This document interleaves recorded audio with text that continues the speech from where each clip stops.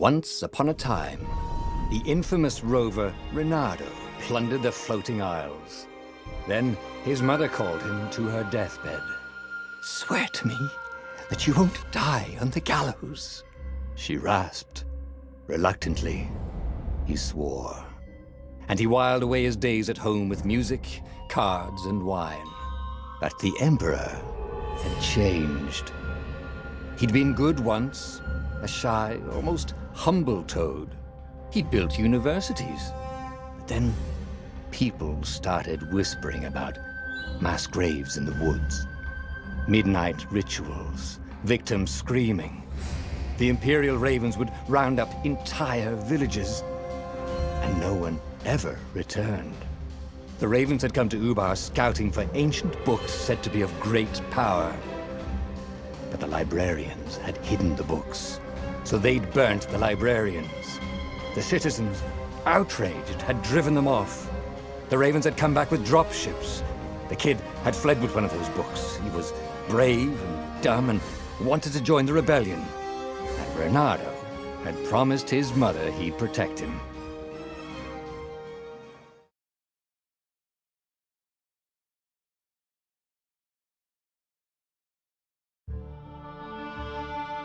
The kid was looking down, watching his city burn. "Sorry, kid," Reynardo told the kid. "Look, if we give them the book, they'll leave you alone." "My mother died for this book!" "I promised her I'd protect you." Oh, damn it. The kid had run off. With the book, of course. So Reynardo had to run after him.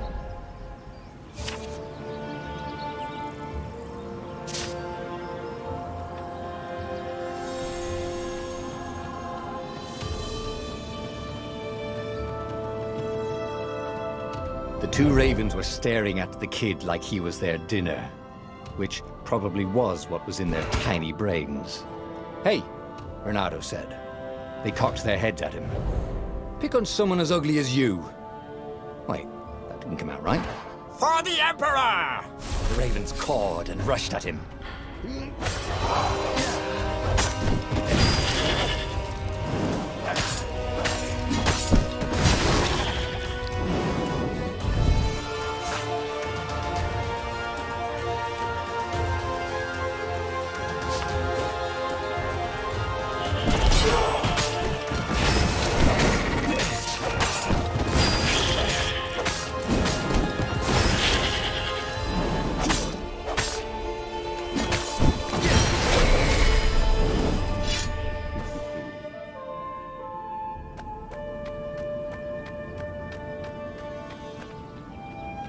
A dropship flew overhead. He hoped they hadn't noticed him. The kid.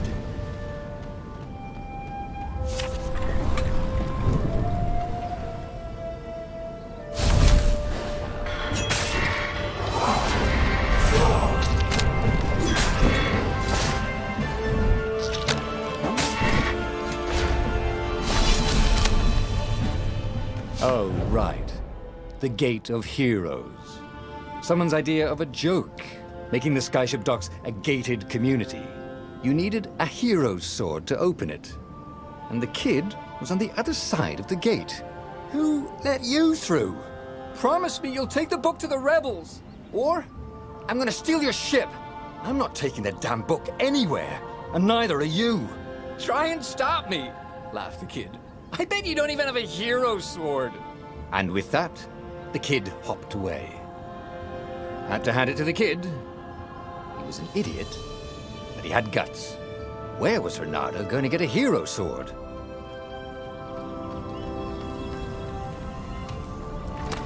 Ore and wind essence? That sounds about right. I'll need a workshop, though. Perfect.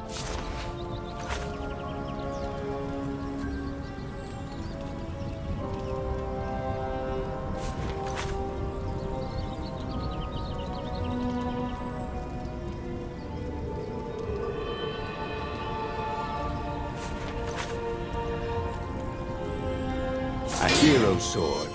QED.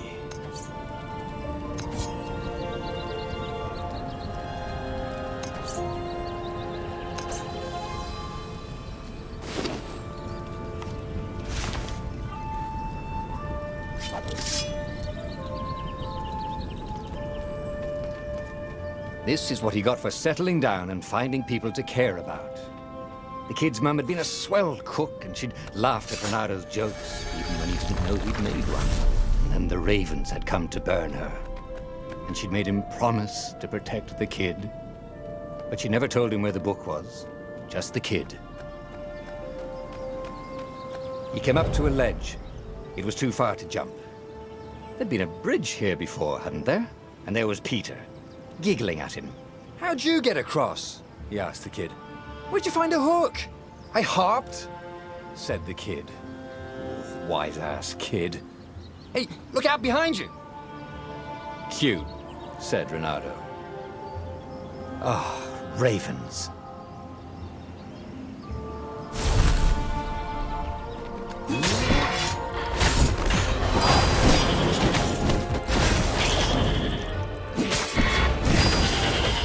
It was time to talk some sense into the kid. Just hook his way across the ledge and chase the kid down. Thing was, he hadn't used his hook since he'd retired. How had he done it? Maybe if he meditated at that altar there, he'd remember his old skills.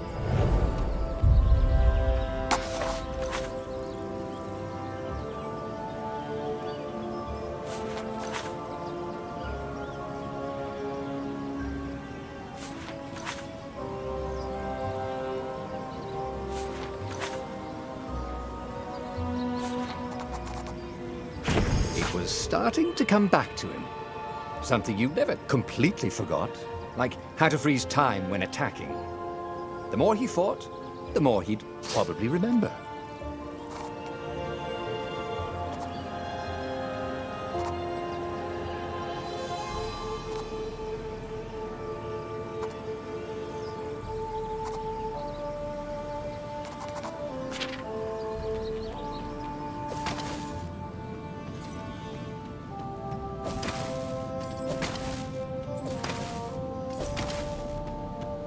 There was the Farfarer. She was the fastest ship he'd ever known. She could do the Kestra run in 12 furlongs. Oh, so the salesman had told him. And something told him the kid was about to walk into an ambush. "Stop!" he shouted. "I'm not giving you the book!" shouted the kid, and took off. "No! Peter!" But the kid ran for it, and a goggler nailed him with its ivy.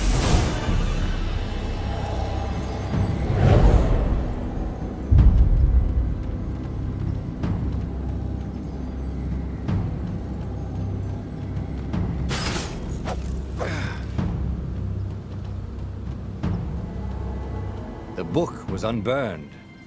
Next to it were the buckles from the kid's shoes, and a kid-sized pile of ashes. Damn it, why hadn't he lied and told the kid he'd take the book to the rebels? The kid would be alive now. Really pissed off and betrayed, but alive. Oh, damn it.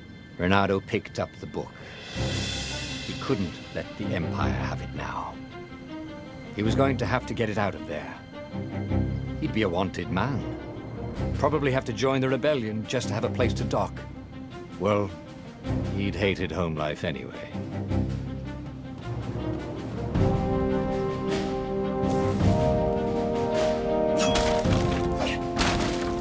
What was the big deal about this book anyway? Maybe he should open it and find out. All that had been years ago. How many? The war was a blur, and now 3 Raven scout ships were chasing him. "Where are you running, rebel?" cawed the Raven captain over the loud hailer. Renato could see them cranking up their catapults. "Just going out for milk?" Renato yelled back. "Where can you run?" laughed the Raven horribly. Far behind him, another city was burning. The dark cloud above its island was thousands of Imperial ships. The fleet was doing a thorough job. "Take us to the rebel base! I will spare your life!" it cawed. The entire jury-rigged rebel fleet was only a few islands to the east. Beyond that were only the pillars of heaven, a sea of endless blood-colored tornadoes. The rebellion was out of time. unless Renato could bring a game changer. Maybe he could. Renato had found out where he could find the pieces of the Sky Ripper, the legendary weapon that had exiled the lost gods. Surely a legendary weapon could win the final battle. On the other hand, his old friend Lapino had sent Renato a desperate message saying he had a brilliant scheme to save the rebellion. If Renato could only rescue him. Renato dived the Farfarer towards the abyss.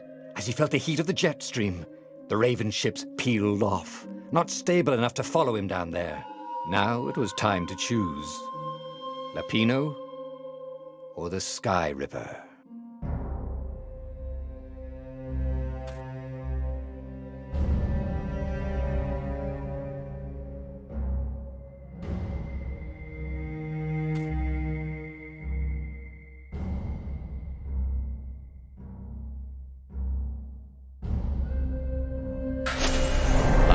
Lapino. Apparently, the Mad Rabbit had sold a Pegasus that he did not exactly own. Lapino always wiggled out of trouble, given time. But he was out of time. The Ravens had figured out that Lapino was a rebel spy. If the fleet reached him first, they'd string him up for that. Never mind the winged horse.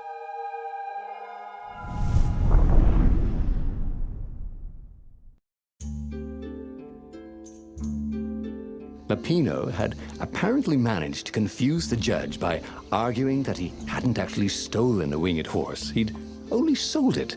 But wait, where was the prison? The village was empty. Had everybody fled the Ravens?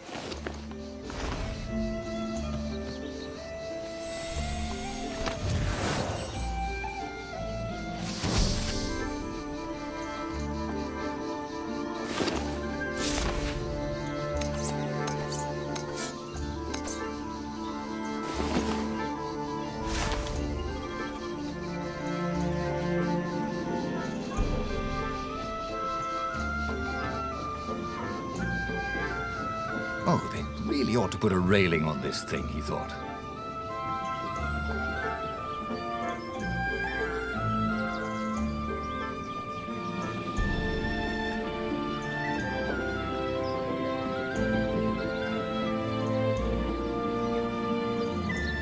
People were frightened these days. Just 2 weeks past, Renato had sneaked through an empty town and listened to the Ravens caw about the Emperor's new taste in ritual sacrifice. Renato's blood was up. He just needed to smash something.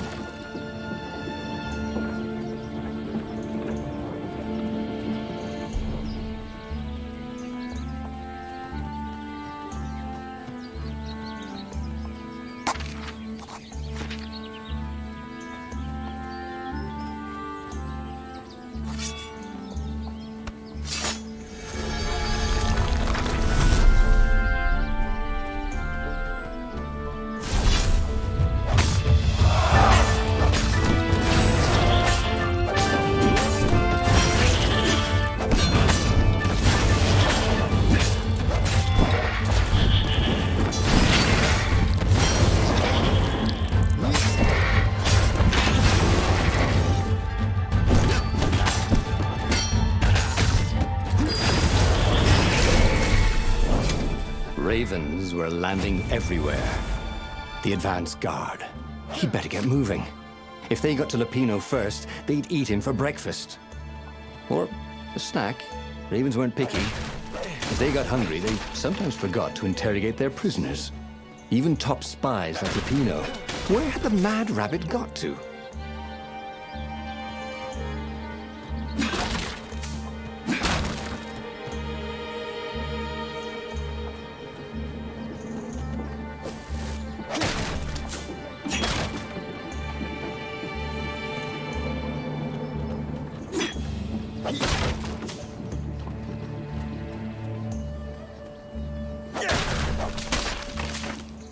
Renato felt like he was ready to learn new things. It was starting to come back to him. Something you never completely forgot, like how to freeze time when attacking. The more he fought, the more he'd probably remember.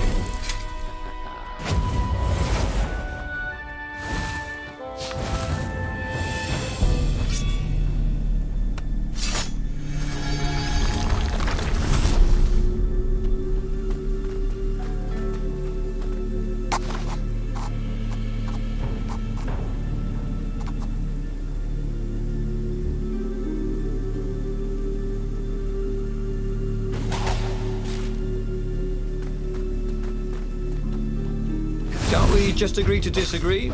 Said Renato. No?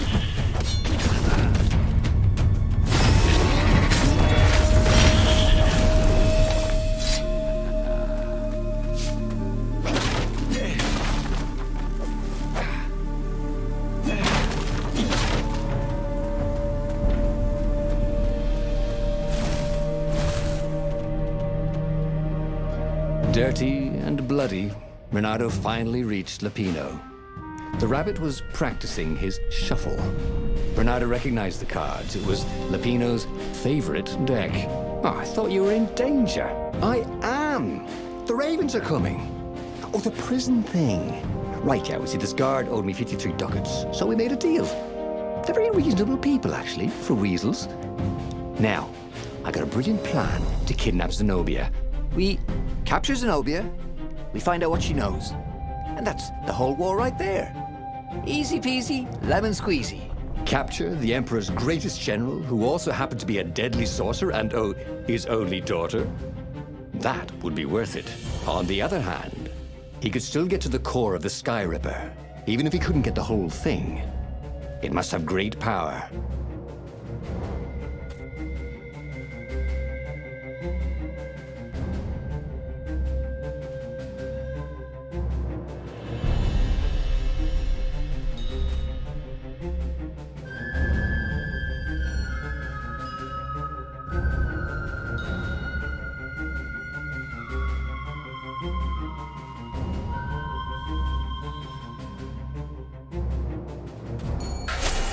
Zenobia wasn't just the Emperor's daughter, of course.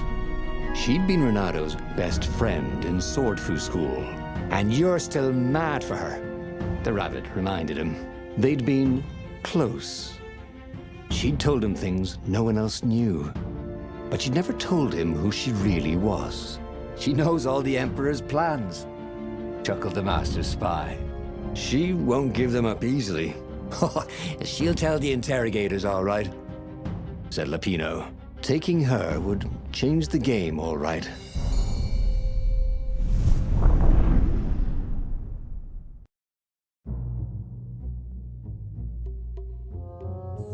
The city was already under Zenobia's control. I had to admire her efficiency. Renato shivered at the thought of Zenobia at the mercy of the interrogators. Could he really turn her over to them? But this was war. It wasn't meant to be pretty.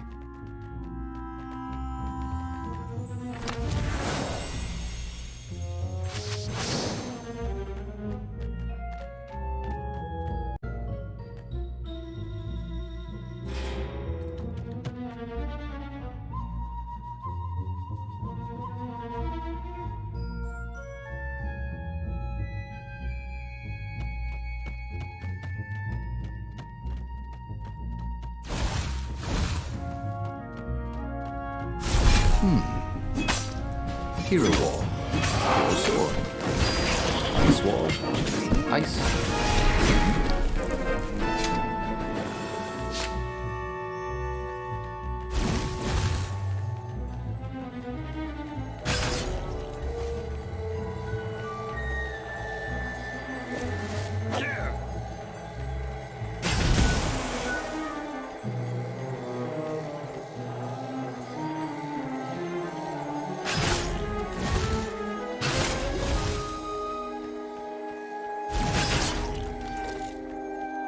Huh?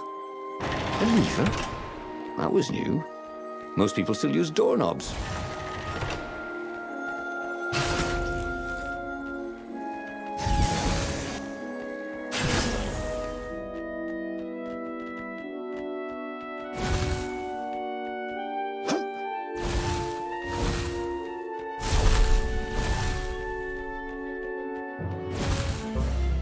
So, what's this plan of yours? Use me as bait, said Lapino. And he outlined a slightly complicated plan that involved geese, a net, setting the Farfarer a little bit on fire, Lapino dressing as an old blind toad, and Renato hiding inside a monstrous watermelon. What could possibly go wrong? Thought Renato.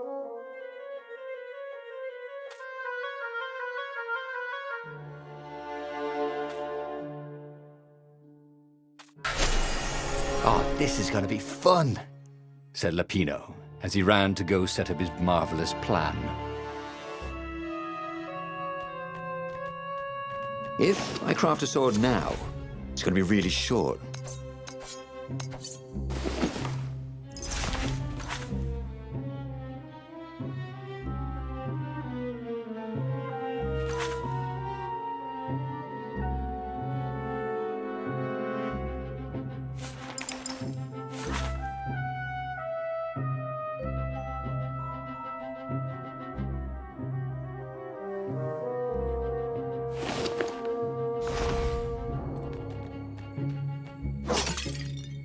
Well, they really needed to redecorate anyway.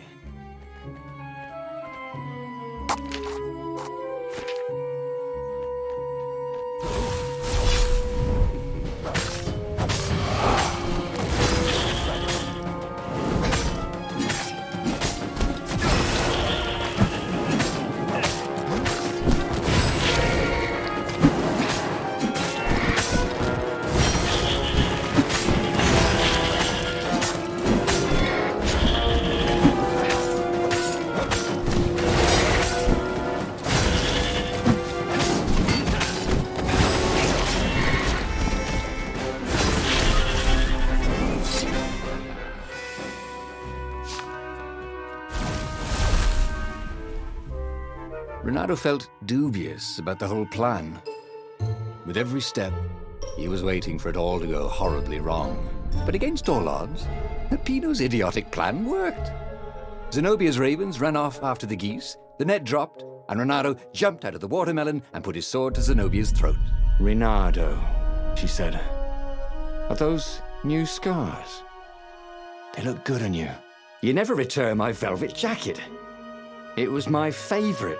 You look stupid in velvet.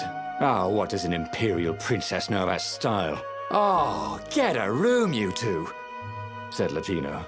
But the fleet was coming on fast, so they put Zenobia on the Farfarer and took her east over the Nexus.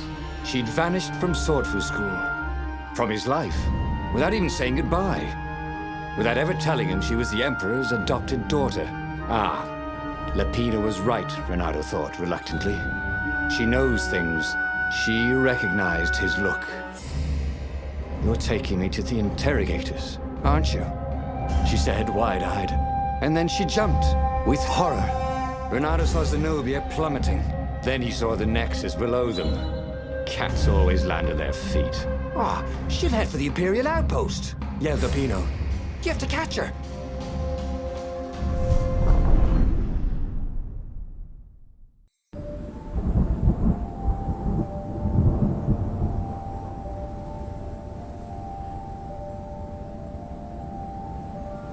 Cats can run faster, but foxes can run longer. If he ran, he could head her off before she reached her minions at the outpost. Well, he did love a good chase.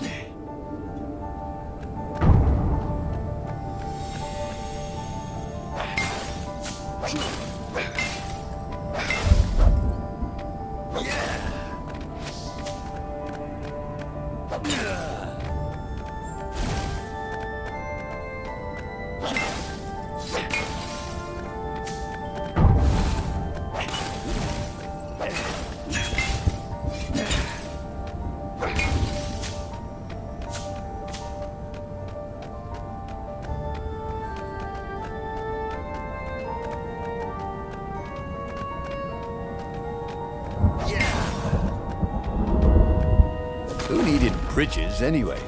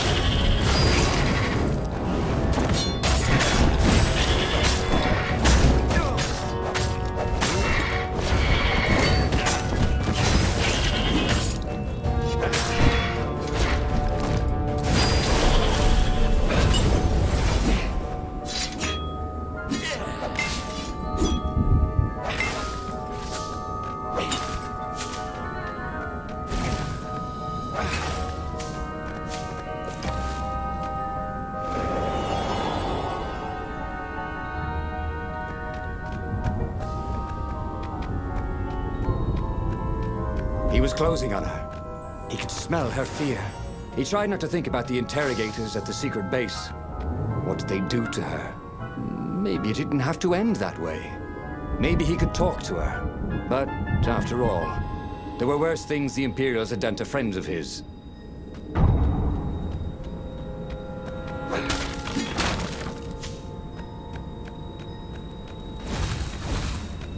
I need more materials, thought Renato.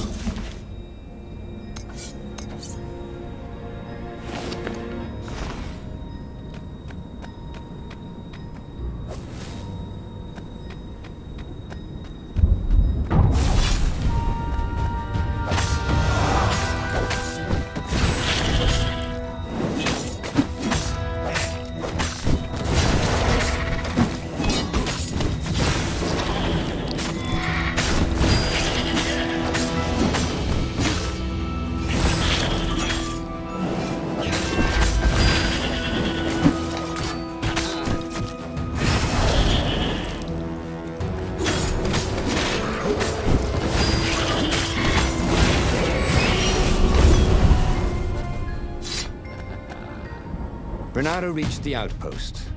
The Imperials there were no match for him. Soon after, Zenobia limped up the path. When she realized he was already in front of her, she didn't even try to run. "Oh, you left without saying goodbye." Again, he said, "Please, I'm enjoying this a little too much," she said, shaken. "Oh, spare us the chit-chat, would you?" said Lapino as he shackled her hands so she couldn't throw spells. She knows all his plans. All the way back to the Farfarer, Lapino nagged Renato about how the interrogators would pry all the intel out of Zenobia. How that would turn the tides in the imminent battle. All they had to do was take her to the rebels' secret base. Renato didn't like to think about what the interrogators would do to her. Couldn't he just talk to her?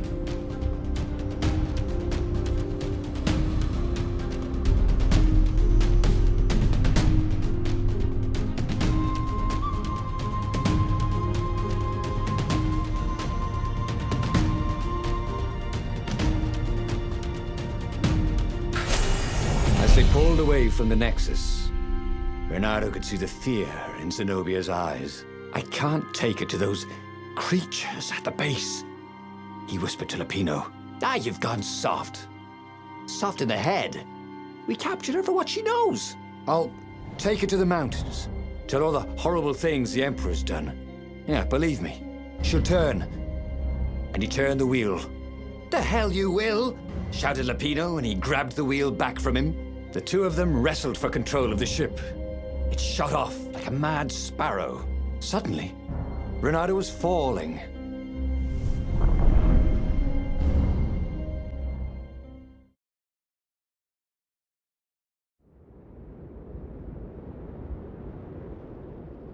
When he came to, Zenobia was standing over him. "Why didn't you take me to the base to be interrogated?" she demanded. "Do you know what's left of people they interrogate? This is some trick, isn't it? To make me fall for you again. Well, I won't." "Oh, go on then. Scurry back to your ravens. I can't stop you." But strangely, she didn't. As Renato set off to find the Farfarer, she followed him, keeping just out of sight of the ravens.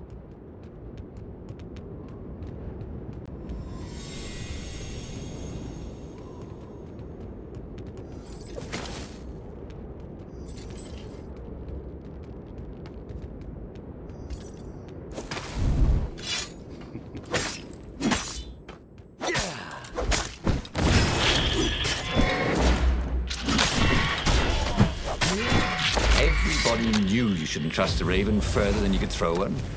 But did vertical drop count?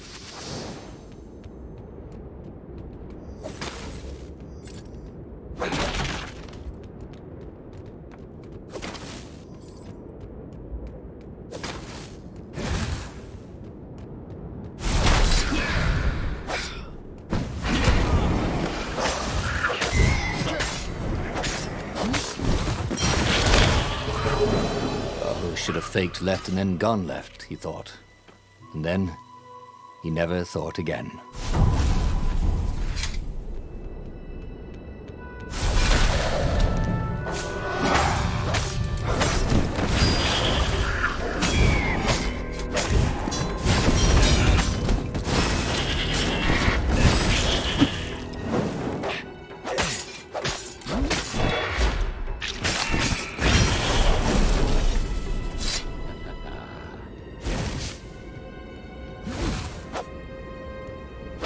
time, Renato really hated inanimate objects.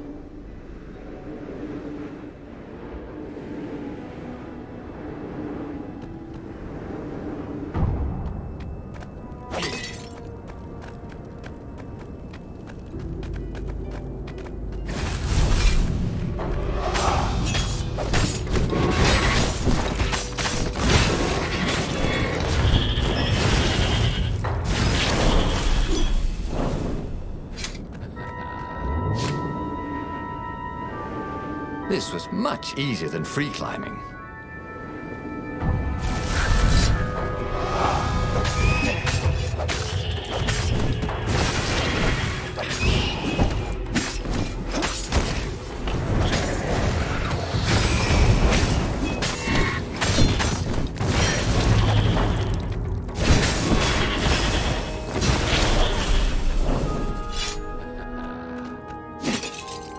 As Renato stopped to sniff the wind, Zenobia came up, still mad. Did you really think you'd just talk me into betraying my father? Oh yeah, sure, that was exactly my plan. Then why aren't you even talking to me? Because I've never talked you into anything in my life. They're gonna court-martial you for letting me go. He caught a whiff of the Farfarer. Wet rope, tar, and a cask of Scobel ale he'd spilt last year. It was that way.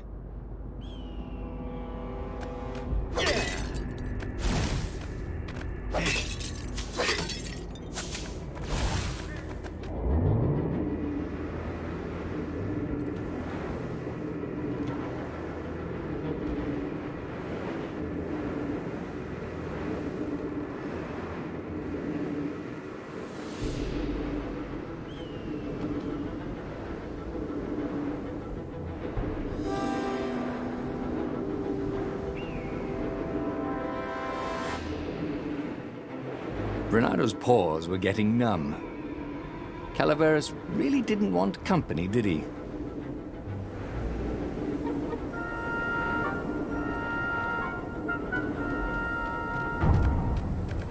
Renato wondered if he should have taken Zenobia to the rebel base for real. Maybe she wasn't playing him after all. After the bleak talk about the Emperor's dark secrets, he was regretting his suspicion.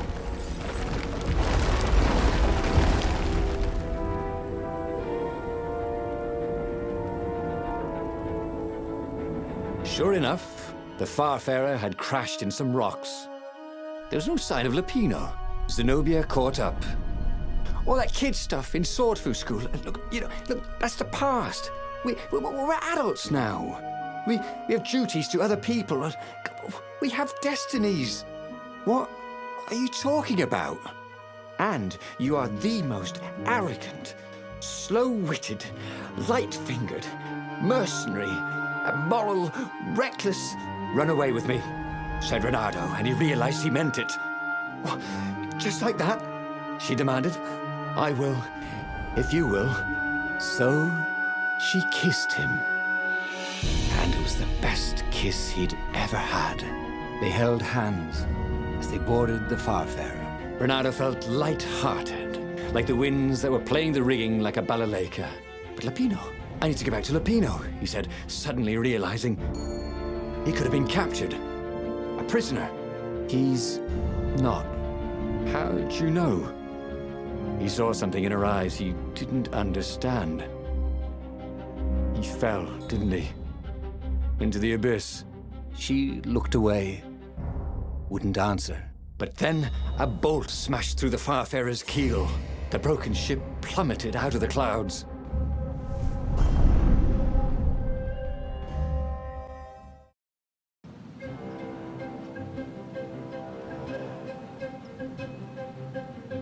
Renato picked himself off the deck. They were alive. We have to get to my private ship, she said. Do you trust me? I guess I must, he said. You go on ahead. Clear the path, she said. I can't kill my own soldiers. He wanted to say that he didn't trust her, that he had no idea what he was getting into. But he had no choice, did he? He was following his heart. That's what it means to be a hero. You had to follow your heart.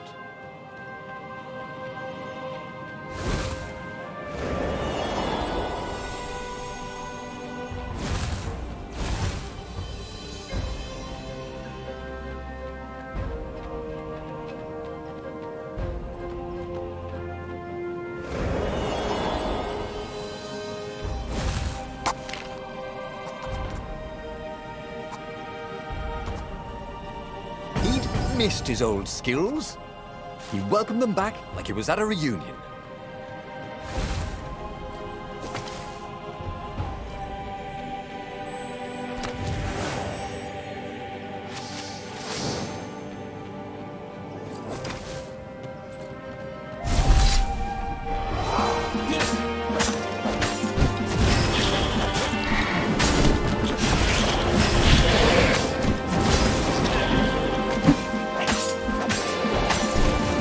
Don't be shy.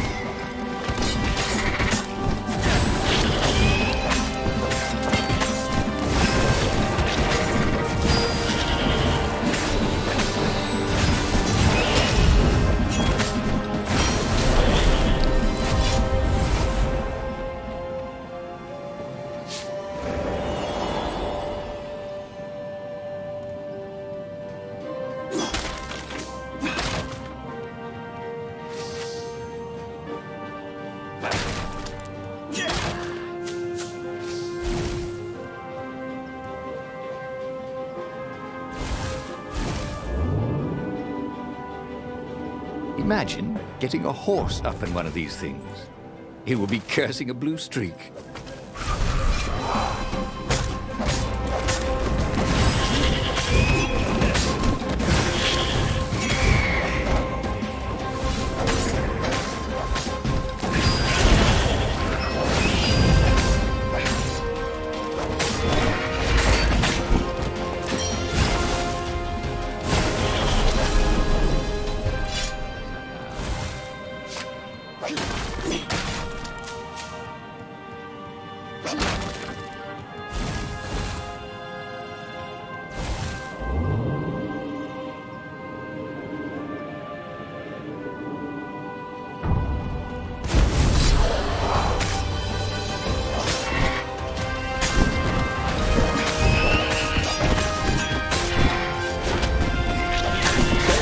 To gravity falling.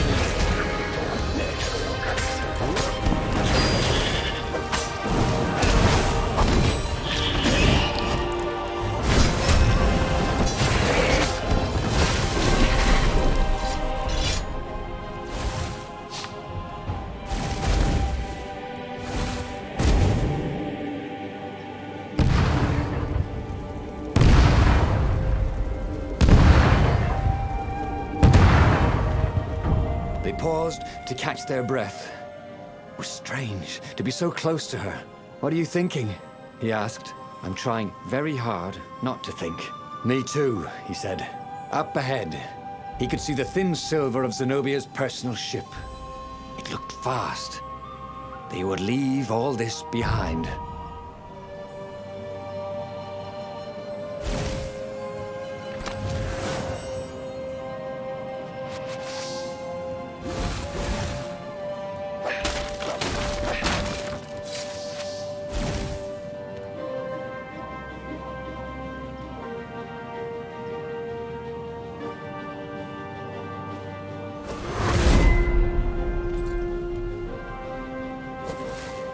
Renato wondered if his future self had commissioned these poles.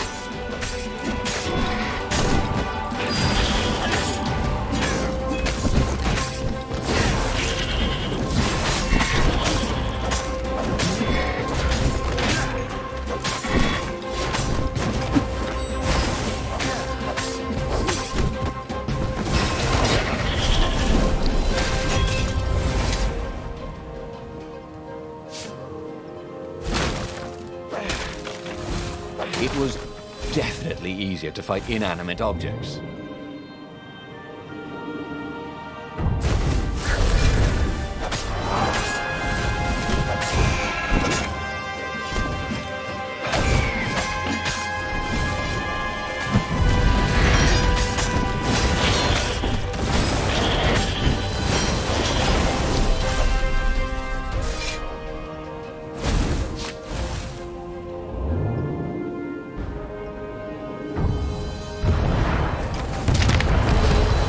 Dreams may come, he thought. Then, he found out.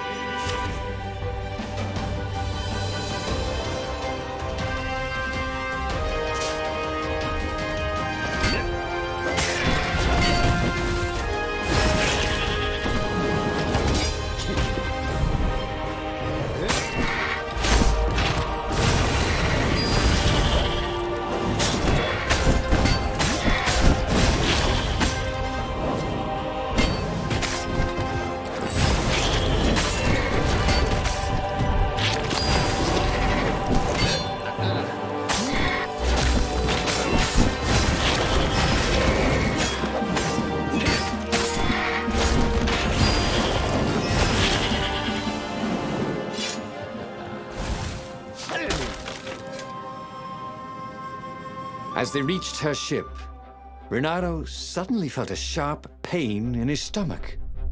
He was surprised to see a crossbow bolt sticking out of it. I was going to lead the Empire to our secret base, said Lapino. But no, you had to screw up my plan because you still got a thing for her. Renato stared at Zenobia. The kiss, was it real? She said, with a look of indescribable sorrow.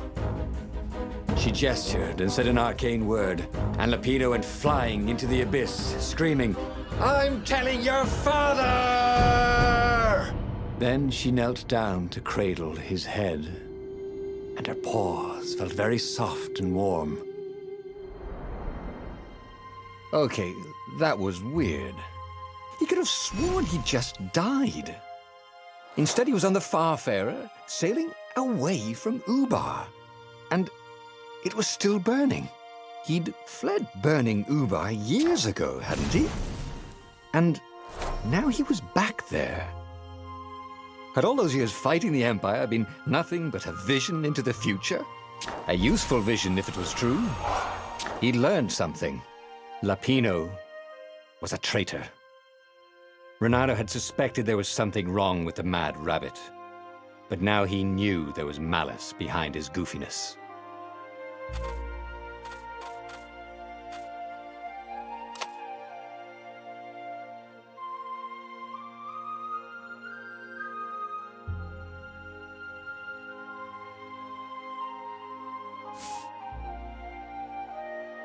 He'd made bad choices. But now, when the real battle came, he wouldn't make those choices. He wouldn't make the same mistake twice. The book's pages began to flip backwards, towards the beginning. And he realized that his adventure was just beginning. The clouds parted over the Isles of Boreas. It was time to choose. The rebellion was in trouble. Ravens were scouting for the secret rebel base. They needed a game changer. Pieces of the Sky Ripper had surfaced, or so a scholar in the mountains had told him. Surely the weapon that banished the lost gods could defeat the Emperor. Also, a temple had risen out of empty desert. The Emperor had brought the Sky Ripper pieces up out of ancient burial by his obscene rituals. Could this be where the Iblis stone was hidden? Someone better get it before he does, thought Renato. And also, his old friend Lapino needed rescuing. Of course, Renato had a pretty strong suspicion that Lapino had betrayed the rebellion. But could Renato really leave an old friend to the Ravens?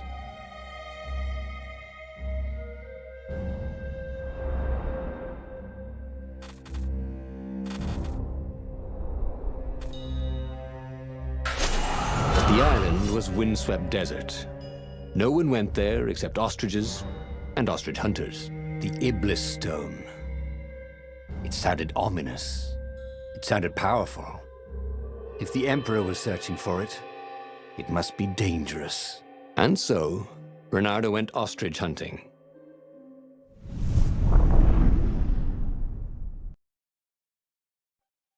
Every child could sing verses about the Sky Ripper, but ancient codices held hints of other things. A stone that ate souls, a ruby that drank blood, a jewel only a righteous man could give away. Were all these things the Iblis stone? Long hidden in a buried temple? Another ancient item that was only resurfacing now? Drawn up from the deeps by the Emperor's horrific rituals?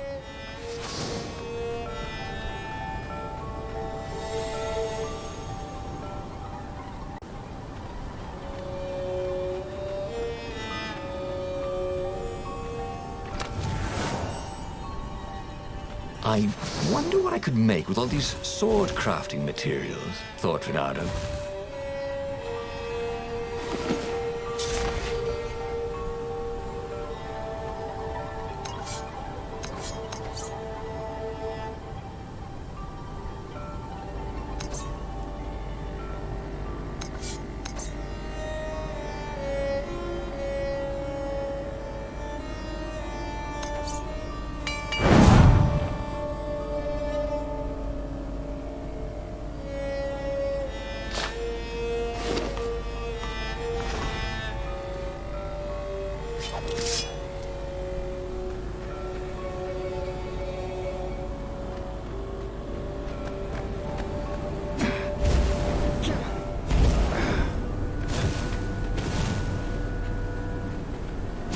air here tasted bitter. The steps were too tall for a person. The entire place felt restless, like it had been vexed to nightmare under the dust, waiting for its hour to come around at last.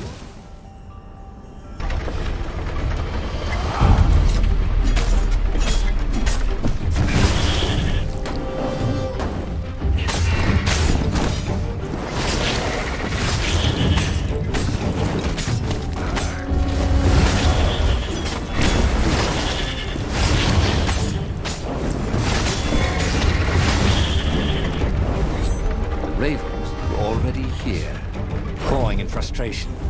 It was still searching for a way in. Good. Then he hadn't come too late. He shouldn't get impatient. He needed to take the time to figure out what all his experience had brought him.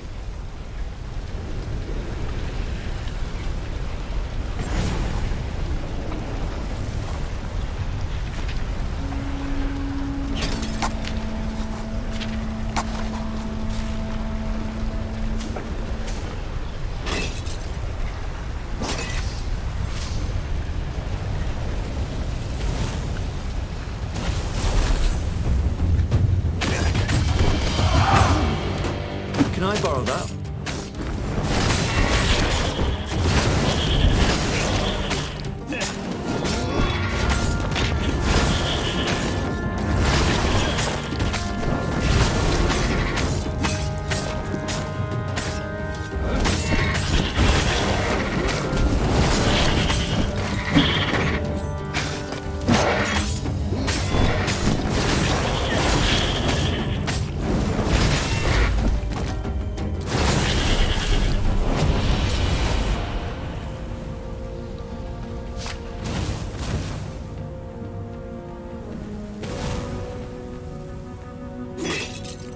This is why heroes are called dashing, Renato thought.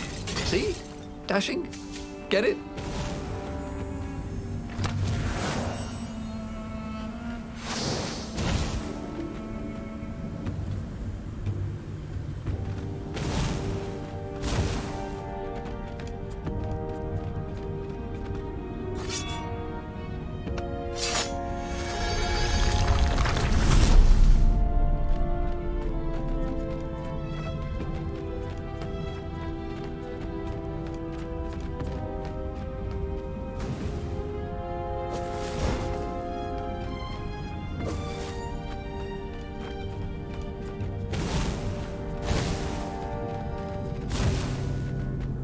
Don't look down, he thought.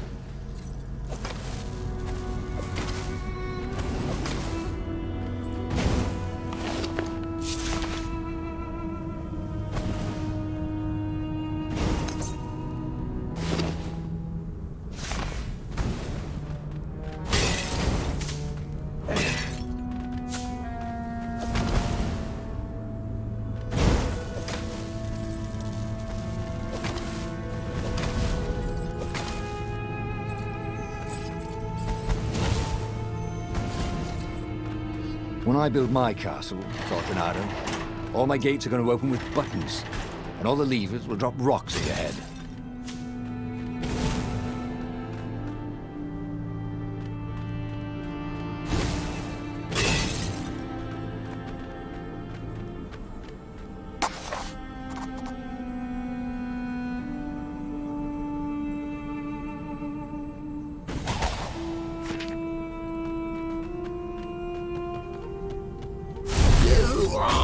Interrupted story time. God, the lead raven.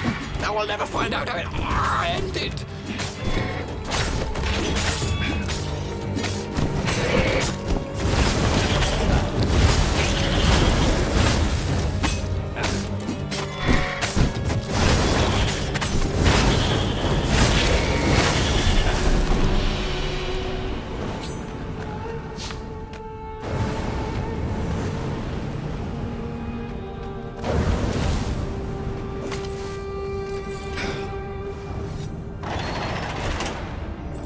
The ravens at least could not get past this point.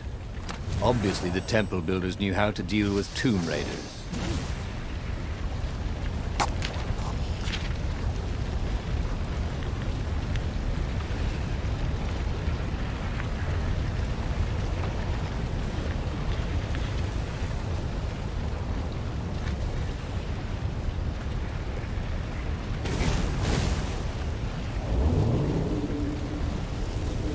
Good thing Renato didn't have vertigo.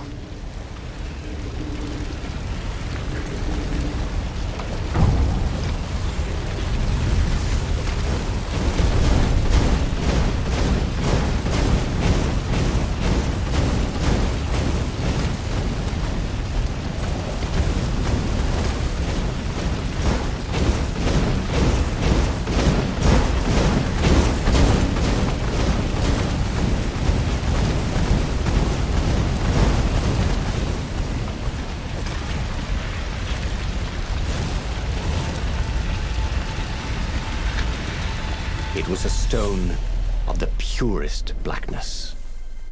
It reflected no light, like a void made solid. Nervous, he picked it up.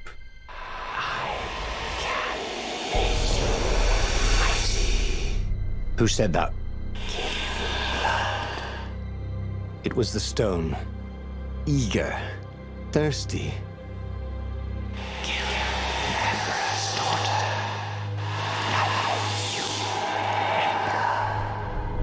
That seemed tempting and terribly wrong.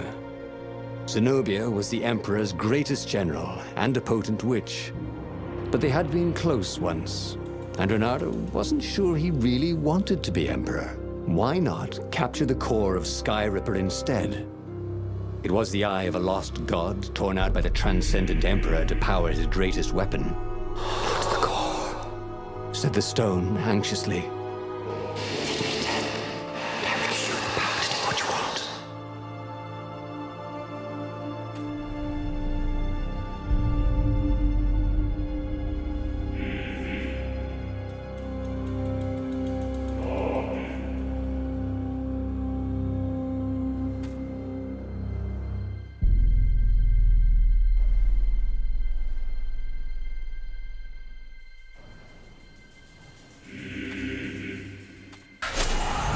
Was he listening to a talking rock? Ah, but the rock had a point. If the stone could truly turn him into a powerful warrior, he could defeat the Emperor with the very weapon the wicked old toad had sought for himself. To be a hero, you had to sacrifice old friends sometimes, especially when they've become enemies.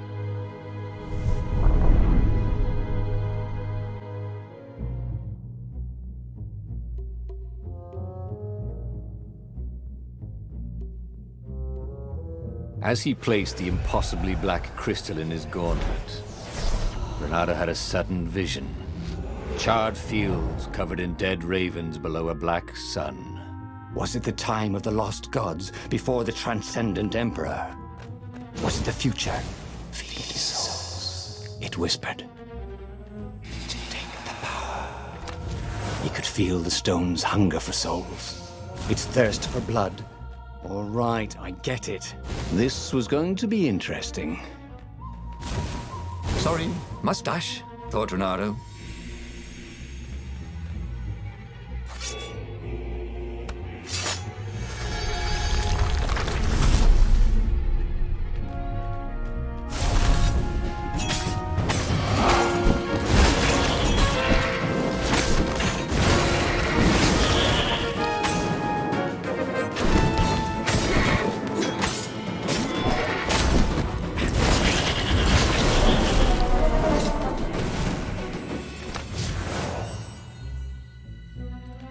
Renato had a lot of crafting materials. Now all he needed was a crafting bench.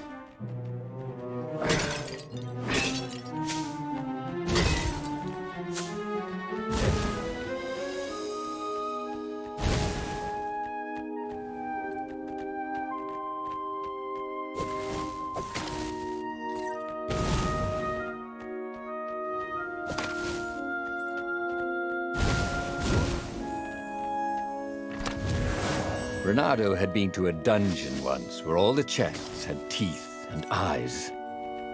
It had been a short visit.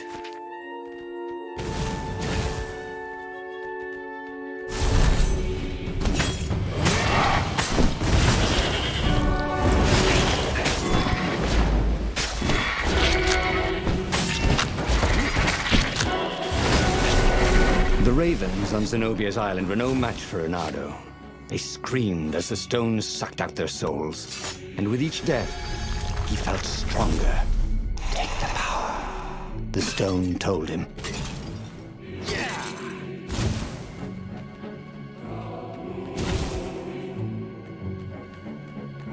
A crafting bench. Renato wondered what he could make with it.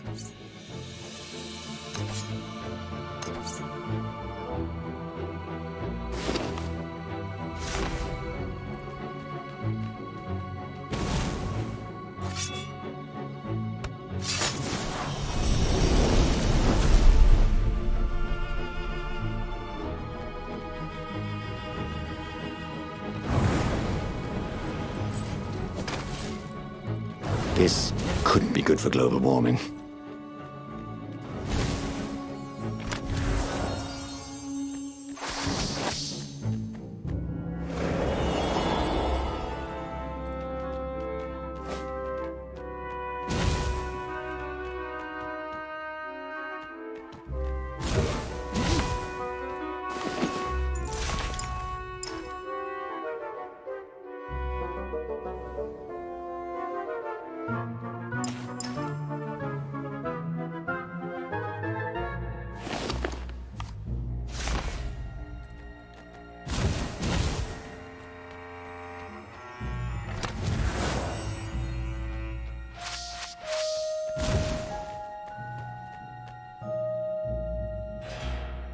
Zenobia was leading the Imperial Ravens here.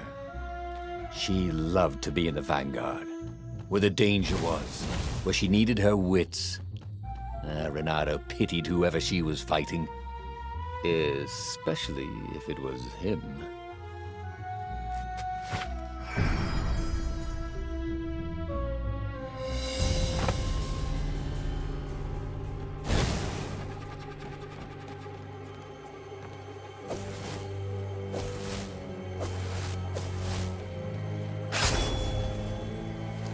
Ha! Bet you never saw that coming.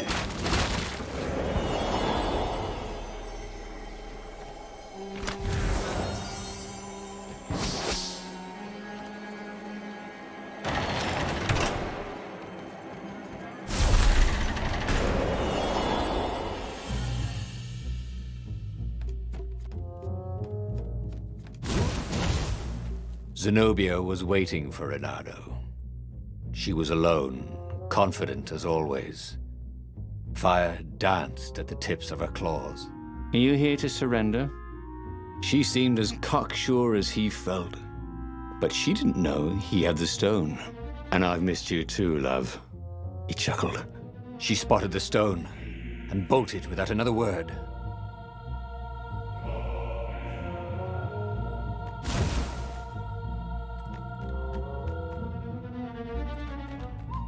Hey! Hey, a workbench!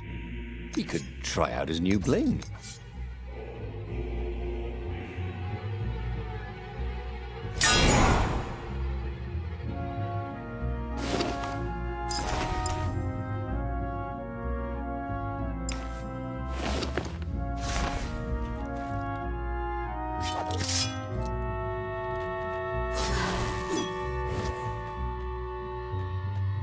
It wasn't his fault.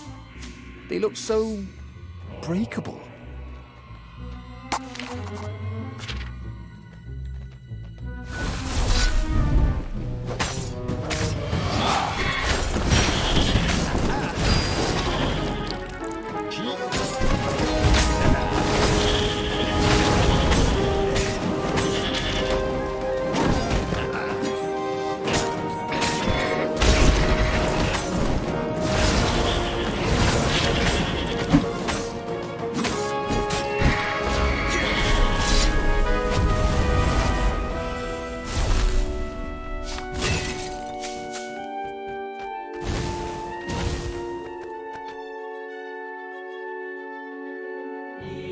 Finally, Renato caught up to her.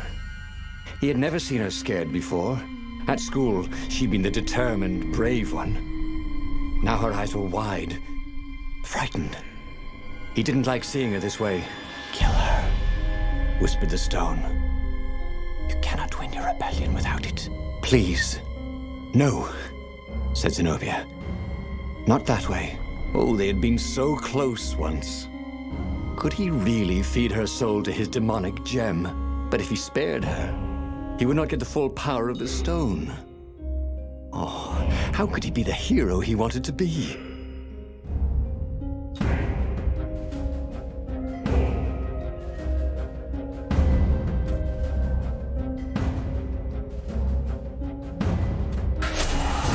With a flick of his wrist, he slashed Zenobia's throat.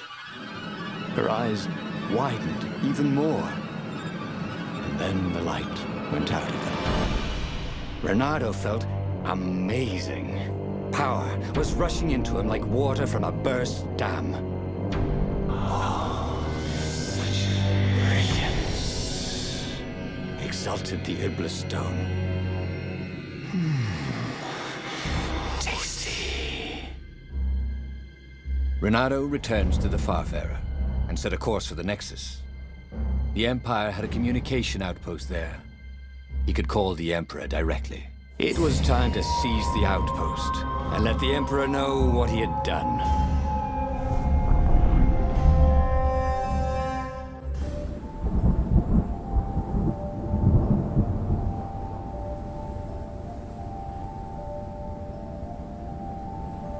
The Nexus was beautiful. He never realized how beautiful. Everything glowed. The wind was so sweet. The sun so soft. The stones so warm. Black raven feathers. Black feathers. Suddenly, his eyes are filled with them. He's falling through smoke under a dead sun. A voice calls him home. Is this a vision? Whose? Is it the time of the lost gods? Or the future? No matter. What mattered now was killing his way to the Imperial outpost and challenging the Emperor from there. No skateboarding, the sign said.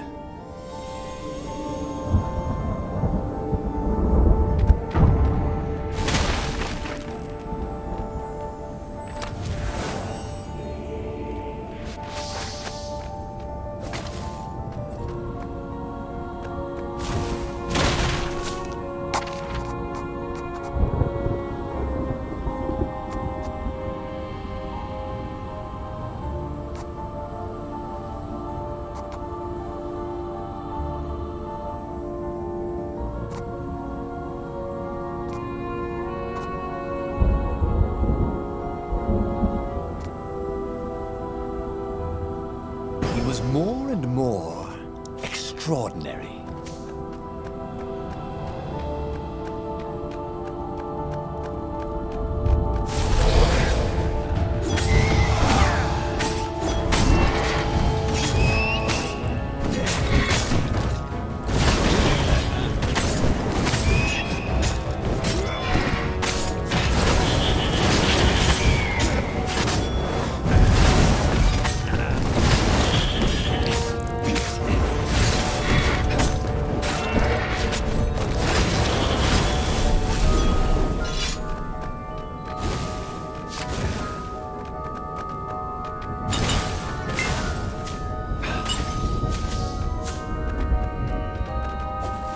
He'd once met a pirate captain who used hooks to get around his ship. Oh, what was his name again? Up ahead was Lapino. What was he doing here? Reynardo! Hey, buddy! Hey there, old buddy! Please don't kill me! Why would I kill you? Asked Reynardo, although he had been thinking about it. Well, you've become... no, I mean, no disrespect at all here. Kind of evil? Maybe you should, I don't know, go to the mountains to have a think? See if maybe you're sure the stone is not all that healthy a thing to keep? I suppose you wanted, Reynardo said, and poked Lapino in the chest for emphasis. Oh, had he just killed Lapino? Oh, damn it.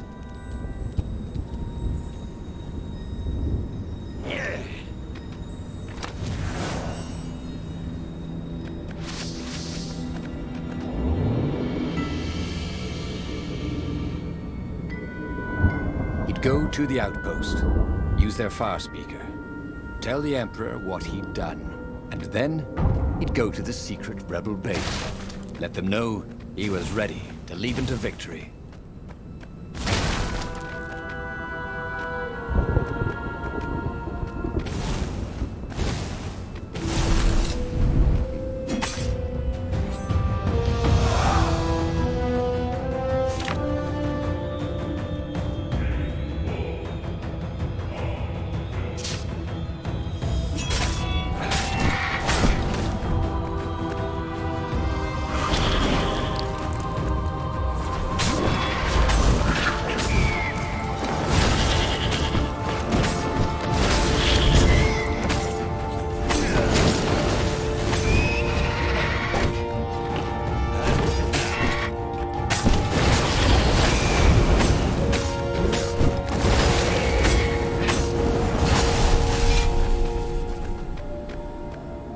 Renato rampaged through the Imperial outpost like a water buffalo rampaging. At the last moment, he remembered not to kill the far speaker toad. After all, he wanted a word with the Emperor. But there was only silence. Haha! The Emperor was scared, like little girl.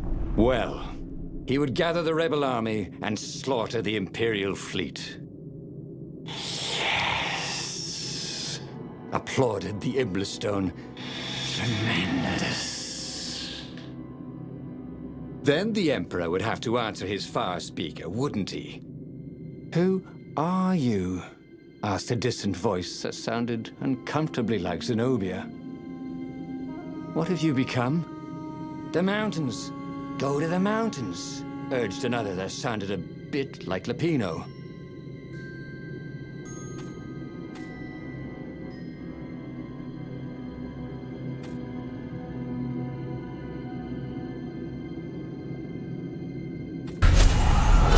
Called the Rebel Council to let them know to gather their forces. Then he killed the far speaker toad. Why? Oh, because to make sure his sword was sharp. Oh no, that's awful. So no one else could use it. Yes, that's it. Then he set off for the ruins and the secret rebel base.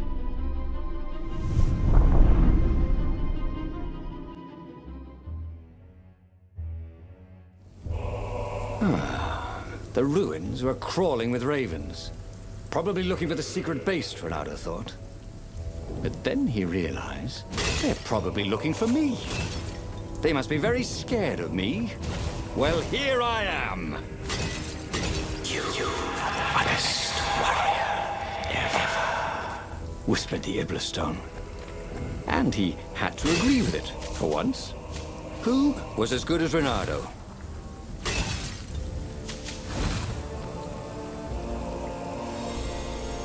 Renato wondered if it wasn't cheaper to build bridges and stairs.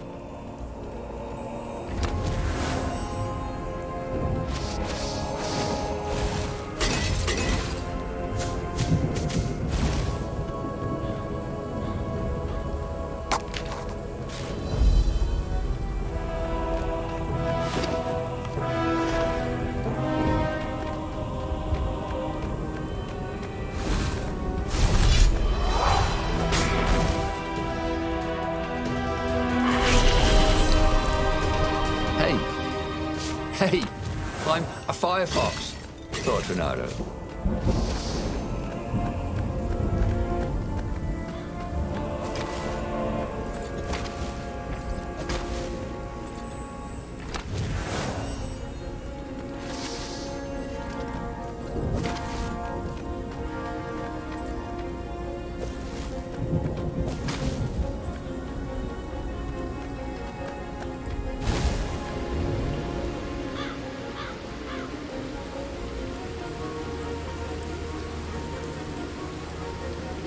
Firewalls only let you through if they think you're hot enough.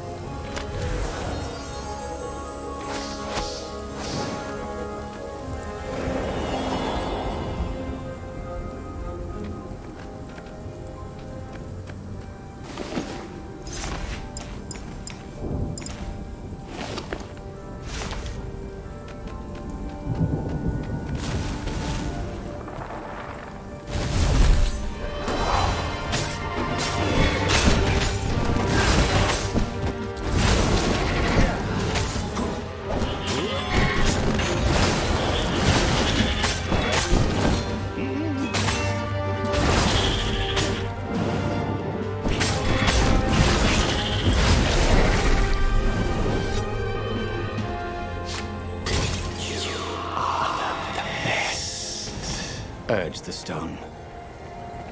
Let me make you Emperor. Come to think of it, Renato thought as he put down another raven, why shouldn't I be Emperor? How did anybody get to be Emperor anyway? By making war. Oh, I mean, not counting the transcendent Emperor, obviously, who had banished the lost gods and started time. Yes, he should be Emperor. He would make a great Emperor. Right, Stone? Oh, right, boss.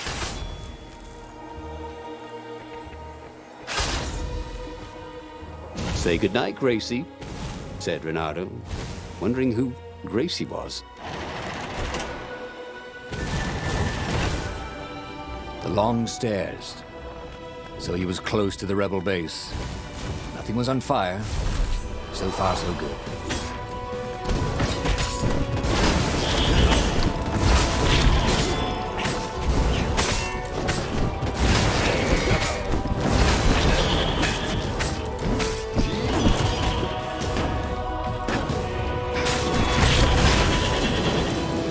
I'm sorry.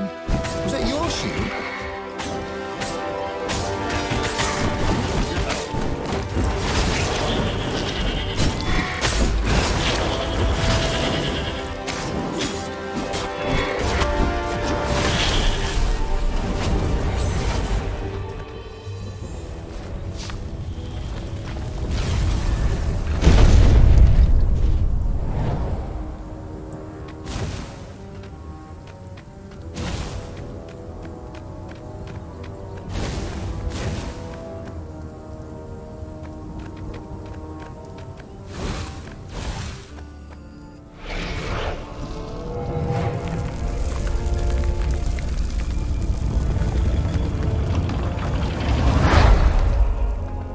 Renato strode into the council. Let's do this thing. Let's make me Emperor. They looked confused and nervous. Ah, had he mentioned the Emperor thing? Yeah, he meant to bring that up later. I mean, let's go win this rebellion. He waved his sword around encouragingly. They ran. Cowards. He'd stop them. He cut down a few to inspire the others. But soon, there was no one to cut down. Well then, he'd have to attack the fleet alone. More for me, he said, unless it was the stone that said it. Traitors. Traitors, all of them. They'd run rather than following him, rather than cheering him. What should he do to the cowards? Anything he wanted to. After all, he was a true hero, the best warrior there ever was. No one could stop him now. But first, finish him.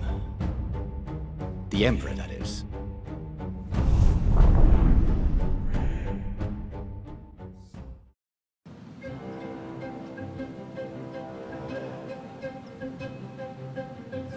Where was the rebel fleet?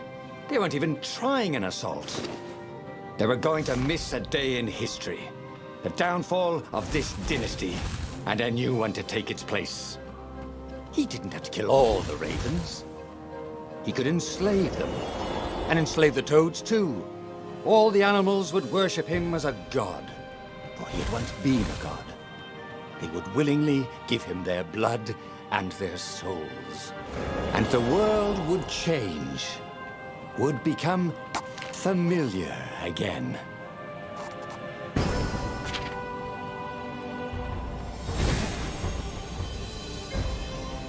Whee!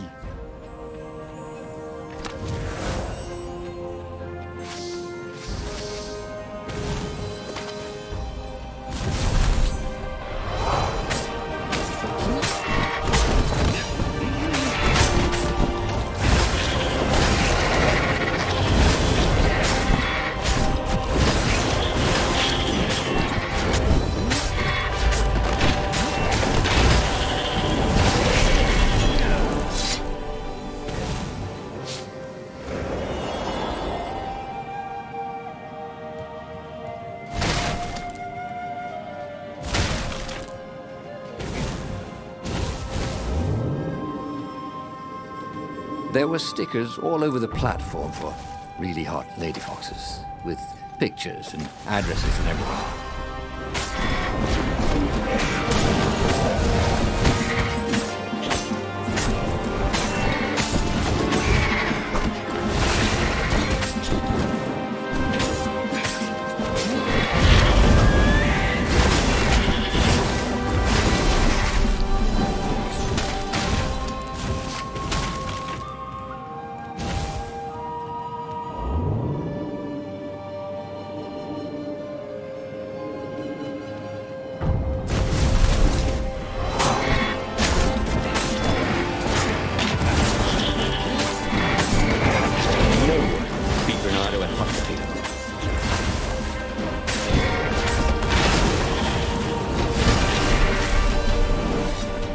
Reynardo was glowing with dark power.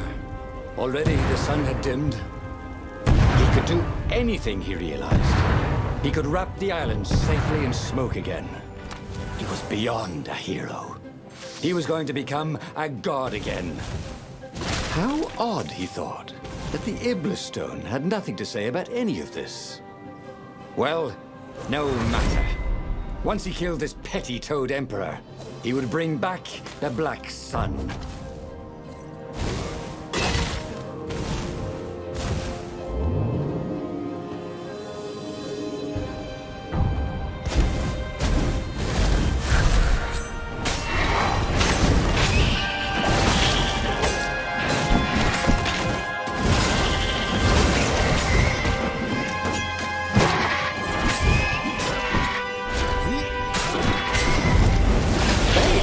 Welcome to Earth, Reynardo told the corpses.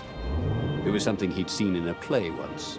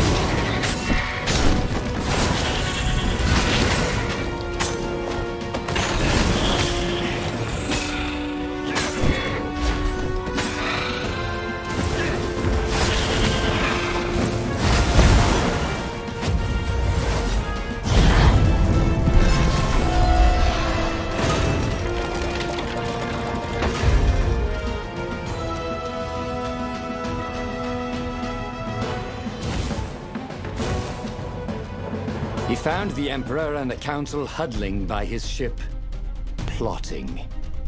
They saw him and cowered before him. Back to hell, fiend. Croaked the Emperor desperately. In the name of the Transcendent Emperor! Croaked the Speaker. They held some arcane items he didn't recognize. He simply flexed his will and sucked their souls out of their bodies. And Iblis exulted. It is finished. And the void that had been a mere stone on a sword expanded. It stretched and ripped like a vast womb. And a gaze, black and pitiless as the sun, passed through the void into the land. And so time ended. Reynardo stared at the book. He was still alive. Again. And still only flying away from burning Ubar. Had he lived that adventure? Or only dreamt it? Had he really died? It felt so real, not like a dream at all. And he'd lost again. Oh, he hated that. But He had made different choices, and he had lost in a different way.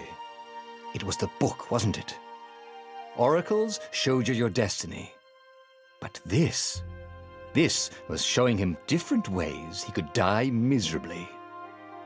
Thanks a bunch, book, he thought. But these were destinies that he did not have to fulfill. But he'd learn another true thing. The Iblis Stone was evil. It would try to corrupt anyone who used it. Over the Isles of Boreas, it was time to choose. The rebellion was in trouble. Ravens were scouting for the secret rebel base. They needed a game changer.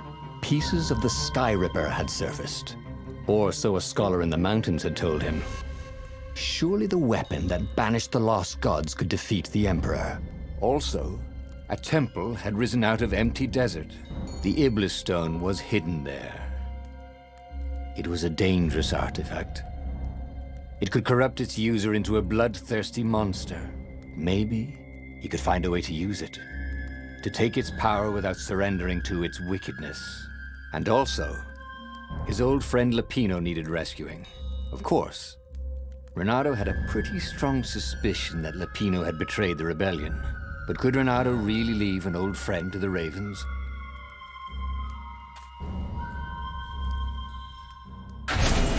Every child knew about the Sky Ripper. The Transcendent Emperor had buried its pieces. What could have brought them to light? This Emperor, Isengrim III, had once been kind, but he'd gone mad. And now he was conducting secret, obscene rituals to bring back the lost gods.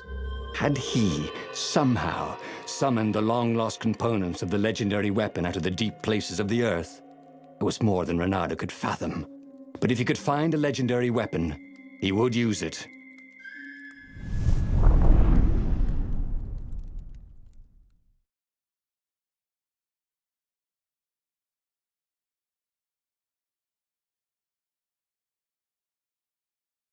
Feeling a bit curious.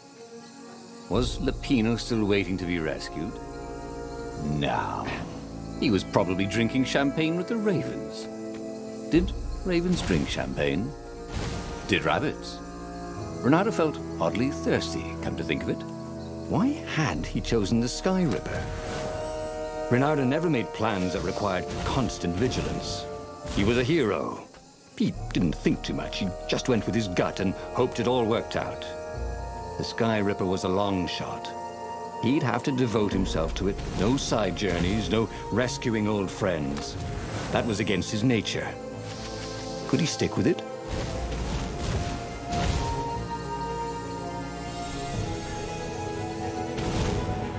I'll just have a dash, thought Renato.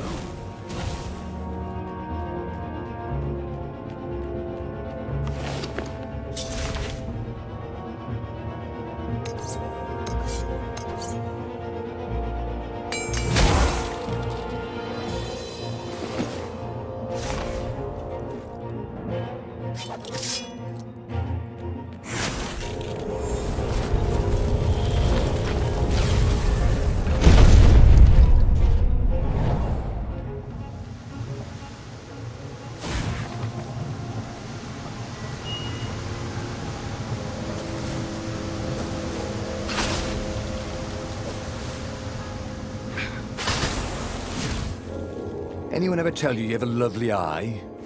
No?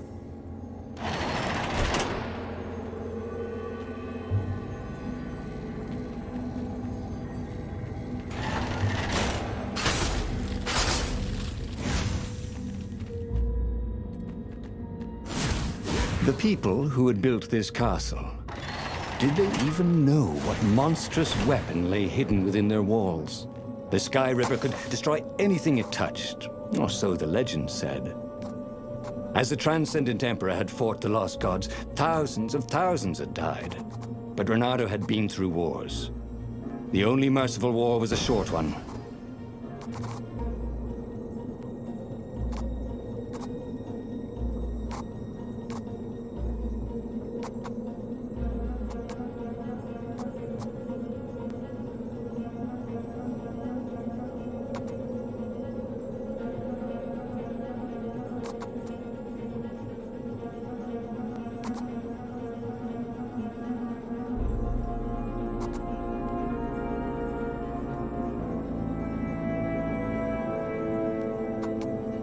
you always wanted to do that?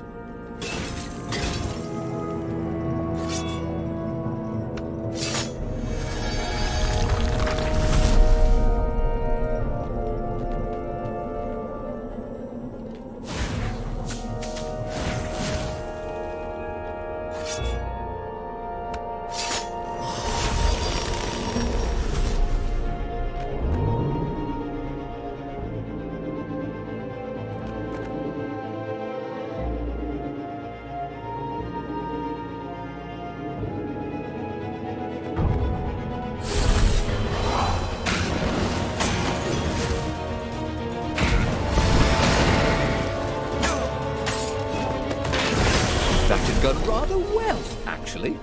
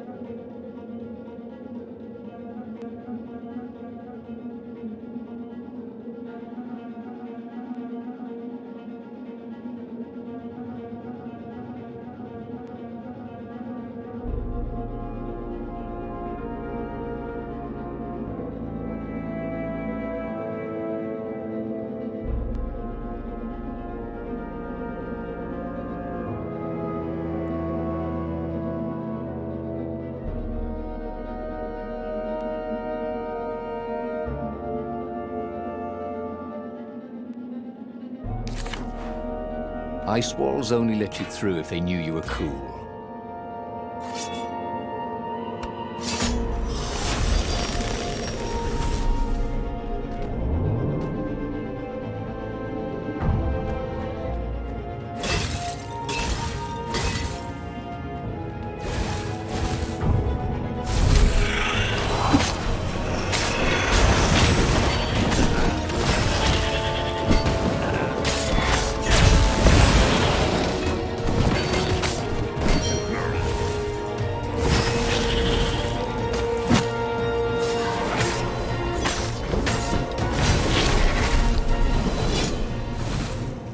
When Renato went to the china shop, for some reason the owner was always nervous.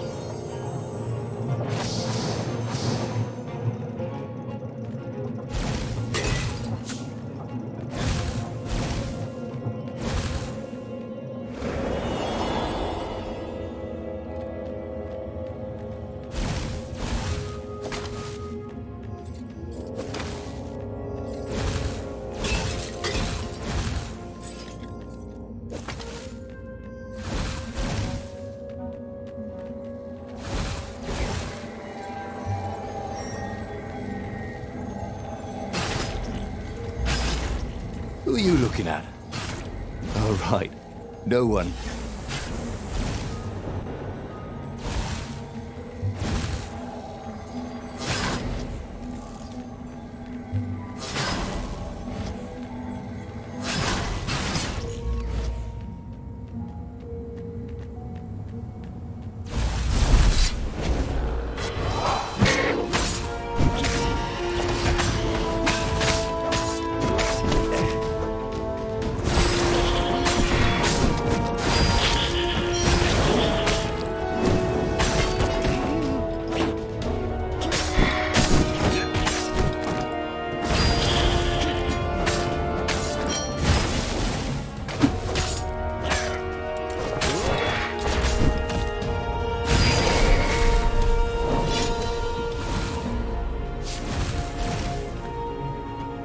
Ah, a puzzle. Renato loved puzzles. Except when he couldn't figure them out. On the other hand, if there was a puzzle, it was probably meant to keep people away from something good.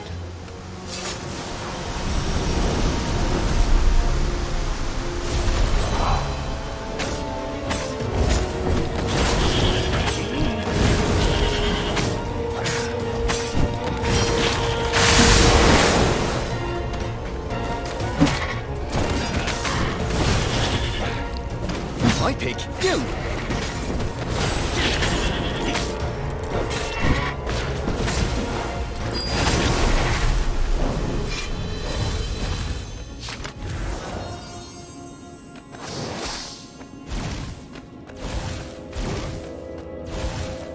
That had been his mistake before, thinking he could win a battle of wills with an ancient evil all by himself. He had to be cleverer than that. Or braver. Or something.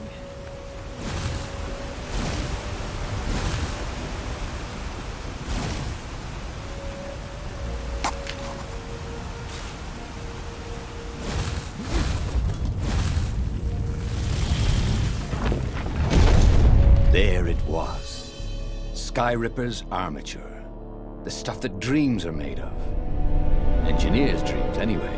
The device was intricate. No one alive had the skill to make a thing like it. How was it part of a weapon at all? He'd have to ask a scientist. But first, he'd get the second piece. Skyripper had a heart. A core that had come to rest on the next island.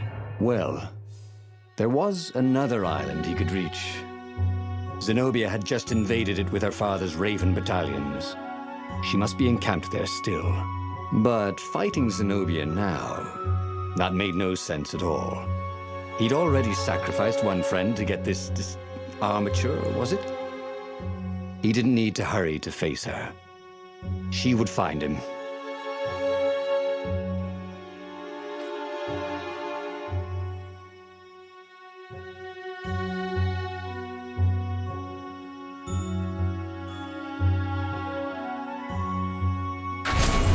It was a no-brainer. He'd sacrificed his old friend Lapino to get the armature. And the armature was useless by itself, only a series of coils and wheels. War demanded sacrifices, and he would make more before the end. He would have to choose the greatest good, no matter how much it cost him. Zenobia. Well, he would see her sooner or later, across a battlefield or a sword's point before all this was over. He was sure of that. The power was in the core. Obviously, he had to get the core.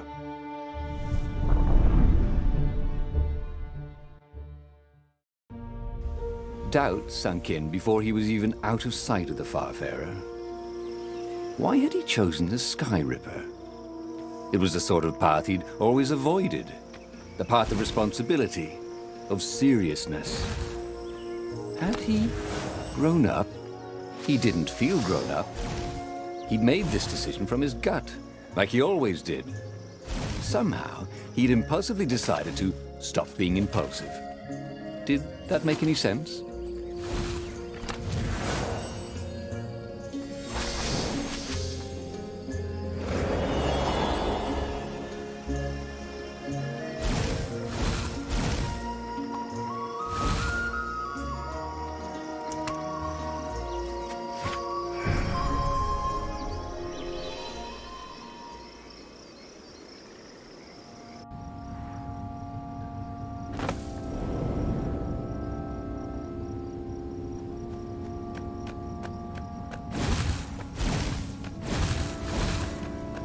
There was something sour in the air.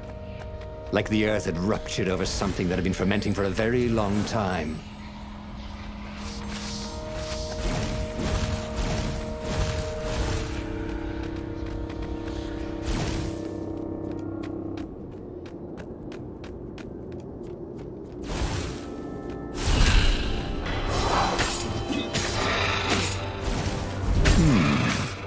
Where did that go to?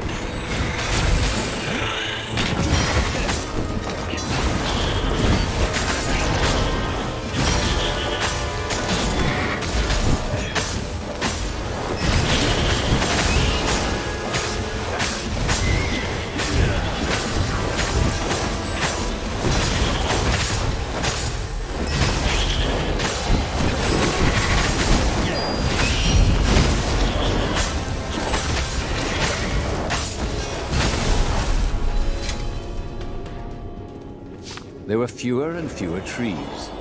There were only these huge crystalline growths. Had those been here before? He no longer heard birds except for the feverish cawing of the ravens when they attacked. He couldn't smell the small animals of the forest. The mice and rabbits. Where had they gone? He was getting hungry too. This was an unhealthy place to be.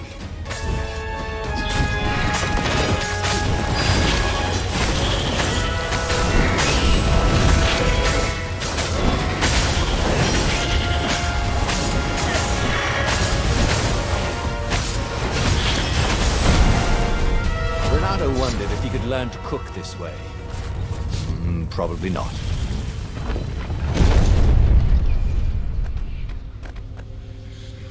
The 20-sided core made him feel physically sick. Once he had sneaked into a temple of the dark arts, and he hadn't liked what he smelt and saw there. This felt like that. As quick as he could, he wrangled the icosahedron into the armature. The wheels began to spin, then glow. The sick feeling quickly spun away. Now he only felt sad. He had lost good friends for this war apparatus. Maybe Lupino wasn't such a good friend. Yeah, that made him feel better. He carried his prize back to the Farfarer. Now he had to make his next move. There was a key Imperial outpost on the Nexus. If this really was some sort of superweapon, he could use it to wreak havoc on the enemy. And if it wasn't, well, better to know that before the final battle. But maybe he should show it to some scientists first. There was an observatory on the Nexus. Maybe he should go there before he fired it.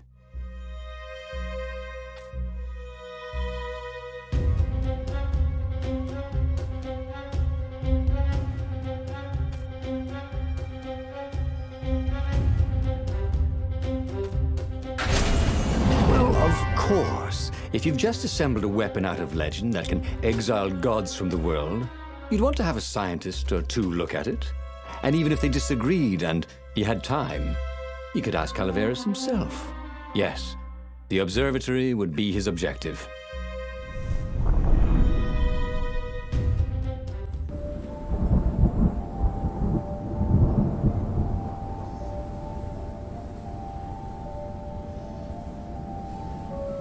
Why had the parts of the Sky Ripper only surfaced now?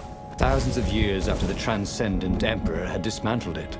The mad Emperor Isengrim had performed terrible, bloodthirsty rituals to invoke the lost gods. Was that why these ancient artifacts were rising out of the ground? How perfect, then, that the Sky Ripper would reappear to be his destruction.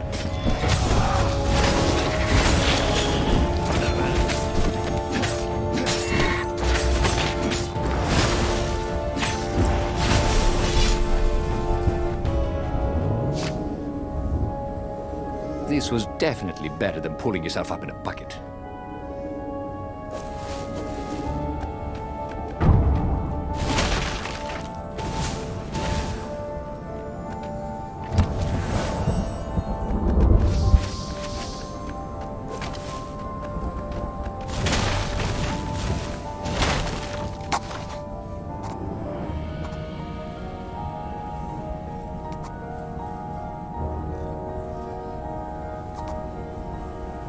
Nice. That could be useful.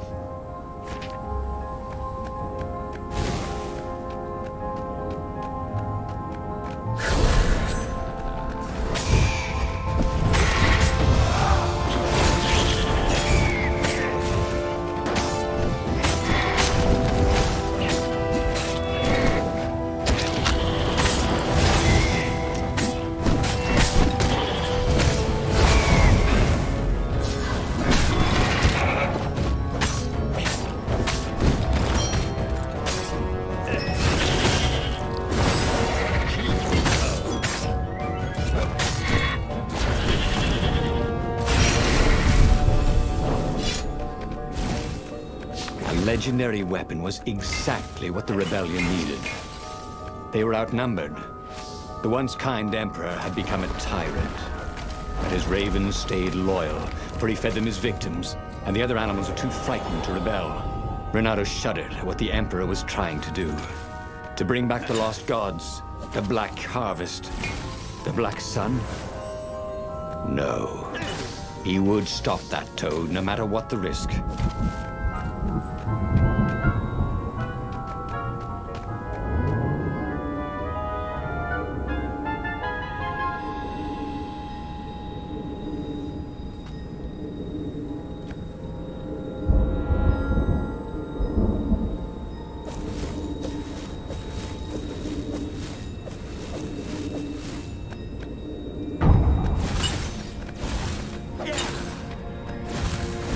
The Nexus Observatory had the Empire's most renowned scientists, working by themselves without interference.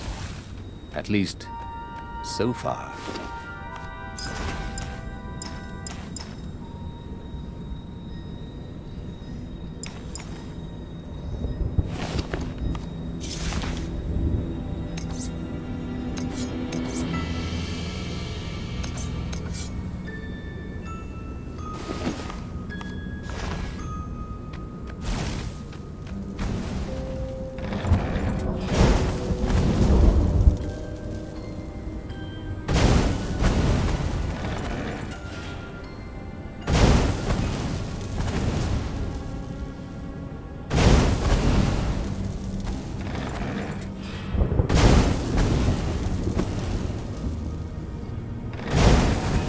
Energy spheres. Easy to dodge, but boy do they sting if you didn't pay attention.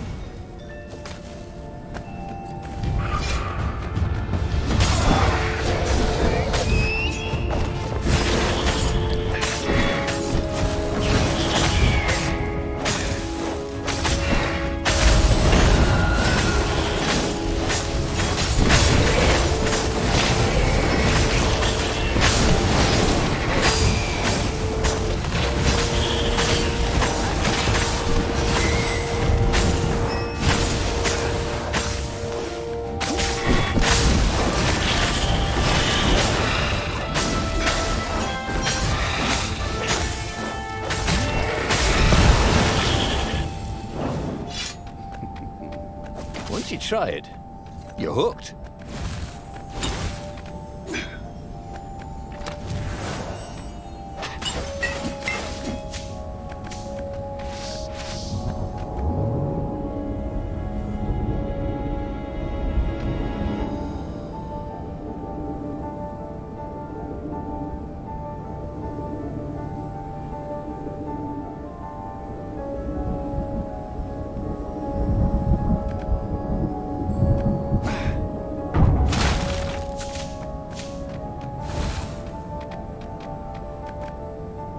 Renato was thrilled.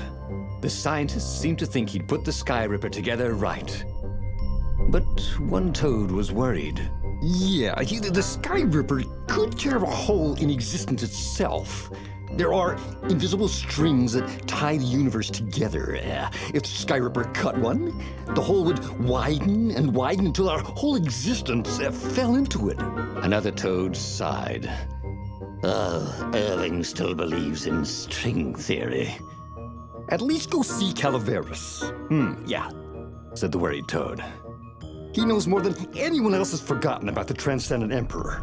If anyone could tell him how to use this weapon safely, it would be Calaveras. It was he who had told Renato how to find it in the first place. But maybe he had to give up on using it as a weapon. Maybe he had to go to the secret rebel base and ask the generals there what he could do with a weapon that he dared not use.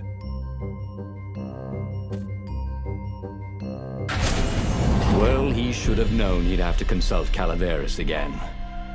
The scientists at the observatory were smart enough.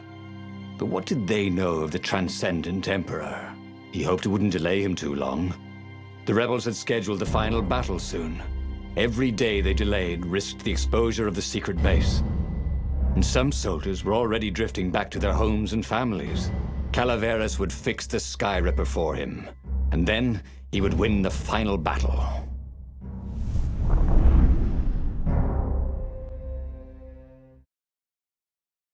Maybe it was the cold. But after a few steps, Renato's optimism started to slump. What if Calaveras couldn't help? Did Renato dare use the Sky Ripper? Oh, he hated that he had chosen this path. It was so much simpler to rescue friends and attack enemies. Even if some of those friends were more trouble than his enemies, some of those enemies had been friends before and might be lovers after. No, okay, it wasn't all that much simpler, no. Physics made his brain hurt. That, at least he was sure of. Smashing things was fun.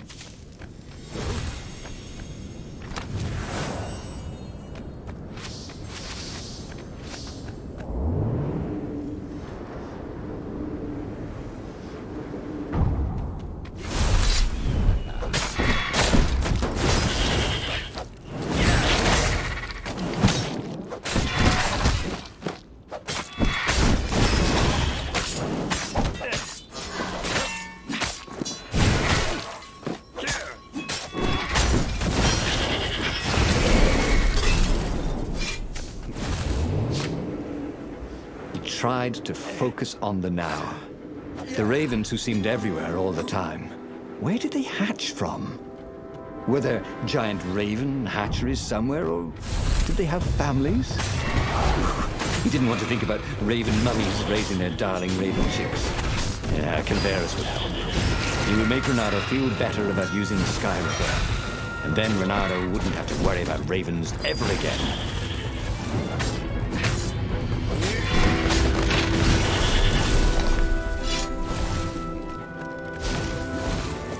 Felt like Tarzan.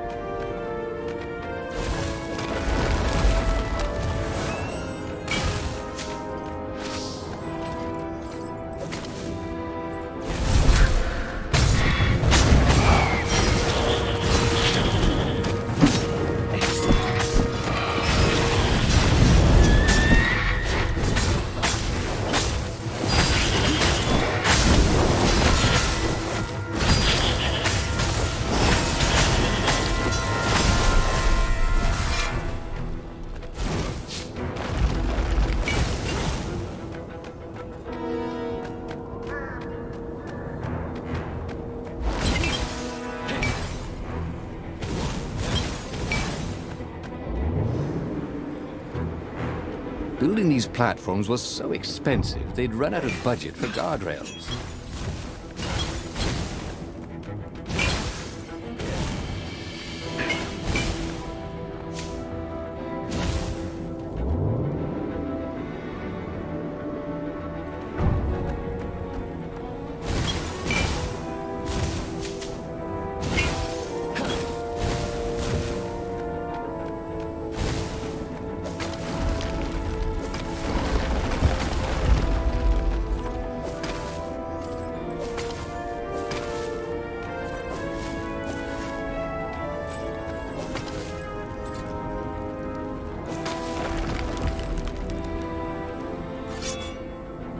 Is a very cool sword, thought Renato.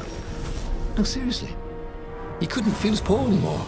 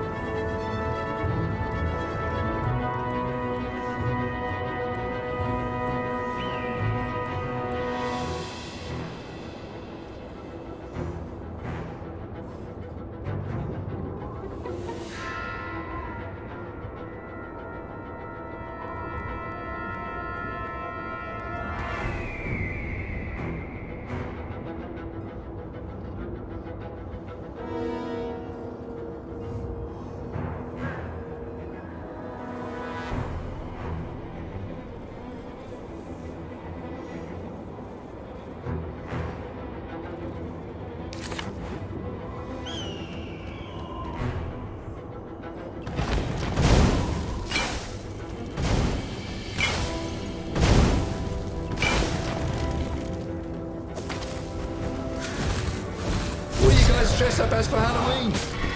Just wondering.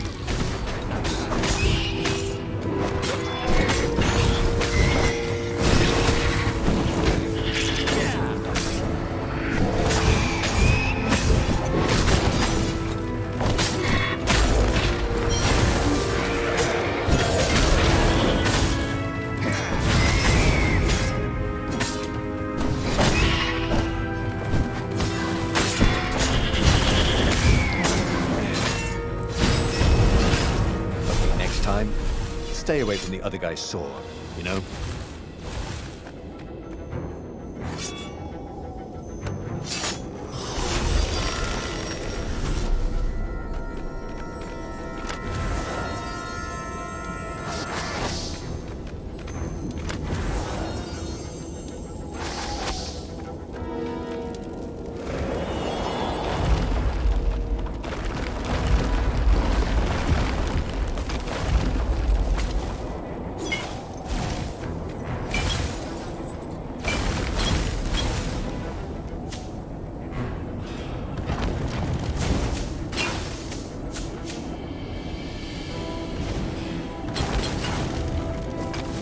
The rebels were counting on Reynardo.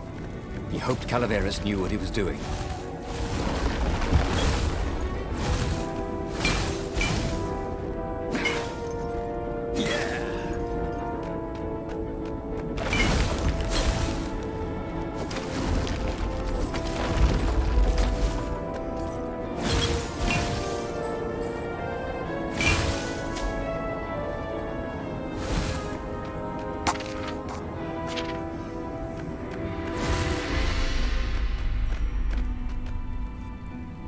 Calaveras had never let him down. Yeah, of course I can make it work better. But when Reynardo explained about the strings, Calaveras grew thoughtful. Oh, strings, you say? Well, the Arcana do speak of the ties that bind the world. He drew many intricate symbols in the dirt. Yeah, so, according to my calculations, each time you fire, I'm afraid there's a 1 in 120 chance you'll destroy the universe. That's pretty good odds. That's like rolling, what, 21 dice and they all come up 6. What are the odds of that? What? No! It's more like 2.716s in a row. Anyway, with those odds, it won't happen if I use it just once. What? No. That's so not right. Look, each time you use it... Okay, look. Just don't use it ever. At all, okay? All right, I guess. As he sailed away from the mountains, Reynardo could see clouds darkening. Rain? No. Ships. Imperial ships, swarming thick as bees. This was it. The big battle. They could not afford to lose this one. What if it did not go well? What if he had to use the Sky Ripper? Could he gamble the universe? On the other hand, what were the odds of rolling 21 6s in a row?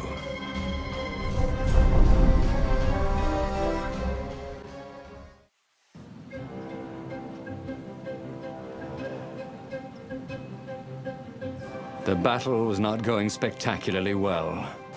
What had the rebels been thinking? They'd been thinking he would bring the Sky Ripper, or the Stone, or that he'd sideline Zenobia somehow, or turn her. Couldn't he use the Sky Ripper just once? After all, if chances were 1 in 128, that meant he'd for sure be okay the first time.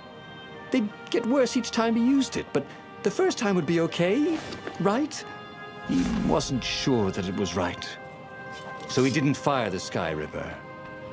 He just brought it along, in case.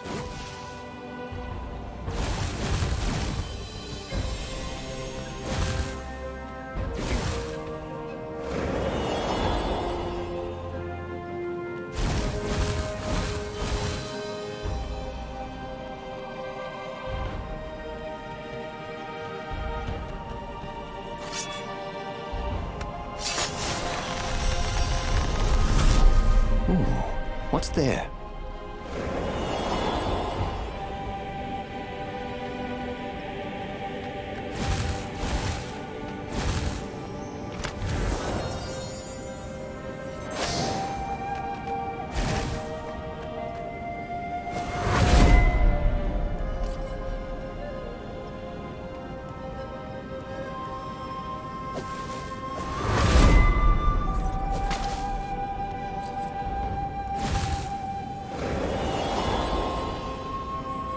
Someone had told him the odds didn't change just because you'd had a streak of good luck.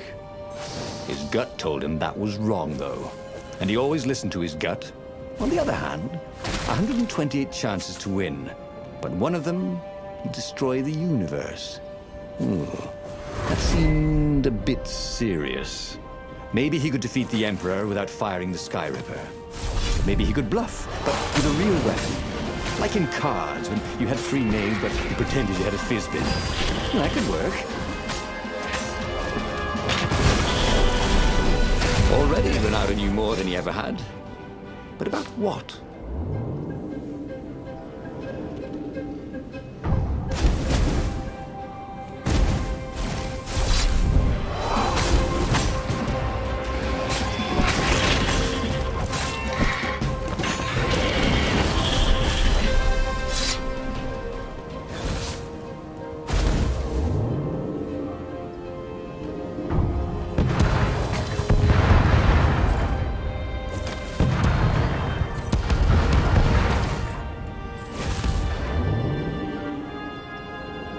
Renato wondered what would happen if he jumped.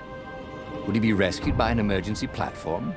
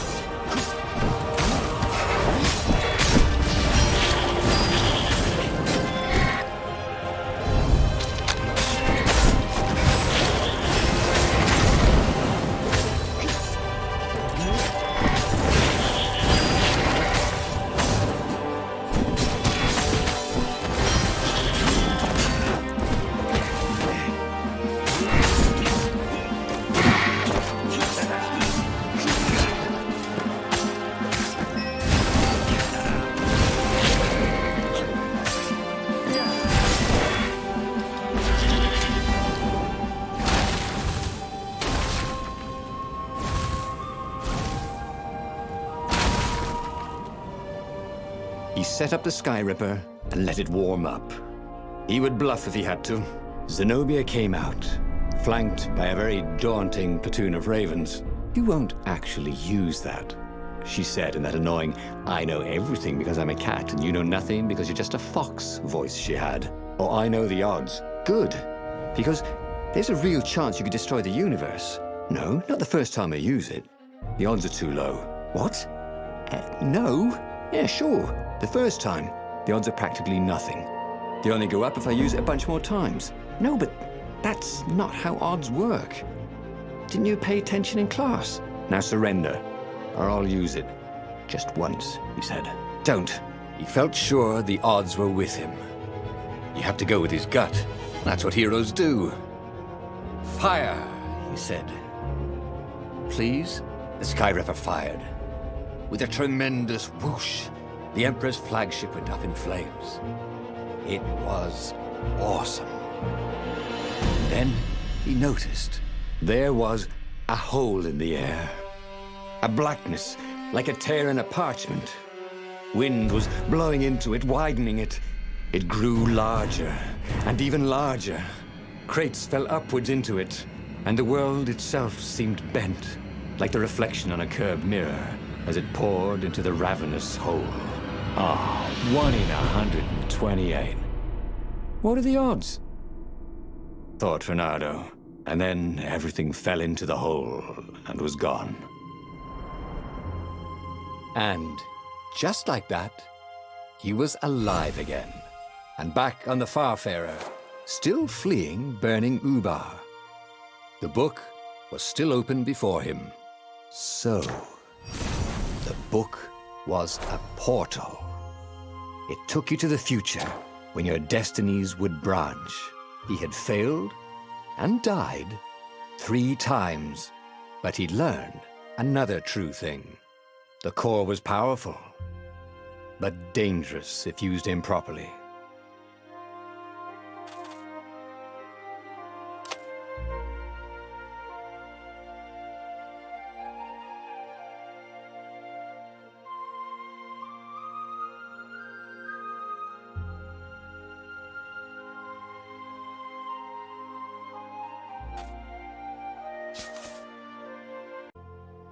But he was starting to feel like he was getting the hang of this. There was a way through to victory. He could feel it. He just had to keep running the Path of Destinies. With that, the book fluttered back to the beginning, and he fell into it. The clouds parted over the Isles of Boreas. It was time to choose. The rebellion was in trouble. Ravens were scouting for the secret rebel base. They needed a game changer. Pieces of the Sky Ripper had surfaced. Renato knew that using it could go catastrophically wrong, but he was sure he could figure out how to use it safely. Also, a temple had risen out of empty desert. The Iblis stone was hidden there. It was a dangerous artifact. It could corrupt its user into a bloodthirsty monster. Maybe he could find a way to use it, to take its power without surrendering to its wickedness. And also, his old friend Lupino needed rescuing. Of course, Renato had a pretty strong suspicion that Lupino had betrayed the rebellion. But could Renato really leave an old friend to the Ravens?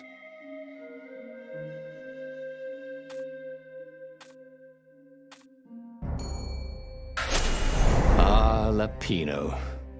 Apparently, the Mad Rabbit had sold a Pegasus that he did not exact.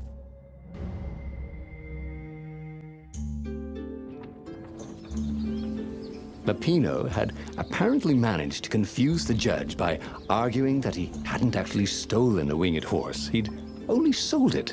But wait, where was the prison? The village was empty. Had everybody fled the Ravens?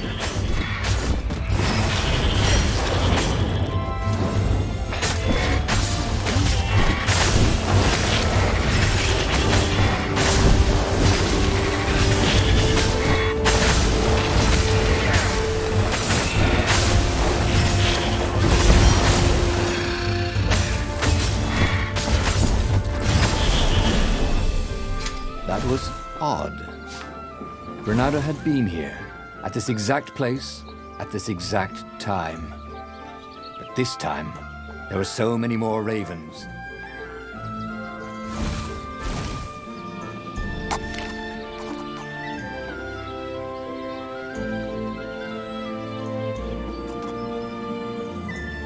Swell.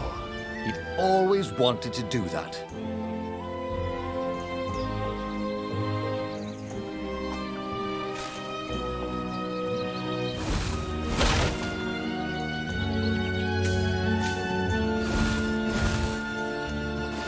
Renato looked around the empty village and reflected. The Sky Ripper had turned out to be far too dangerous to be used. Time to turn to what he knew best.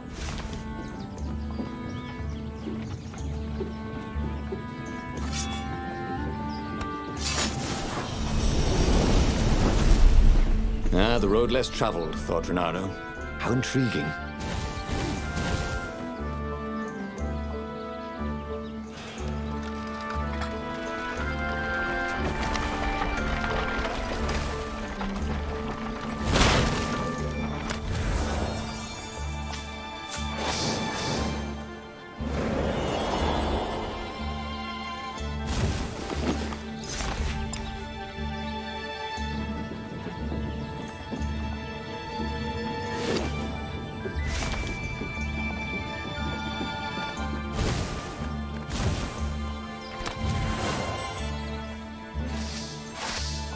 That's my order, thought Renato.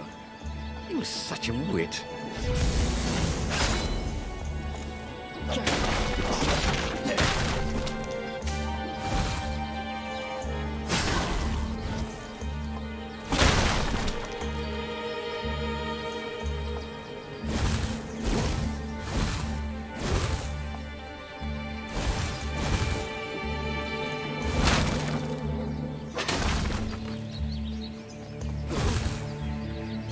The artisans he was creating employment for. Truly, he was a job creator.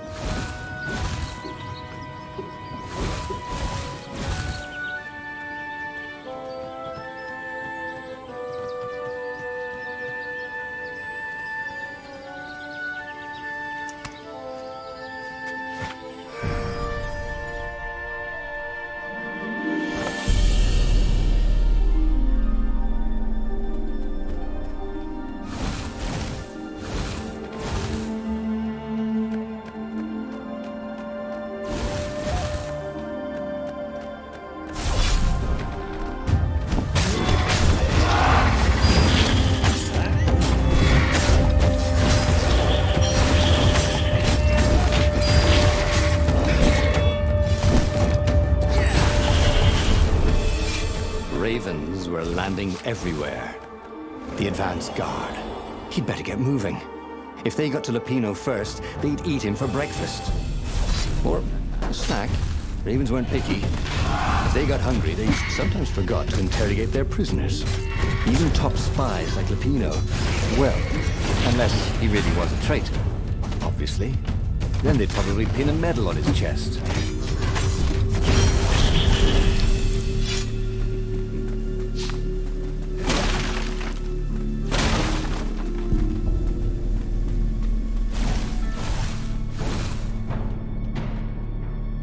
Dirty and bloody, Renato finally reached Lupino. The rabbit was practicing his shuffle. Renato recognized the cards. It was Lupino's favorite deck. Oh, I thought you were in danger. I am! The ravens are coming. Oh, the prison thing. Right, yeah, see, this guard owed me 53 ducats, so we made a deal. They're very reasonable people, actually, for weasels. Now, I got a brilliant plan to kidnap Zenobia. We capture Zenobia, we find out what she knows, and that's the whole war right there. Easy peasy, lemon squeezy. Capture the Emperor's greatest general, who also happened to be a deadly sorcerer and, oh, his only daughter? That would be worth it. On the other hand, he could still get to the core of the Sky Ripper, even if he couldn't get the whole thing. It must have great power. To make the Sky Ripper, the Transcendent Emperor had wrapped an armature around the eye of a god. Renato had already let that armature slip away to save Lupino's life. But even its core, the eye torn from a god, surely they could fashion a great weapon from that. The core of the Sky Ripper? Lupino's excited. That's an actual thing that we could just go and get. You've been busy. He sure had. Renato told him all the things he'd been up to. Soon they got to talking about old times, about wages they'd won and lost, and scrapes they'd barely got out of. It was good to be back with his friend. True, the core was capable of terrible, uncontrollable destruction. But this time, he was sure it would work great.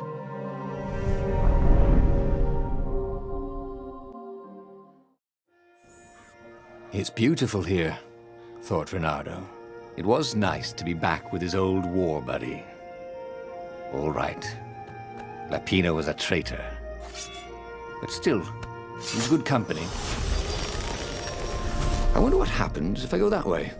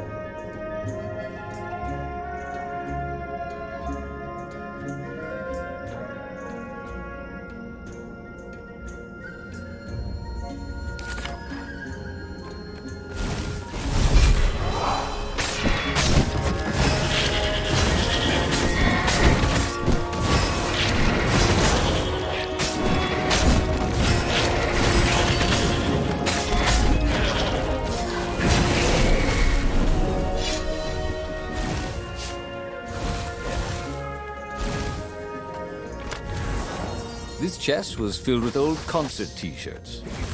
And something useful.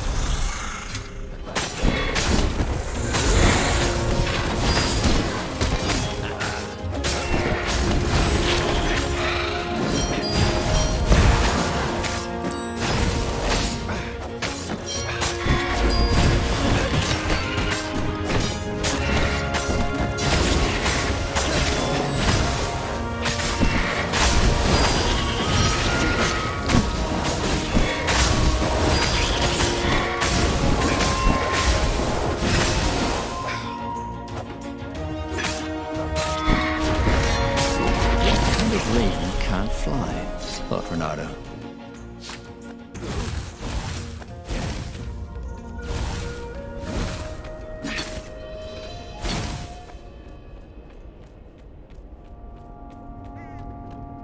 There was something sour in the air. Like the earth had ruptured over something that had been fermenting for a very long time.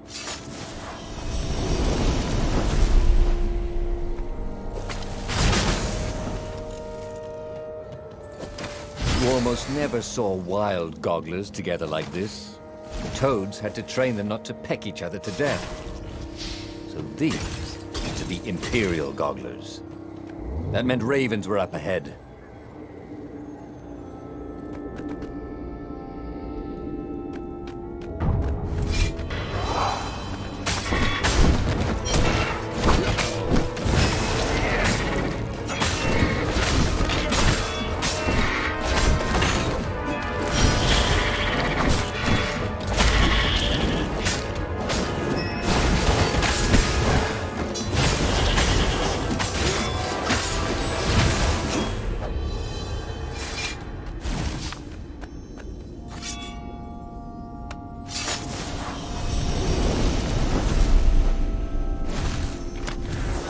Sharp? Check. Pointy? Check. Flexible? Check. What else do you need in a sword?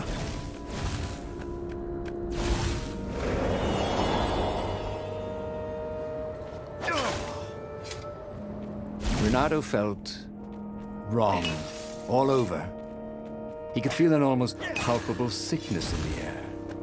And if the land could have tumors, they would look like these monstrous crystals. The forest was quieter than it had been. There were insects, a few birds, if you didn't count the ravens. Renato smelled sick animals and dying ones, but no healthy ones. And getting a bad feeling about this, Renato thought. Maybe Lupino was right. Maybe they should have kidnapped Zenobia instead of coming here.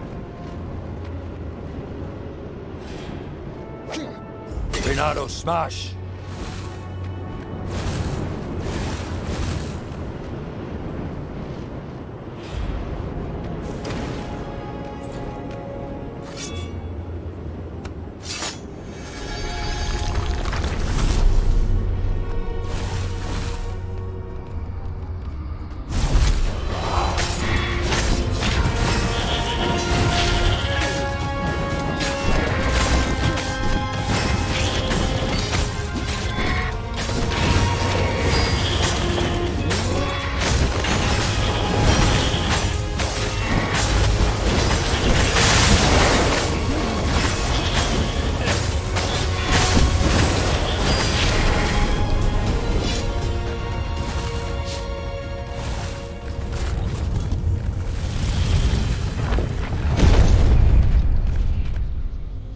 As he held the radiant icosahedron, Renato felt queasy, like dozens of tiny worms were nibbling his insides.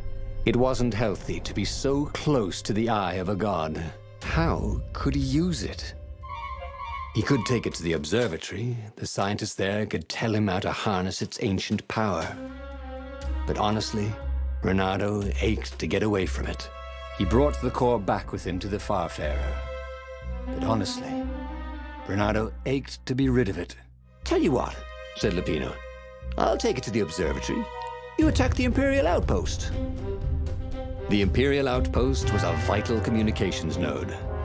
Taking it could shatter the Empire's ability to coordinate. And it would be full of secret plans and maps and maybe even rebel prisoners. It was a good target for a hero like Renato. But what if Lupino lost the core to the Empire? That could be a good thing, couldn't it? Was Renato ready to take that risk? Maybe it was better if he brought the core to the scientists himself.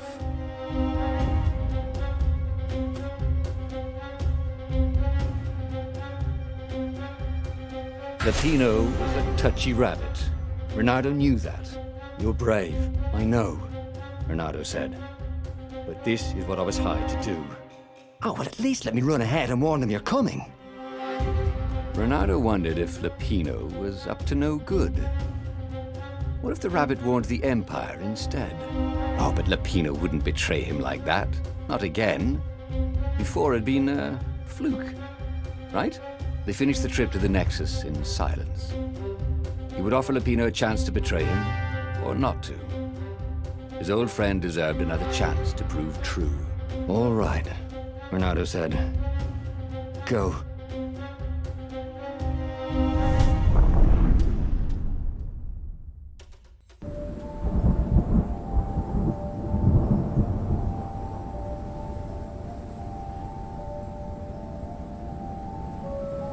As Renato watched Lapino vanish on the horizon, he could feel nausea building in him. He felt ill. Could his knees really be aching this much? But how could he have handed the core off to Lapino? That was a recipe for disaster.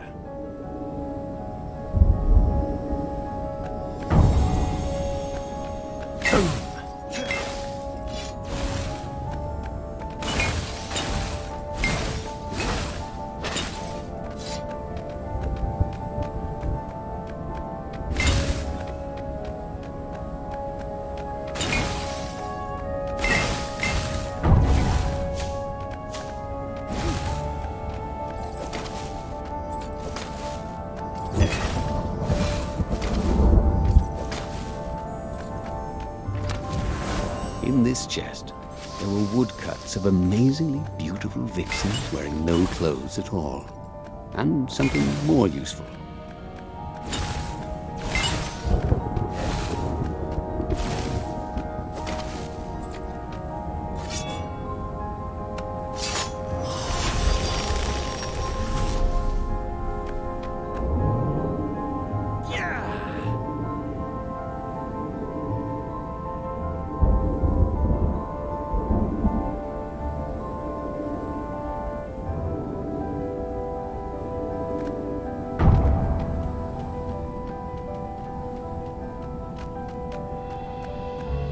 What else could you hook?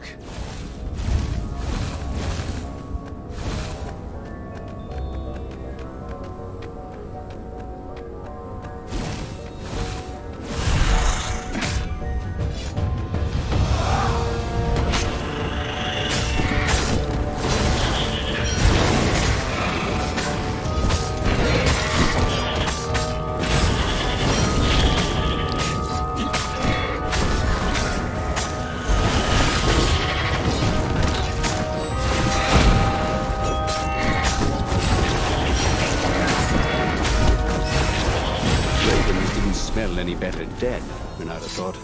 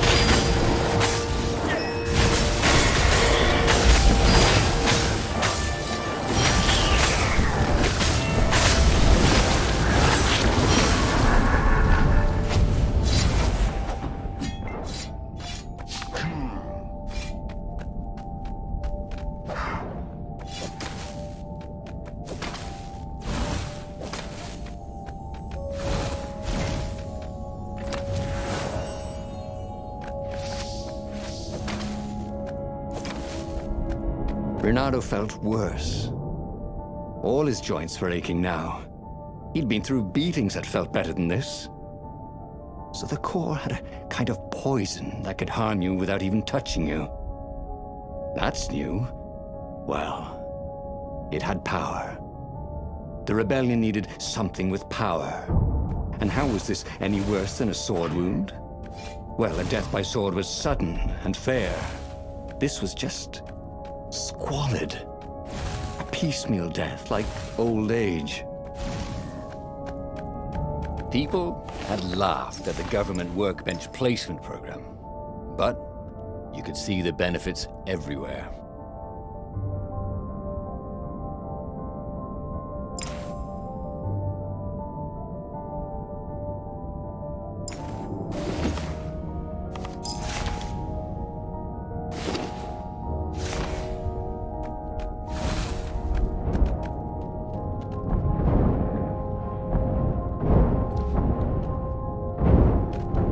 Cannon trap. Who kept these things loaded anyway?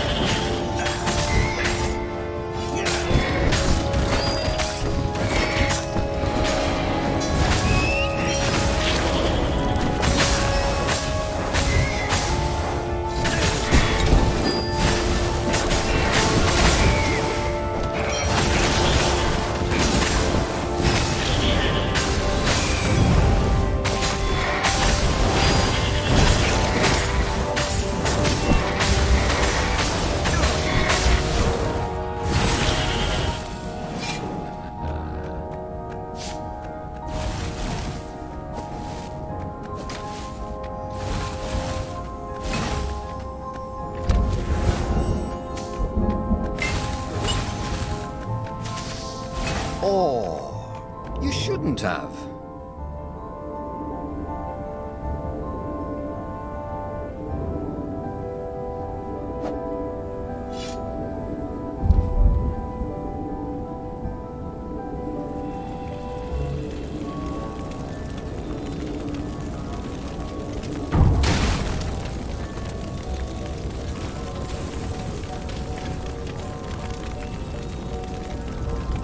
The observatory was a burning hulk.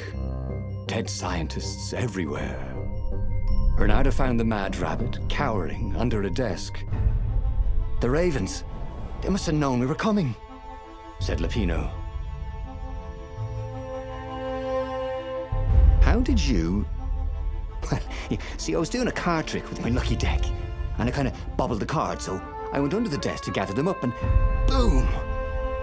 I guess we'll have to take the car straight to the secret base. Renato wasn't sure he believed that, but Lupino was talking so fast. It always seemed to make sense. The secret rebel base. Yes. They had engineers there. But wait. Calaveras, the sage in the mountains. Maybe he would know what to do with the naked core.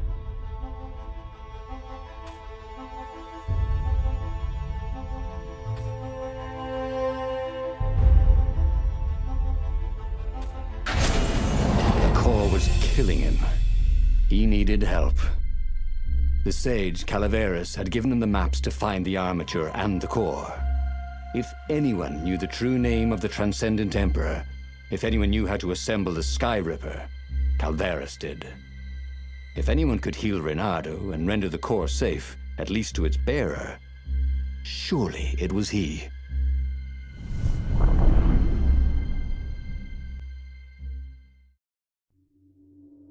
The base of the mountain was the only safe place for a landing. He would have to continue on foot, muscles aching. Calaveras was a scholar, not a doctor. Could he really save Reynardo from the poison radiating from the lost god's eye he was so recklessly carrying?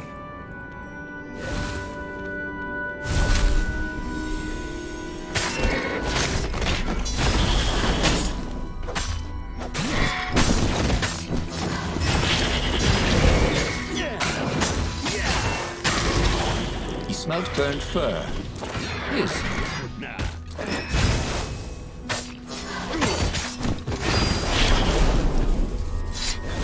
This was not a fun way to die. Even if he survived, no one would write ballads about the fox whose knees ached forever, would they? Not unless he paid for it. He hated paying for publicity. If only he had some way to break the ice, or convince it he was a friend.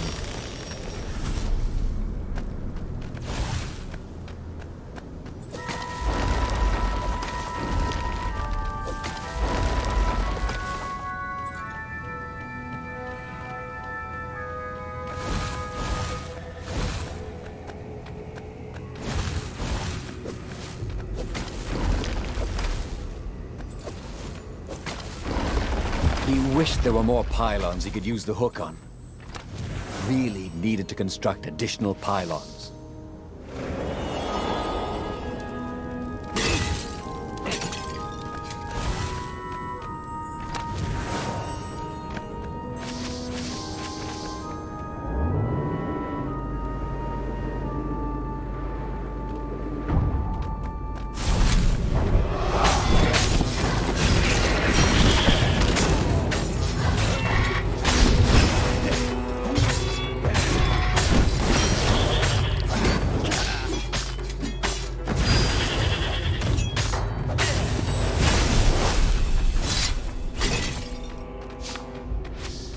It was chilling walking through the living mountains. There was always noise up ahead. Insects, birds, the croak and flutter of ravens arranging ambushes. But close by, there was only the breeze and the trickle of melting snow. As if every living thing was holding its breath for his poisonous burden to move on.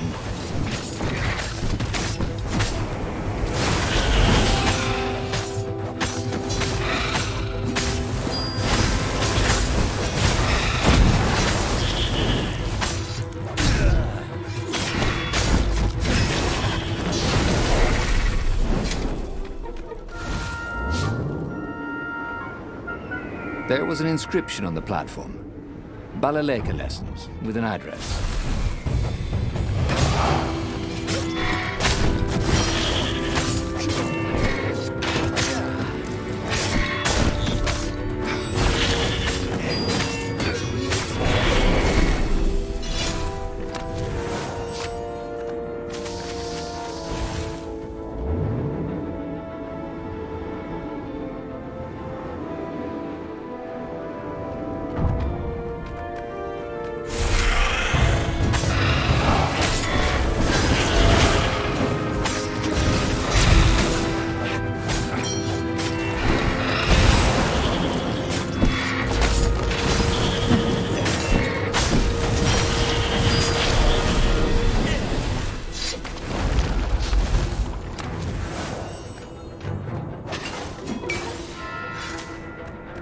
Bernardo felt a little better.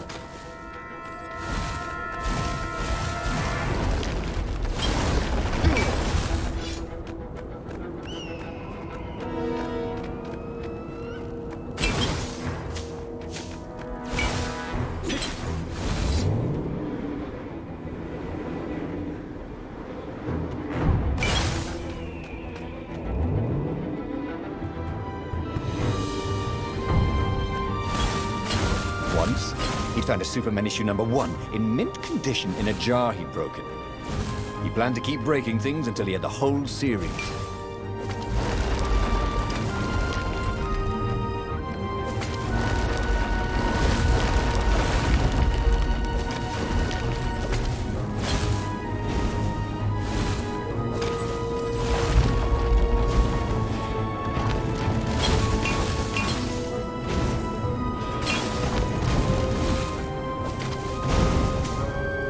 Calaveras was a renowned scientist before he was forced into exile. Now, he was practically the last scientist. And he was Renado's last hope.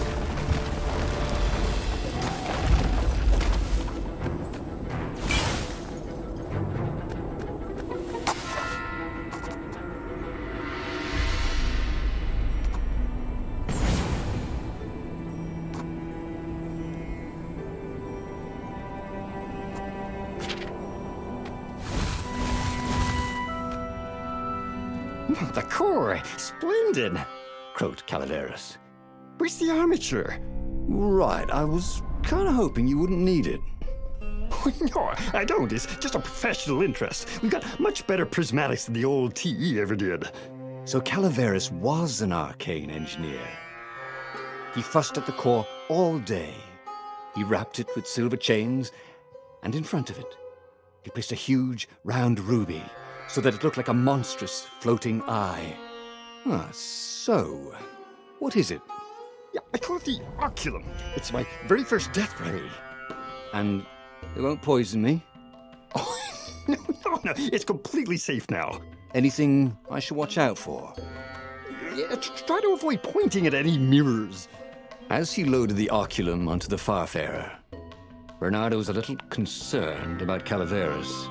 People who were utterly sure of themselves, he had found, were either experts or horribly wrong. Or both. But Bernardo only needed to fire the oculum once. He only needed to destroy one ship, the Emperor's ship, and the war was over. Bernardo plunged into the Imperial fleet. He felt the oculum humming. He no longer felt sick. This was going to be fun. Or at least, it was going to be over.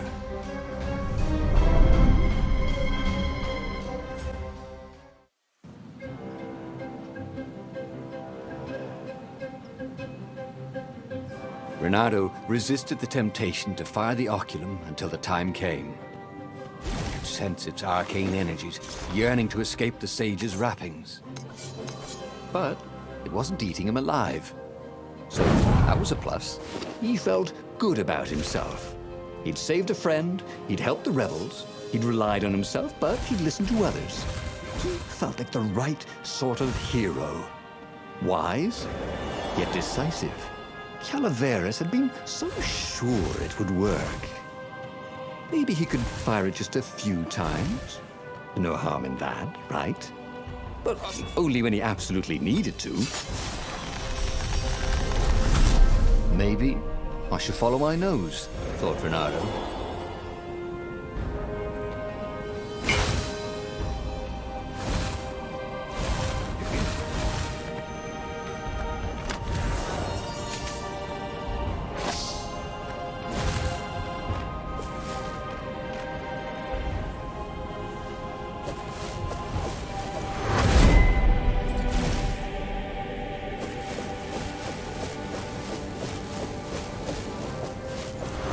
Was really fun was hooking yourself onto a moving ship.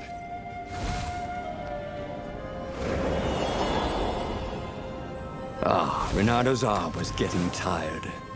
The core was no longer eating at him, but he still felt weak. His stamina was shot. But he had the oculum. When the ravens swarmed him, it would sometimes fire its death. It seemed to be warming up too, firing more and more often. Maybe we should let it cool off. He decided to stop using it entirely.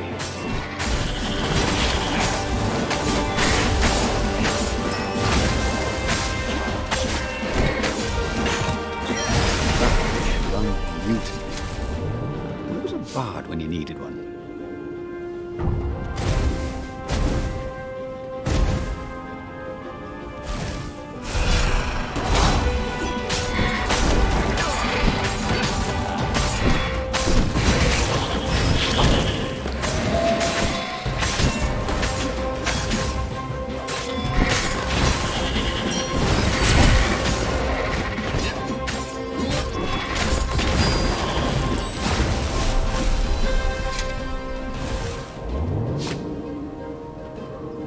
There was a sign.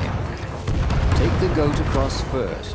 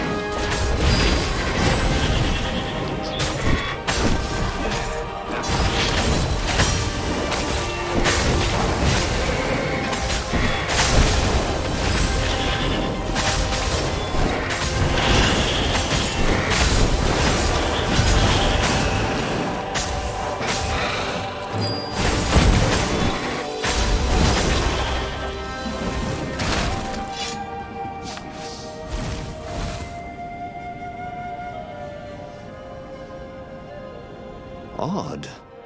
The oculum was still hot to the touch. He almost thought it was getting even hotter. Well, that was ridiculous, of course. Anyway, he'd only to fire it one more time, and then he could chuck the whole contraption into the abyss, and the Emperor's ship was now in range.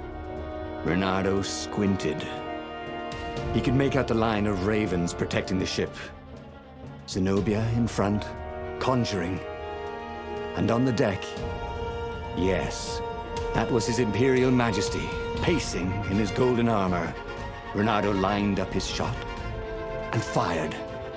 Caught in the beam, the ship burst into flames. The ravens and Zenobia exploded. The Emperor, too, exploded. Reynardo waited for the beam to stop, but it only got brighter, and the oculum hotter. Frantic, Reynardo pulled the oculum towards the abyss. The ruby burst into flames. The shiny metal casing glowed, then melted. That was good. Now the core could cool off, right? Reynardo ran. The blast incinerated him instantly, along with both fleets. The shockwave could be felt across all Erda. That winter, with neither Empire nor rebels to rule them, the islands slid into banditry. And so began the Second Age of Darkness. And he hadn't learned anything new this time. He'd done the same thing twice, yet expected a different outcome.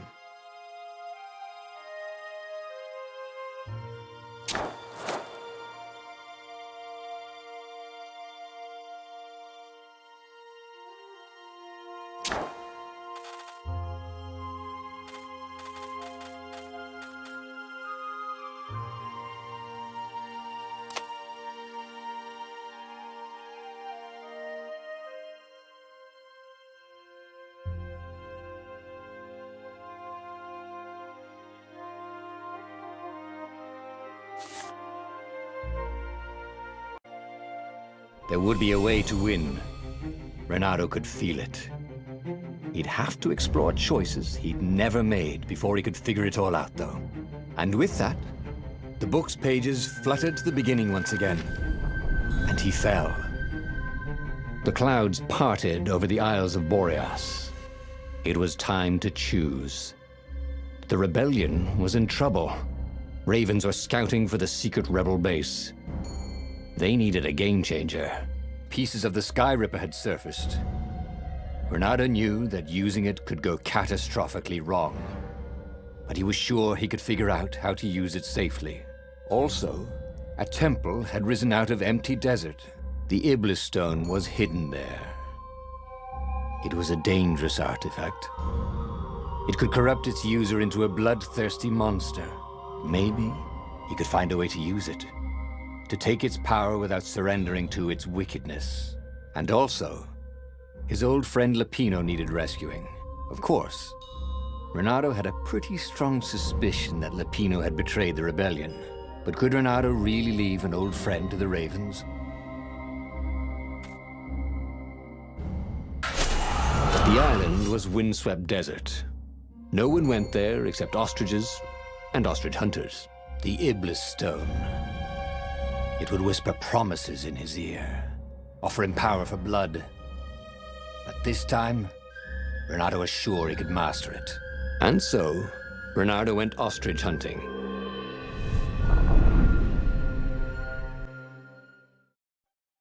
Every child could sing verses about the Sky Ripper, but ancient codices held hints of other things. A stone that ate souls, a ruby that drank blood, a jewel only a righteous man could give away. Were all these things the Iblis stone? Long hidden in a buried temple? Another ancient item that was only resurfacing now? Drawn up from the deeps by the Emperor's horrific rituals?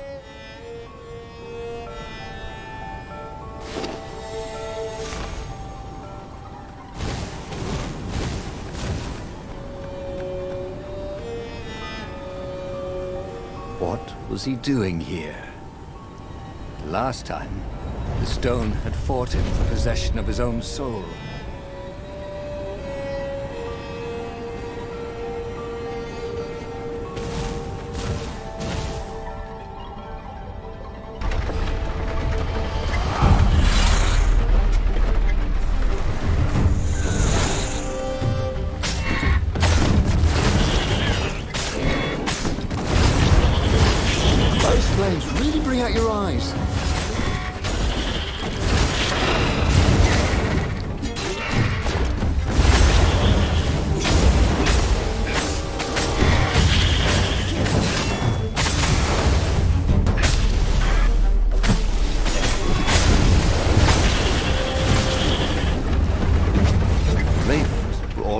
fear, cawing in frustration.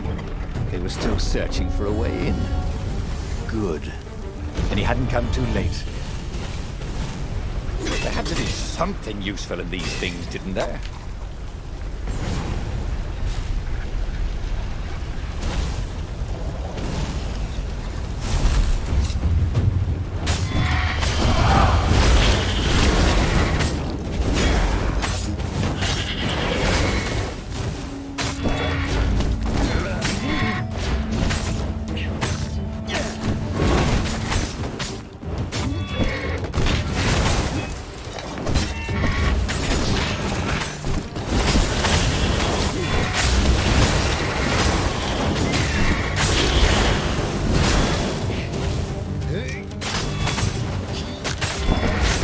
Okay, this is yours, said Renato. But he couldn't hear his enemy's answer.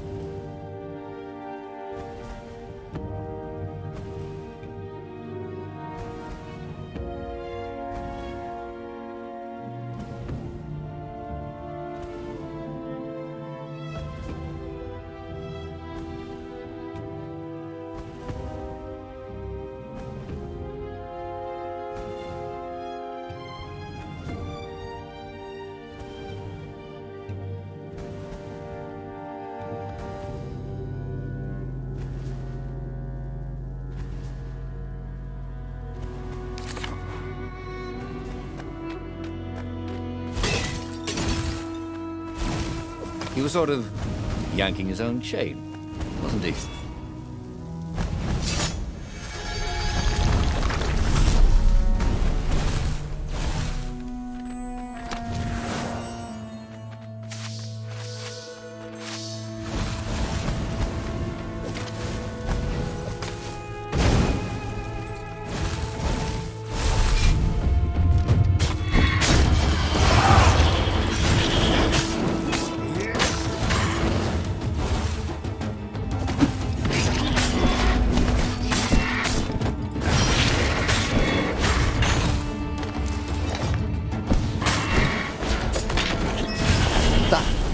How we do it, said Renato to himself.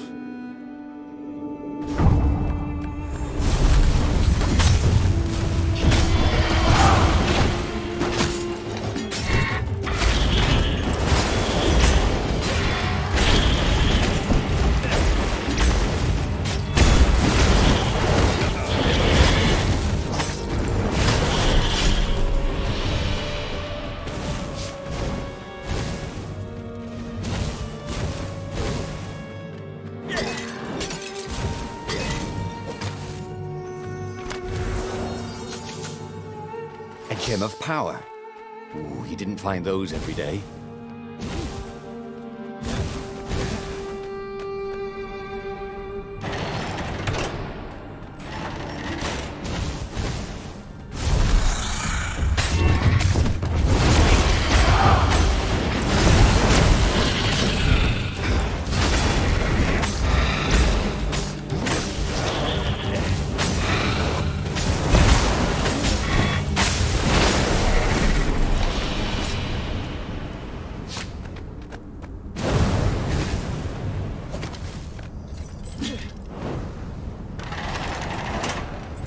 The Ravens at least could not get past this point.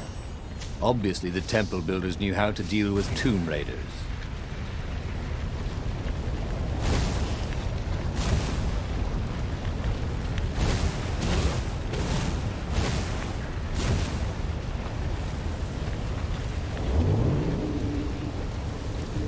Oh, this really didn't have much in the way of safety features, did it?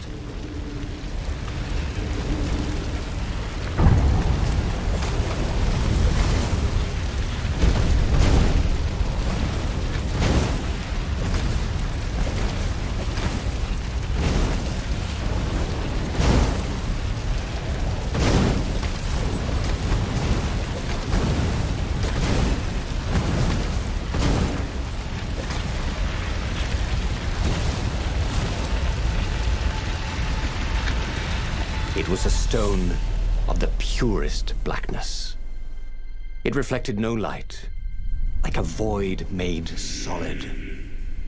Nervous, he picked it up.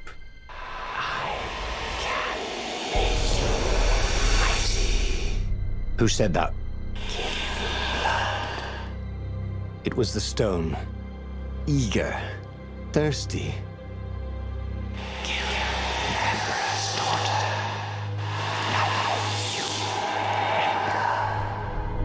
That seemed tempting and terribly wrong.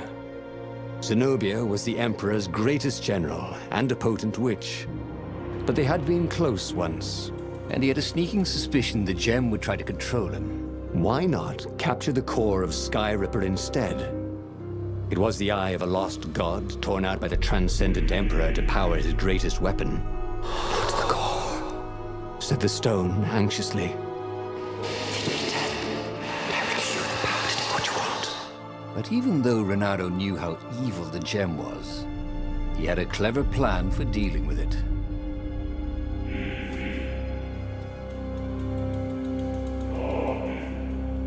The gem could give great power, but it was evil.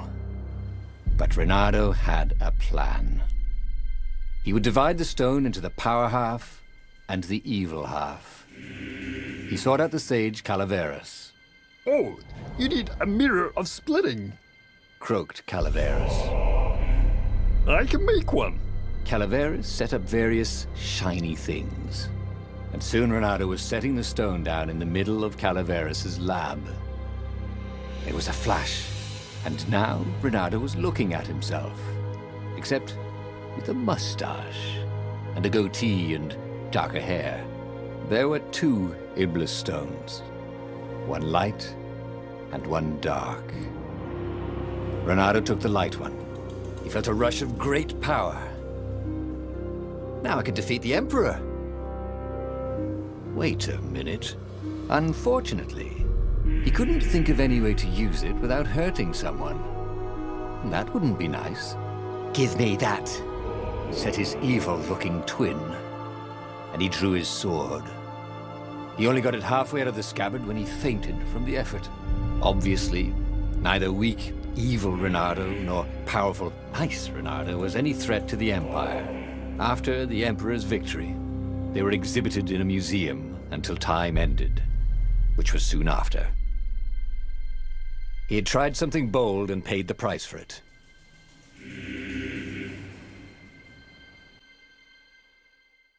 Every child could sing verses about the Sky Ripper, but ancient codices held hints of other things.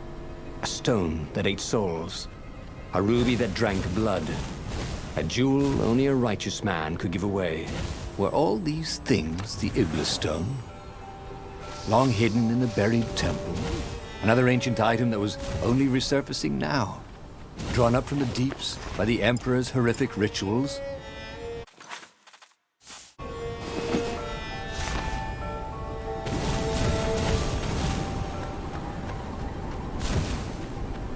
What was he doing here? Last time, the stone had fought him for possession of his own soul.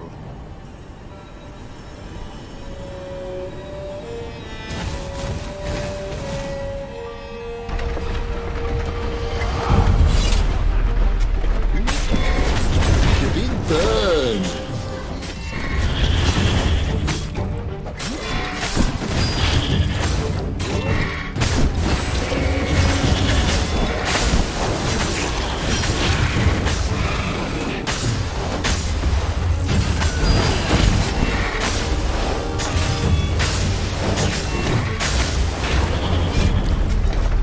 Ravens were already here. cawing in frustration. They were still searching for a way in. Good. And he hadn't come too late.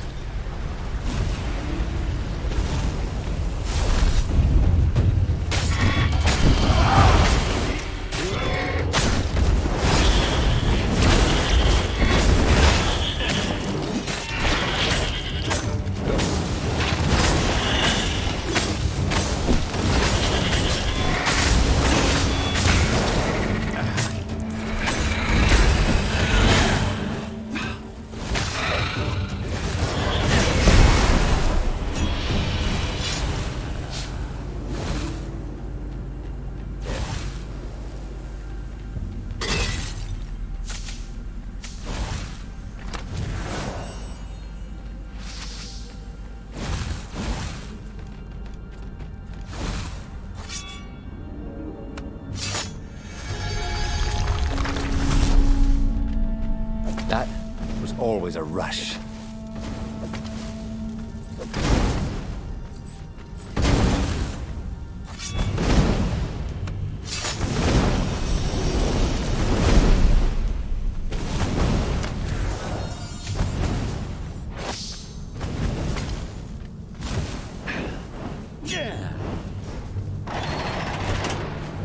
There had to be some way to use the Iblis stone. It was old, wasn't it? People are so much cleverer now.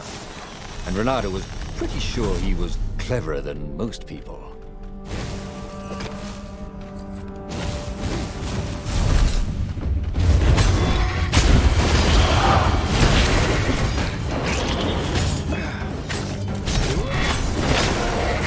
This is within your aerobics trains. Am I right?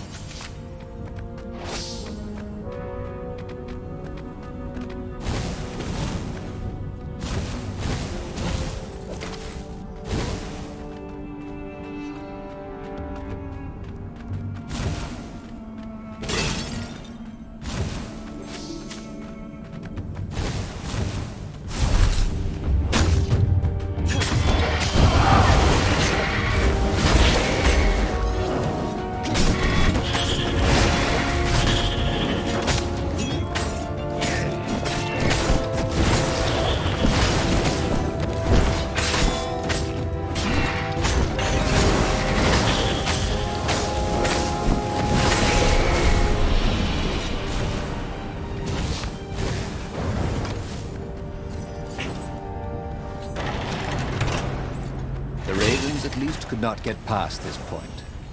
Obviously, the temple builders knew how to deal with tomb raiders.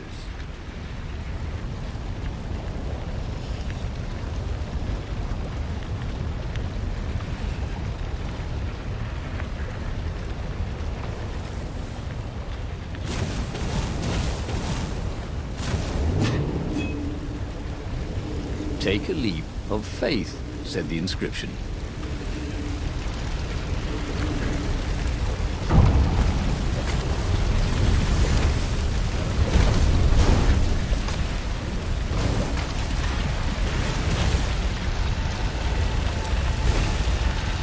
It was a stone of the purest blackness. It reflected no light, like a void made solid. Nervous, he picked it up. It was the stone, eager, thirsty. Kill the Emperor's daughter.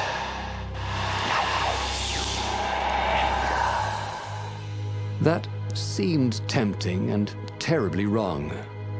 Zenobia was the Emperor's greatest general and a potent witch. But they had been close once, and he had a sneaking suspicion the gem would try to control him. Why not capture the core of Sky Ripper instead? It was the eye of a lost god torn out by the transcendent Emperor to power his greatest weapon. "It's the core," said the stone anxiously.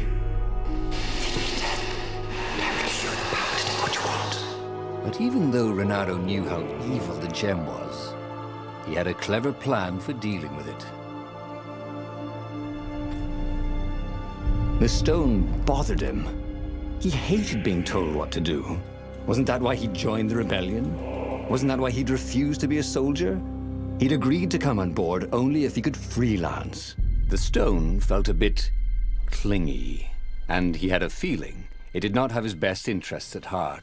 The sage Calaveras had told him where to find the Sky Ripper, a weapon capable of challenging the gods. Even without its armature, the core would still possess great power. He would go there.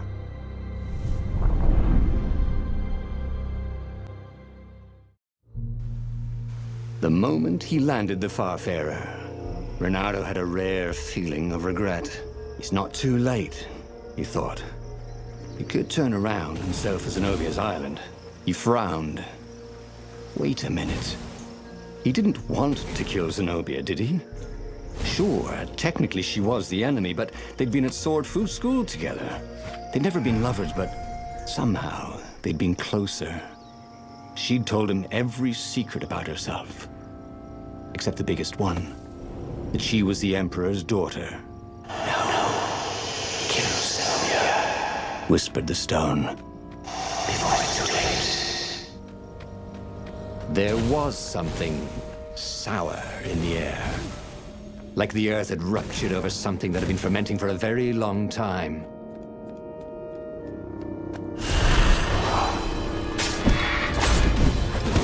This must be that sufficiently advanced technology we always talked about.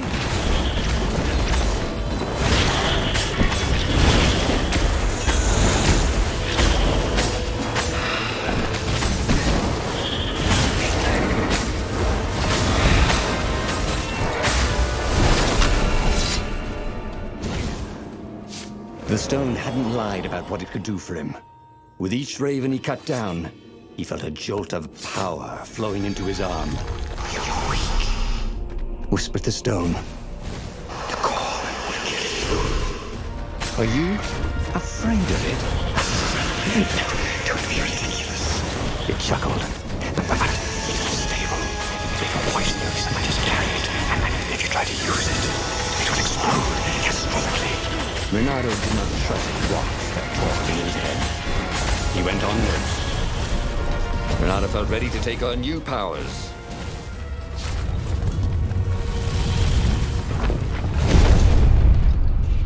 As he approached the core, the stone became hysterical. No! It's too much power. We'll rip a hole in space and time. He had a sudden vision of plunging his gauntlet into the core and dying in anguish. That wasn't his vision, was it? The stone had sent him its darkest fears, hadn't it? He had a sudden impulse to do exactly that. He raised his right fist and plunged it into the core. There was a rush of light. He thought he could hear the stone screaming. And then he passed out. When Reynardo came to, the core was gone. But the Iblis stone was no longer black, but glowing with a blue light. And it was silent. I can't hear you, he sang out, and you. It didn't answer. Ha, he said. He had defeated the demonic gem with the power of his mind. He felt invincible. It was time to attack the Imperial outpost on the Nexus. Take the battle to the enemy. But among the huge crystals, there was also an observatory. A wise man would probably ask the scientists exactly what he had first. How wise was he?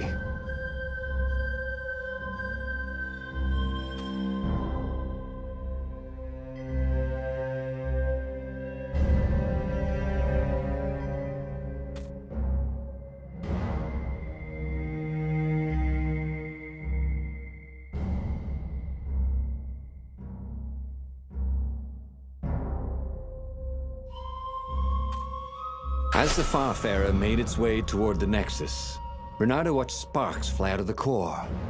The Iblis stone sucked them in hungrily. You'd think the stone would want this kind of power, wouldn't it? Thought Reynardo. Well, the scientists would explain it all. This time, Reynardo was sure he'd figured out how to use the core safely.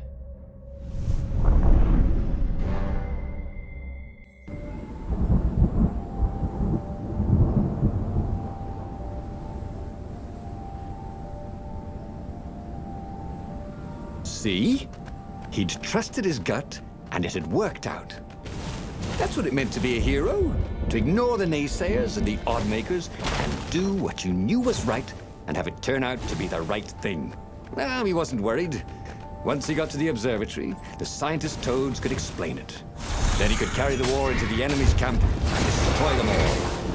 Oh dear, he was getting a little bloodthirsty, wasn't he?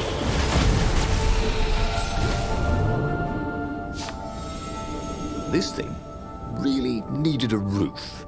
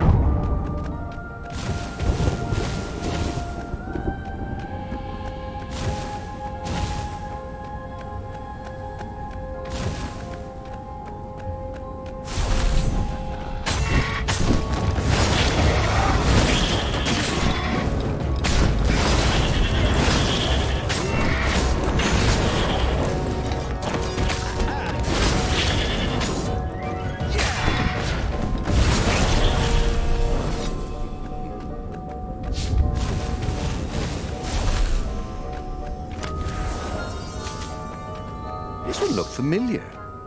Had he lost this one in a card game? Welcome back, he thought. Reynardo had never felt better in his life. Normally, a battle would wear him down and he would need a night's sleep. Now he felt like he could go all night and all day. He felt like people were cheering him on, and he could practically hear their applause as he slew one raven after another.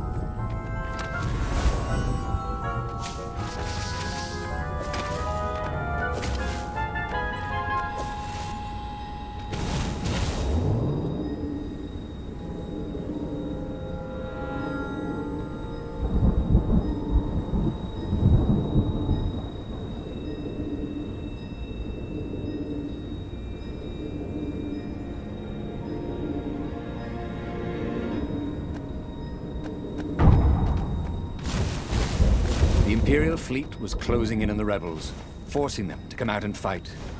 Reynardo was itching to bring the fight to the enemy. He had to remind himself not to be too reckless.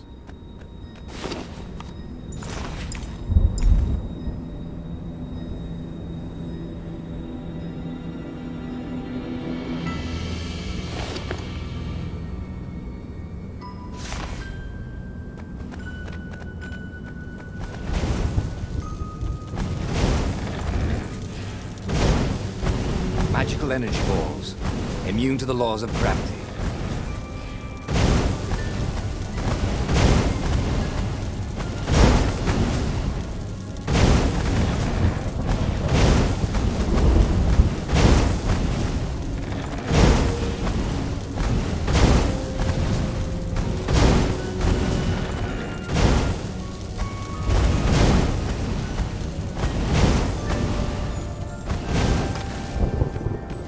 Hey, you guys interested in real estate?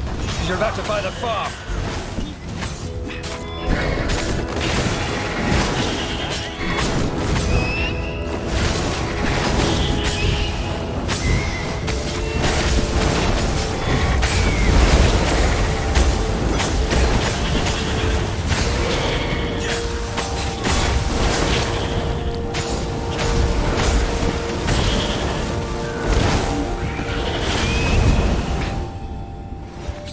What were these poles exactly? Parking meters from the time of the lost gods?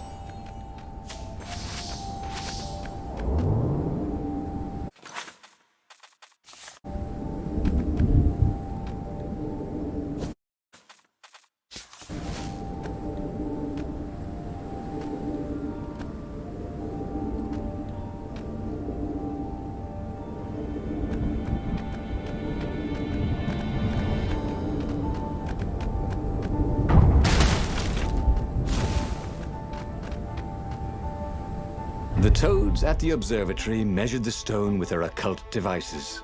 I fed it the core of Skyripper, explained Renato. No more baby blood and souls. But the core is not an unlimited energy source, Said one toad. Another said, there's a feedback loop, you see, which could overload the stone. The stone doesn't actually feed on souls, claimed a third.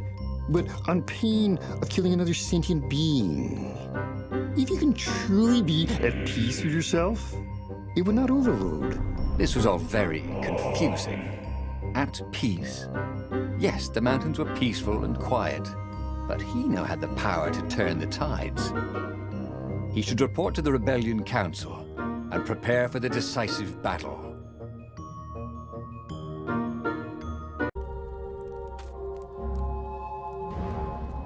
The one thing he understood from all the toad arguments, maybe the stone did not feed on blood or souls or rage. It fed on empathy. It fed on the pain he felt when he put an end to another being's existence. Even if that other being was a raven intent on killing him, if he could find peace, then he could use the power of the Ibla stone without being taken over by its evil. Yes, that was the way to defeat the Ibla stone. The mountains. He would go to the mountains. He could find peace there.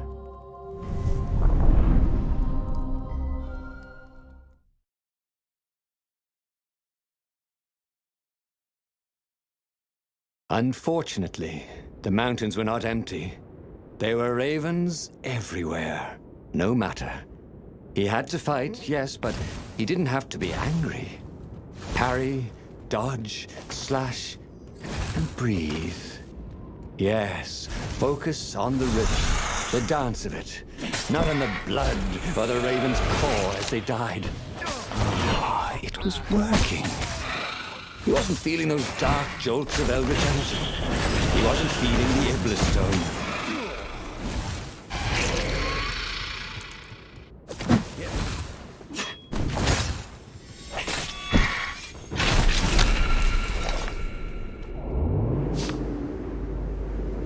This is quite the view, he thought.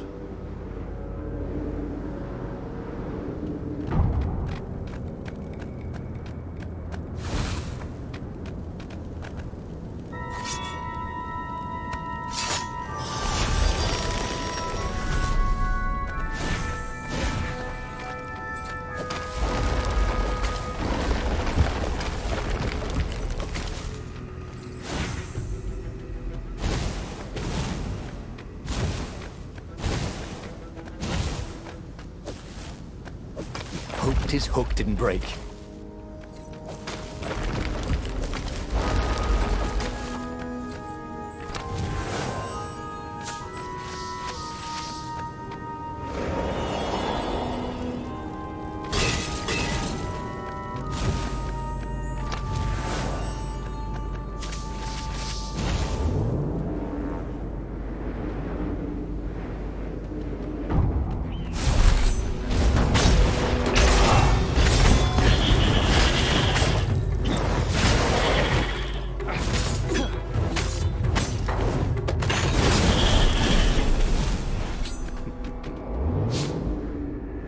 The stone was still silent. His mind was his own, and his heart, too. He bore them no ill will, these ravens. They were doing their job. They were expressing their nature. Dance, whirl, parry, jab, and breathe. It was all so simple, wasn't it? But something was missing. He didn't feel truly at peace. Wait. Wasn't this near where Calaveras lived? The sage would help him figure it all out.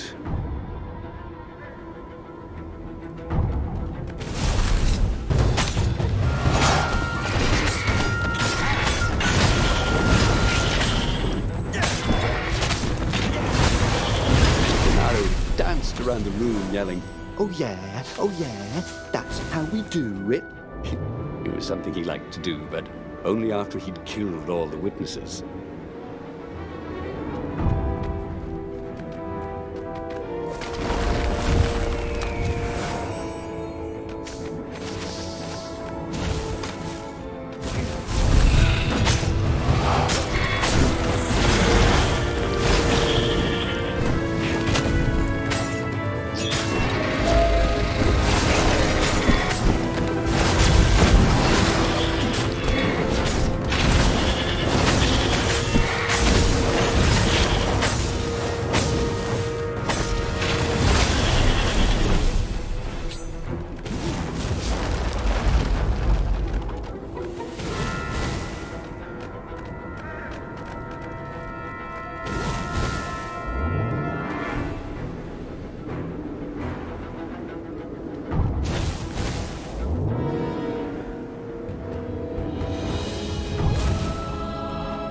they didn't want their things broken, they really ought to make them stronger.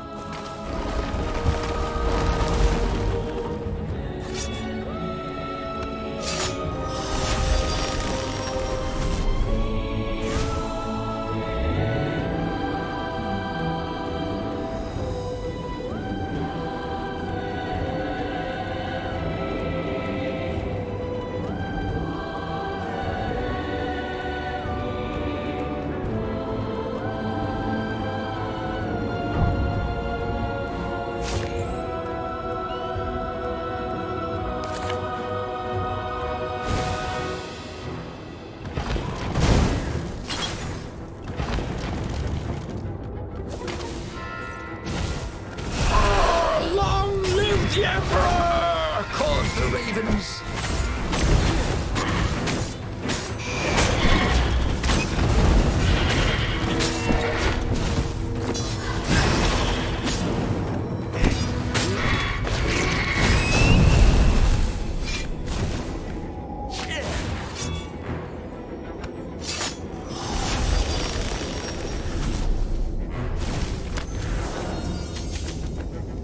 This jewel was more than sparkly. It had arcane power and an engraving. To Cindy.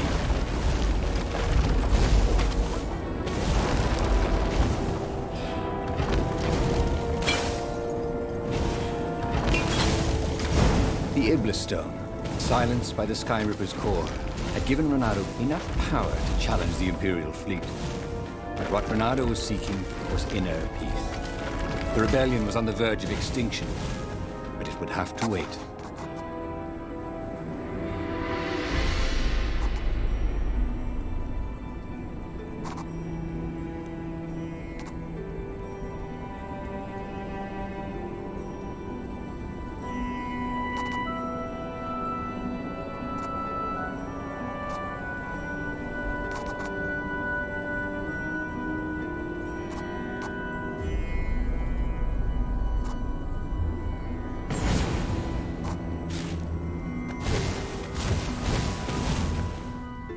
At the end of the mountain path, he found the wise Calaveras in his workshop.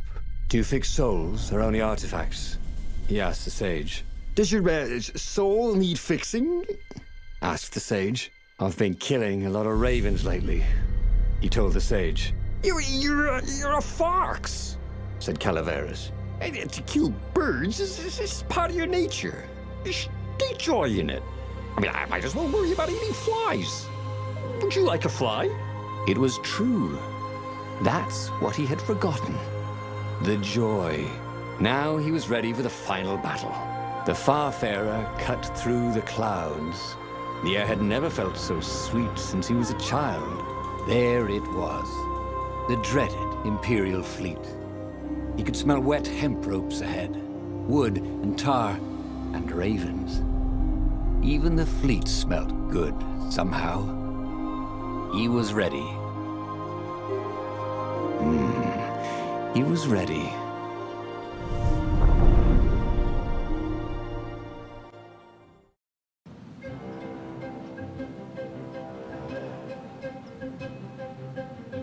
Renato had it all squared away in his head.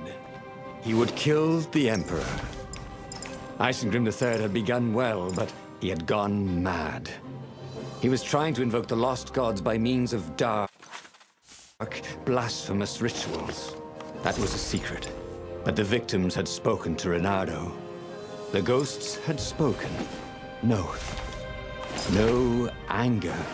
Renato could not afford anger. It was empowering the crystal in his sword. That made him stronger, but it clouded his mind. He would not be a hero. A hero strives. Renato would just be one with everything. The Emperor would die, and the wheel would turn, and all would be restored without rancor, without sorrow, without pain. There was a pleasant breeze coming through that door. Had it been closed before?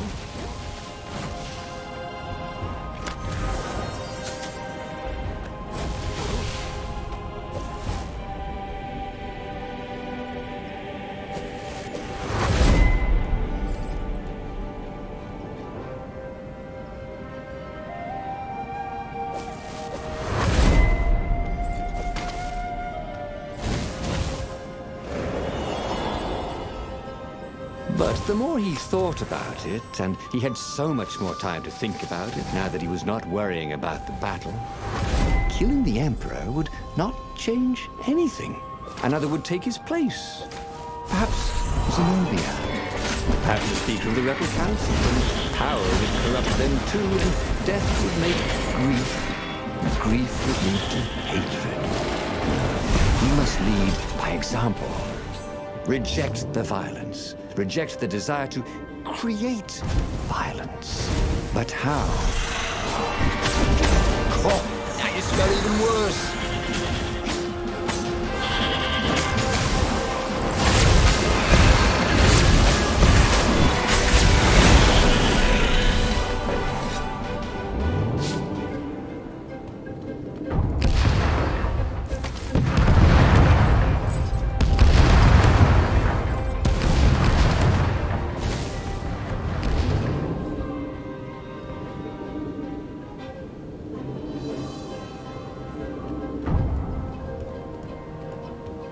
Renato wondered idly if people who had built these poles had really, really long tentacles.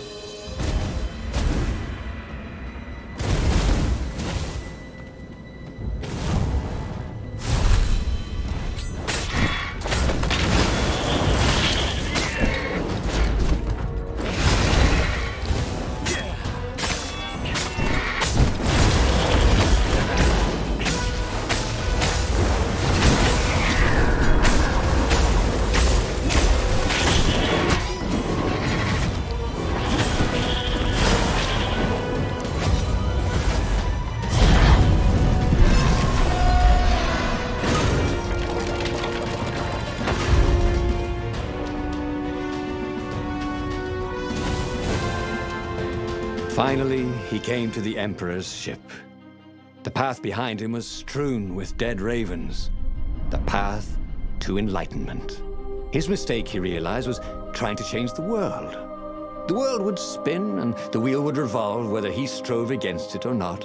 What he had to do was nothing. He had attained enlightenment. He sat down, adopted a full lotus position, and began to meditate. And all around him, the warriors stopped fighting too. They knew. They could feel his enlightenment. They gave up fighting, dropped their weapons, and became his disciples. No, just kidding. The nearest raven stabbed him with a sword and then chopped off his head. I might not have thought this through properly. Thought Renato's head as it rolled around the deck and died. He should go back to some of the choices he'd faced before. Maybe there were new paths that had opened up, like those doors he was opening up all over the map that took him to new treasures and around his enemies. And he hadn't learned anything new this time. He'd done the same thing twice, yet expected a different outcome.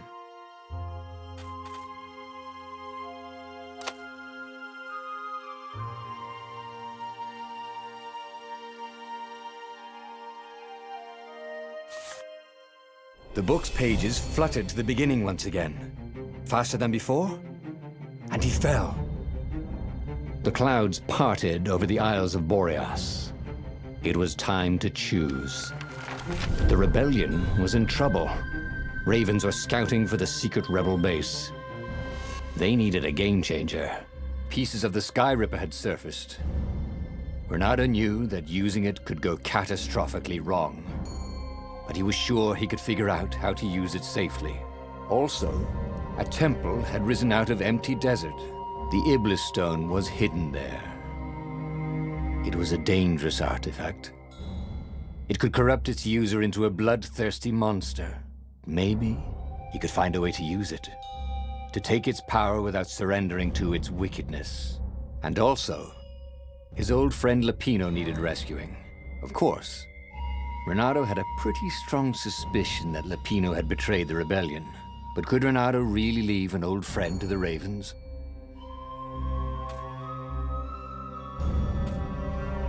As he set foot on the island, Renato couldn't help feeling a bit curious. Was Lupino still waiting to be rescued? No. He was probably drinking champagne with the Ravens. Did ravens drink champagne? Did rabbits? Renato felt oddly thirsty, come to think of it. Why had he chosen the Sky Ripper? Renato never made plans that required constant vigilance. He was a hero. He didn't think too much. He just went with his gut and hoped it all worked out. The Sky Ripper was a long shot. He'd have to devote himself to it. No side journeys, no rescuing old friends. That was against his nature. Could he stick with it?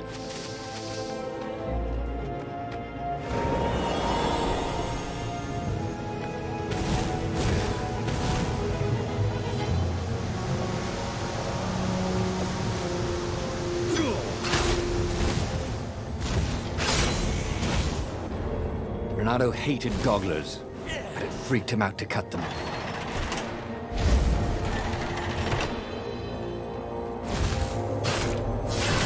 The people who had built this castle, did they even know what monstrous weapon lay hidden within their walls?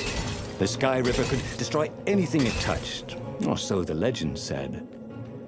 As the Transcendent Emperor had fought the Lost Gods, thousands of thousands had died. But Renato had been through wars. The only merciful war was a short one.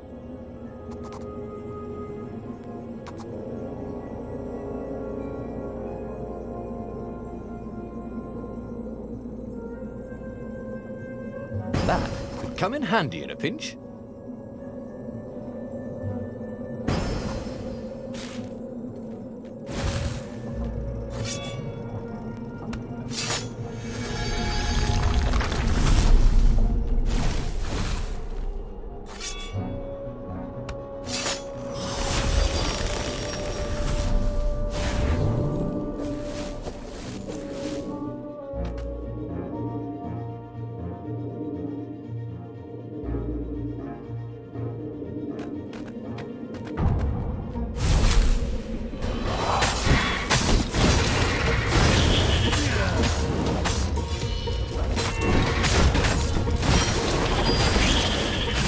For a moment, Renato wished that somebody had been watching.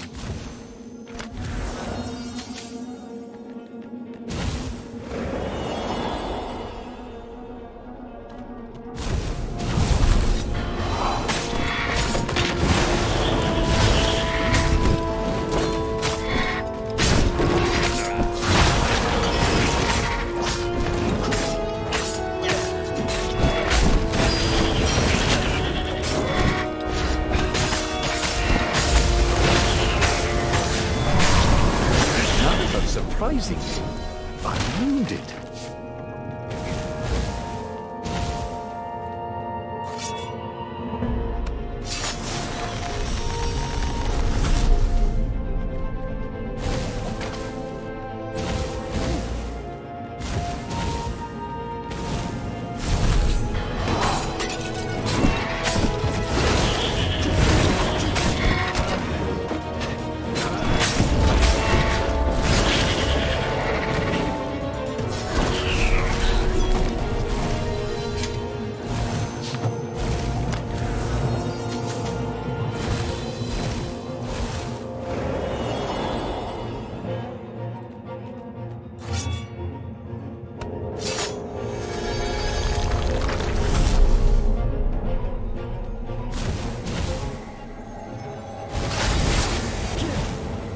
Hey, how do you tell if someone's far away or just really small?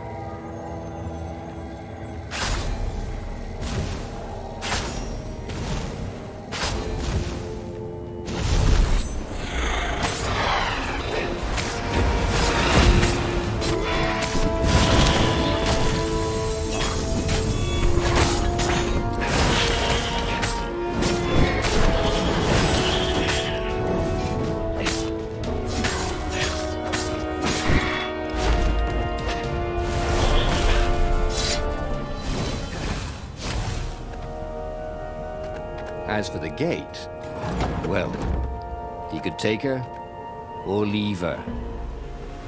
Sorry, it's best I could do.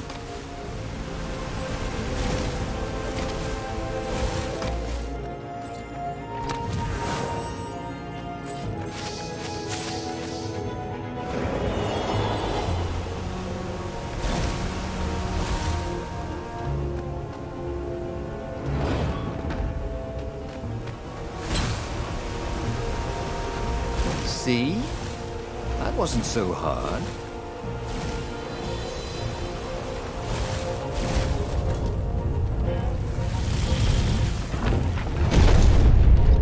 There it was.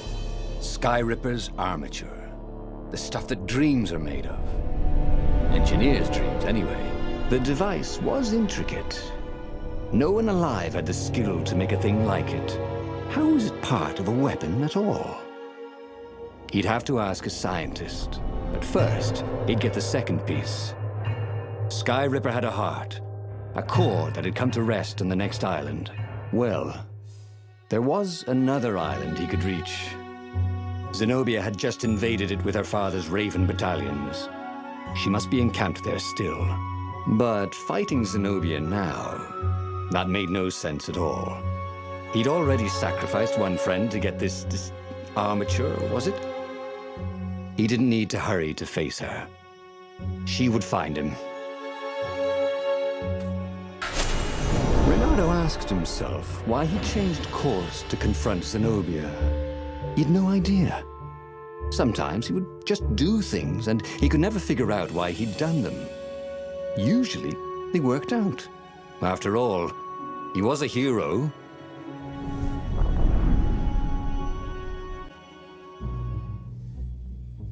The truth is, though, he wanted to see her, wasn't it? It had been a dozen years since Swordfu School. He'd followed every rumor about her, every scrap of news. Not that he still loved her. After all, she was his enemy. No, it was solely because know your enemy. But it would be great to see her. Even if they faced off across sword points, as they'd done so many times at school. The world was a less interesting place without her. This was the nice part of town. But the ravens had been through here. They like to take shiny things home to their nests.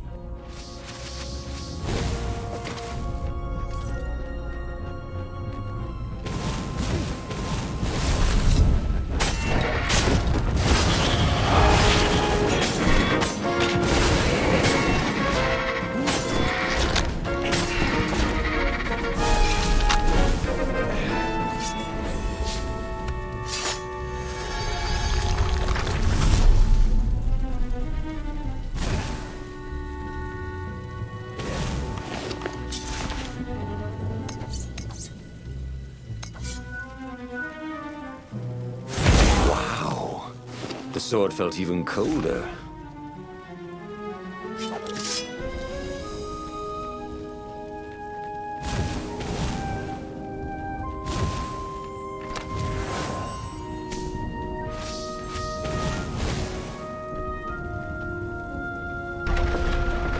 He couldn't do worse with Zenobia than he'd done with the core, could he?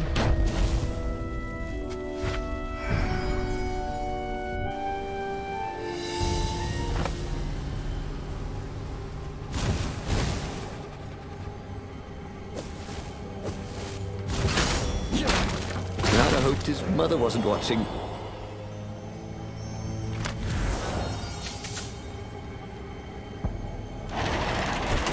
Renato wasn't entirely sure how he was going to capture Zenobia. She'd be expecting him. And he didn't have Lapino to cook up a clever plan. Why was it again that he hadn't got the core?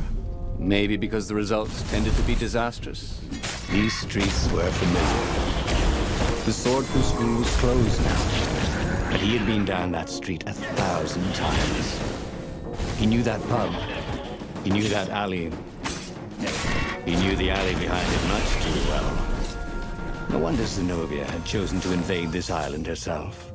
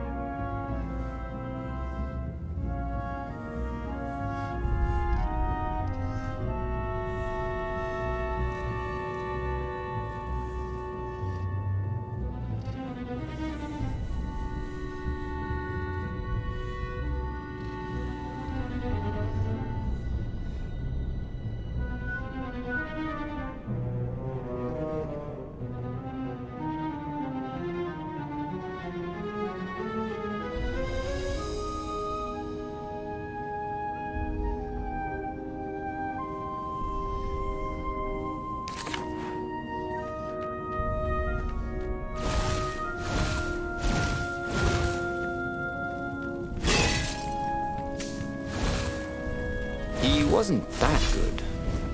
Yet.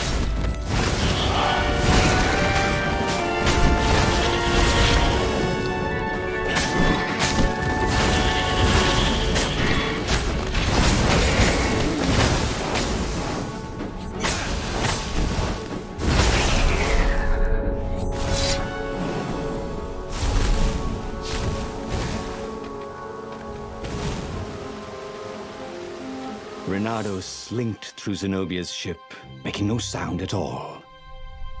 Where were her guards? Finally, he reached her bedroom. She was curled up on her bed. Oh, he'd forgotten how beautiful she was. How sleek. How soft. He tapped her on the shoulder with his sword. She vanished. And he suddenly noticed he couldn't move except his mouth. In fact, soon he couldn't keep his mouth shut. He told Zenobia everything. Skyripper, the Iblastone, even where the secret rebel base was, until he was hoarse. It was some kind of truth spell. A talky truth spell. She called her father by Farspeaker Toad and filled His Majesty in. But why didn't he get the core? Croaked the Farspeaker in something like His Majesty's croak. Because I missed you, darling. Reynardo grinned. He doesn't even know why. Frowned Zenobia.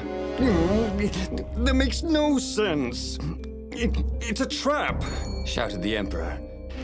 I'll meet you at the outpost, and I'll bring my interrogators.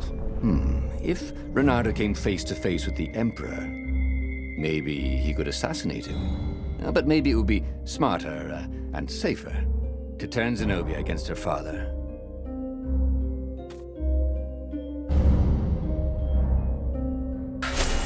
What are you doing? Asked Zenobia. Did you ever wonder why the Emperor adopted you? He asked her. She shook her head. He told her. His Majesty wanted to bring the lost gods back. They could make him an eater of souls, an immortal. But to seal his bargain with them, he needed a sacrifice. Someone who truly loved him. She was stunned. Furious. You're lying. Under a truth spell? It's a trick. You can't prove that. Take me to the observatory, and I will.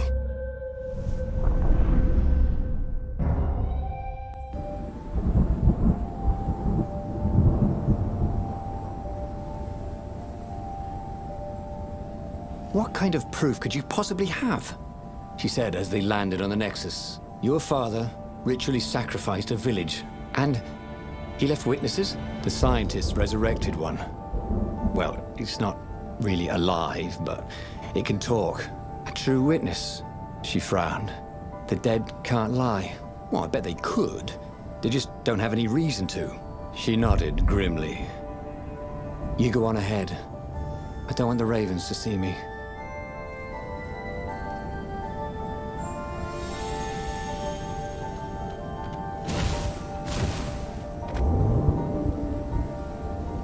It was a bit windy up here.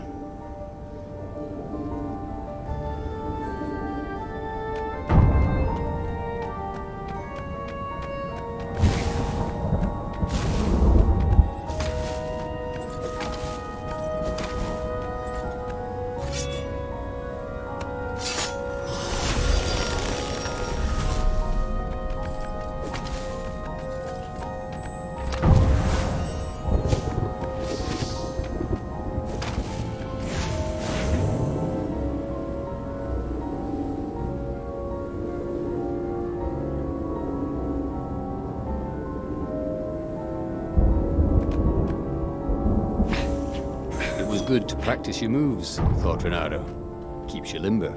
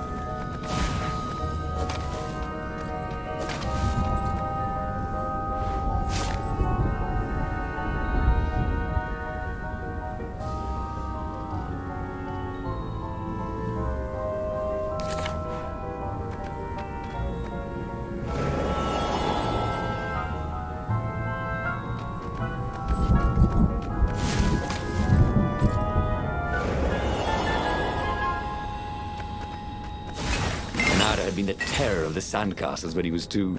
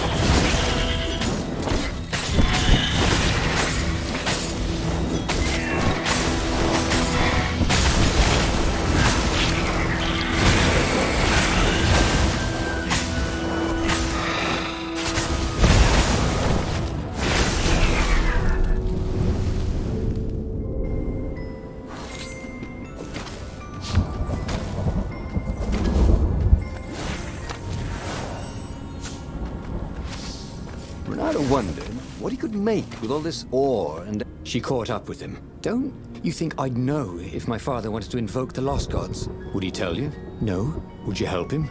No. I'd burn his books. Why'd he adopt a stray cat? You don't ask a thing like that. No, not when there's no good answer, she said, her whiskers twitching.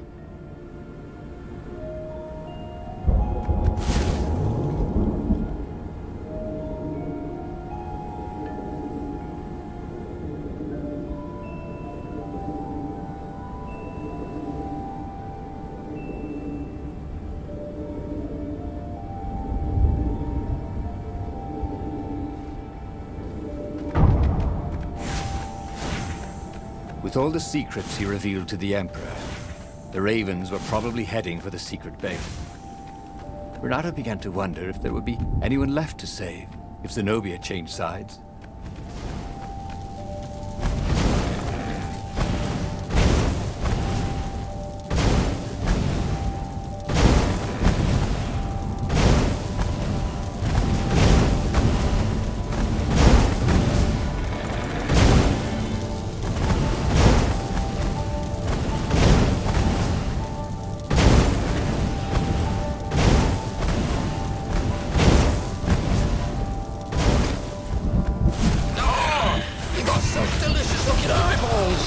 Caught the lead, Raven.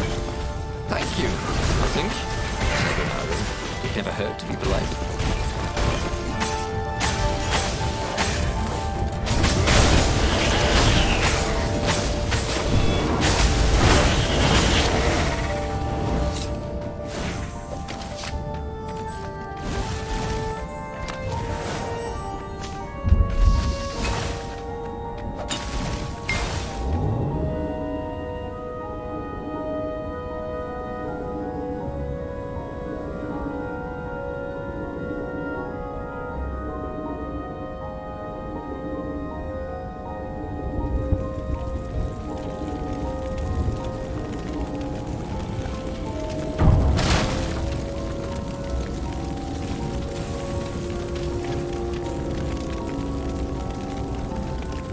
The observatory was a burning hulk.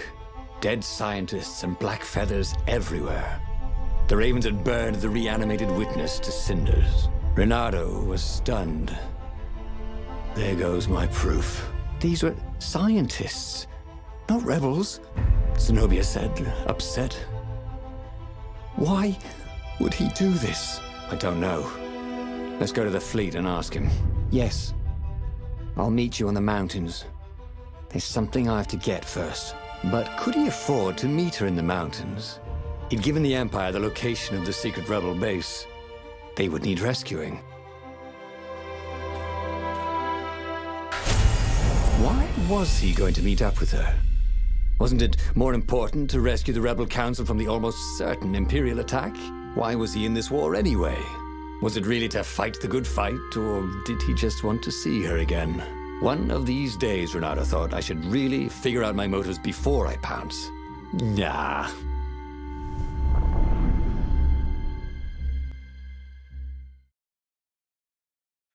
Was it true? Was he on this adventure just to see Zenobia again? The Imperial heir was not an easy cat to see. Well, she'd ignored all his Kwanzaa gifts. And on the other paw, trying to get a date by joining a war against your intended was, let's say, pretty optimistic. But on the back paw, thought Renato, yes, it sounded exactly like him. Good. I'm so glad we had this little chat, he told himself.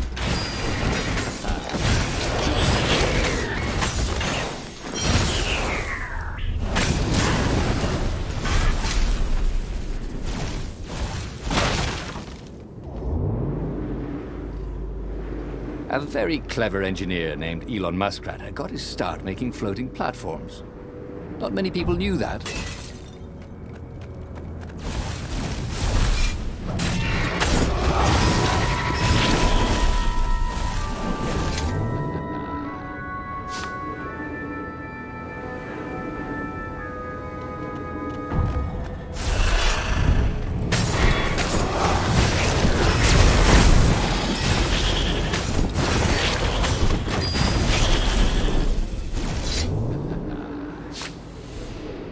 There were a lot of dead ravens along the side of the road.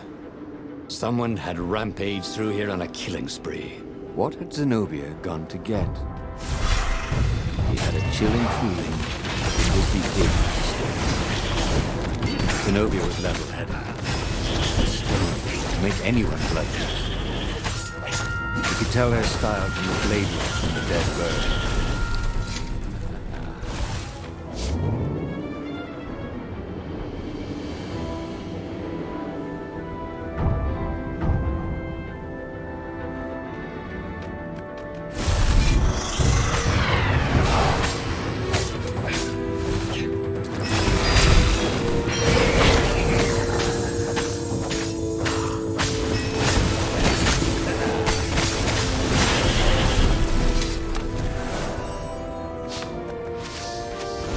With materials like this, he could probably make a really nice pair of barbecue tongs. Or even a sword.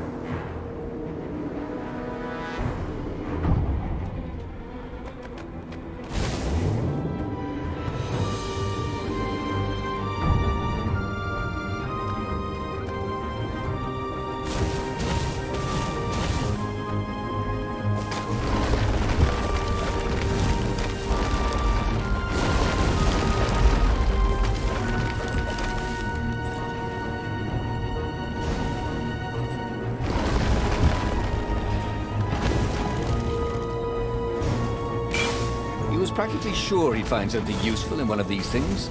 Renato wondered what he should do when he found Zenobia. What could he do if she had the Iblis stone?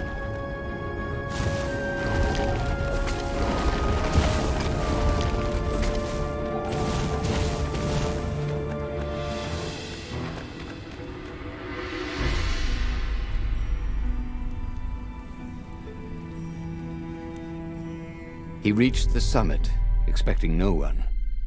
But there she was, steaming, pacing. I'm gonna kill him, she said. I'm gonna kill all these ravens, and then him, and then his family, and all the eggs and tadpoles. And then I'm gonna burn down their pond. Did you go and get the Iblis stone? Do you see all these ravens I killed? So much power. Yeah, great, Renato said. You really want power from a demonic rock? You want the stone, don't you? Not really. Good. I'd rather not have to kill you. He told her he loved her, that he wouldn't let the Iblis stone take her, even if he had to die for it. Well, he planned to tell her. Now didn't seem like the right time. She'd probably cool off in a bit. So he let her get in her ship and fly off. He rushed back to the Farfarer and followed her, keeping a healthy distance. Zenobia's ship was just visible through the clouds ahead. How could he reason with her? But he had to.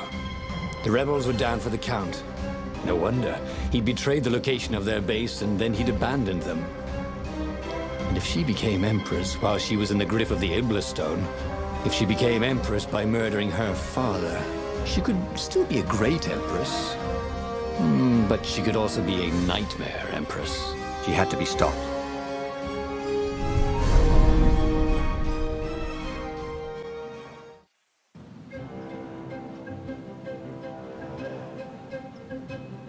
There were more dead ravens along his path, some of them wounded in the back. He knew she could have easily talked her way past them, or clouded the little tiny raven brains with a spell. She was going out of her way to kill everything in her path. This wasn't Zenobia, not as he knew her.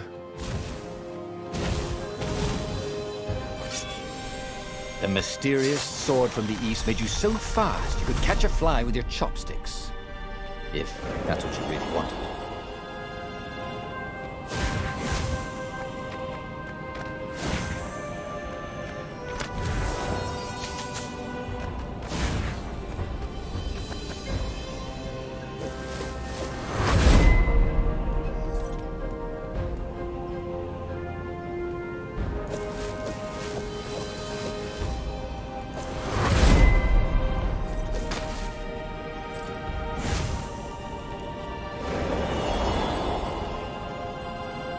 So, his beloved was possessed by the spirit of a demon. That's what it meant to be a hero. To brave the darkness in your loved one's soul. To have faith there was still good in her. To help her out of that darkness, no matter what the cost. But what? What could he do? She'd kill him if he tried to take the Iblastone from her.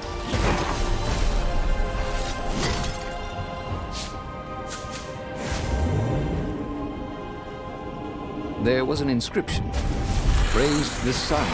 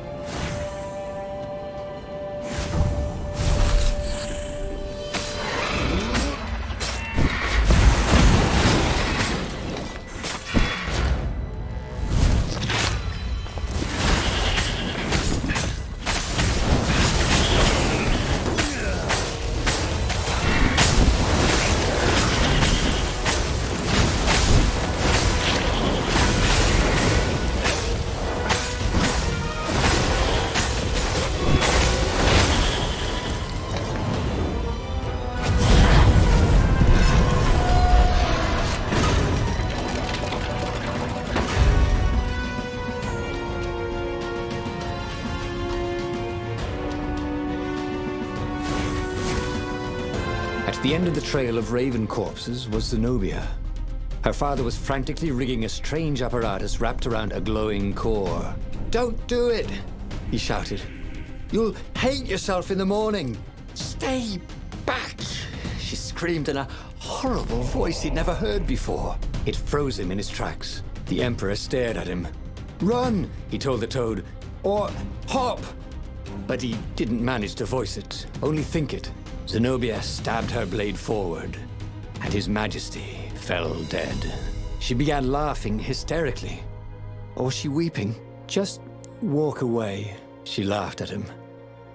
I've no more use for you. There was something he needed to do, but he couldn't figure out what it was. So he did as he was told. As he walked away, he felt a chill in the world. The light in the sky seemed to dim. He didn't dare turn. He had a nagging feeling there was something he should have done just then. Something heroic. But he could not have taken the Iblastone from her by force, and she would not have parted with it willingly. A cold wind blew from where she had been, but he still didn't dare turn. And then, an awful laughter filled the air, and all the torches and all the ships went out. And he realized what he should have done. But by then, it was too late to do anything. He should go back to some of the choices he'd faced before. Maybe there were new paths that had opened up, like those doors he was opening up all over the map that took him to new treasures and around his enemies. But he'd learned another true thing. Zenobia still had feelings for him.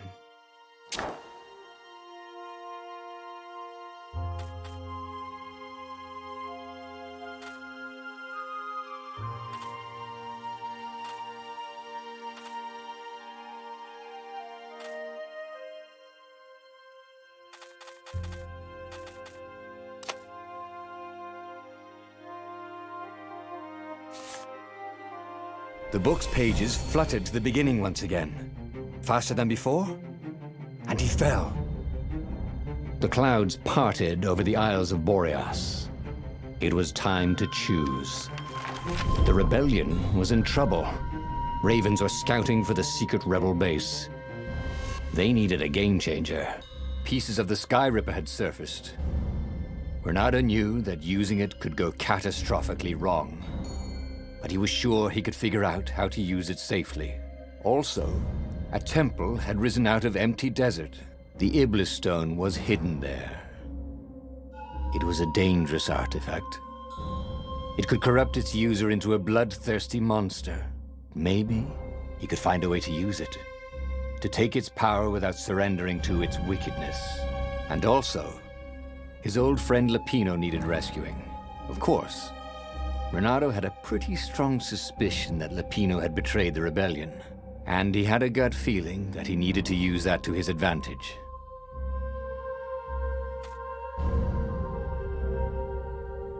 Renato finally realized that Lupino was a traitor to the cause, and maybe Renato could use that somehow.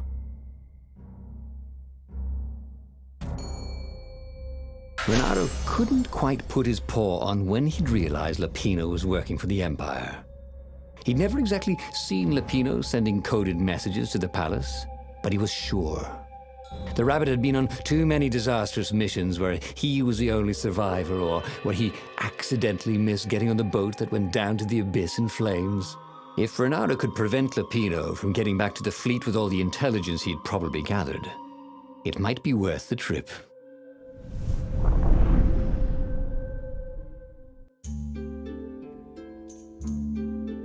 How had they come to this?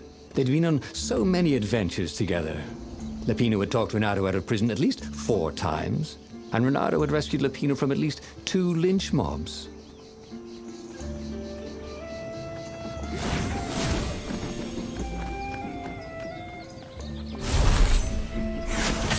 Chill out!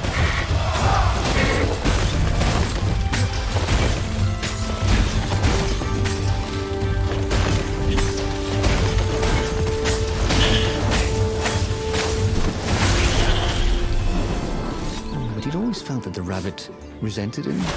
Lupino was hilarious because he was so down on himself and everyone else.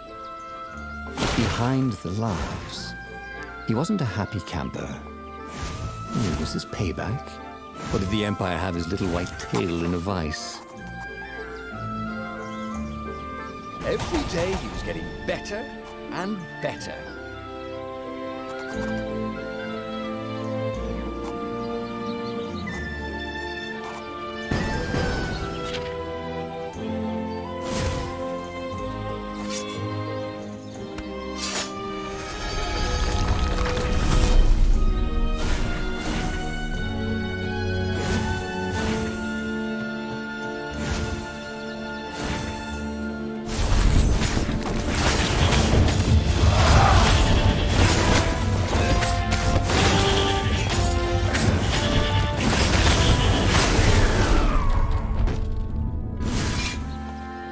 There was still no sign of Lupino.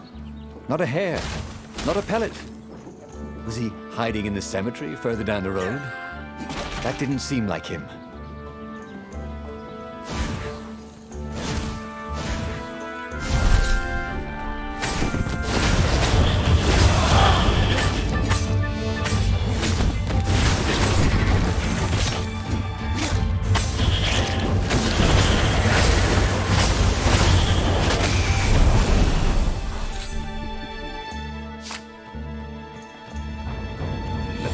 betray him.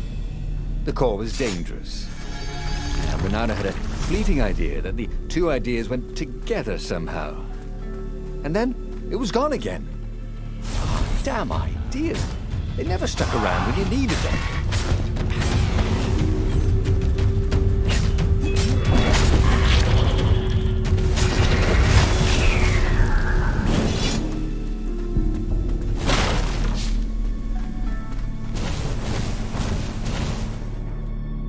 Bloody and exhausted, Renato finally reached Lapino. The rabbit was practicing shuffling his favorite deck. Now that he knew what the rabbit was, there were a few things about him that Renato didn't find so amusing anymore. You sent me an urgent message saying that you're in danger. Oh, I am. The ravens are coming. Now, I got a clever plan to kidnap Zenobia. Renato wanted to clap shackles on the rabbit and shout, "You're a traitor, and I'm not falling for it." But if there was one thing Renato was sure of, it was that the core of the Sky River was dangerous mostly to its user.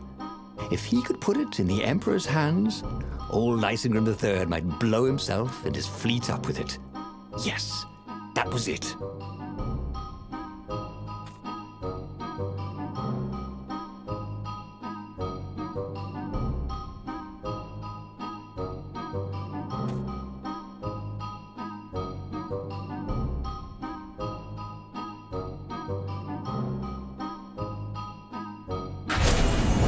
Renato felt like a real hero, brave and smart.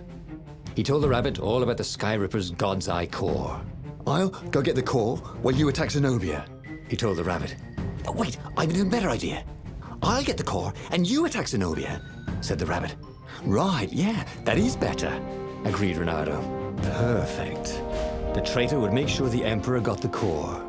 Now Renato just needed the Emperor to use the core. If he could only get something that the Emperor wanted very badly. Zenobia. He could save her and bait the Emperor at the same time.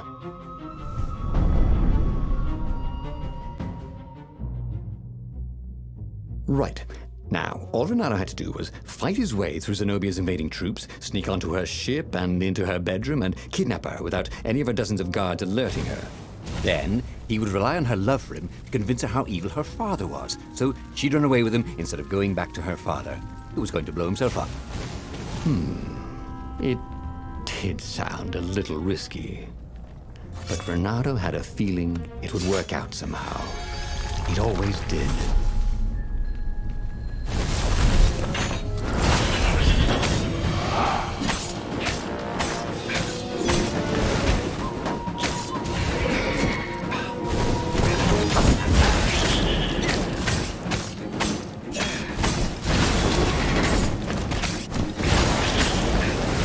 Barely landed a claw on him.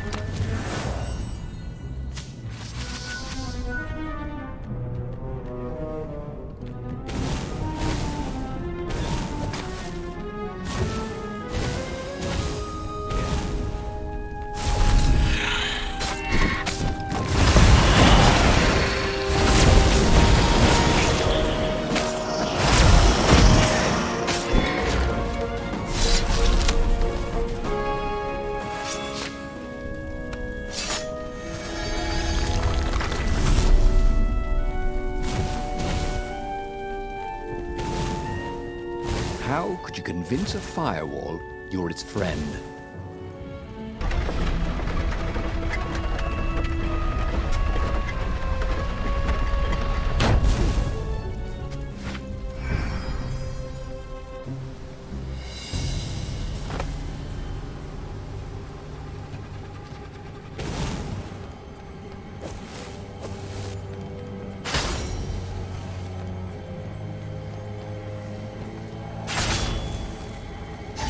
You blinked.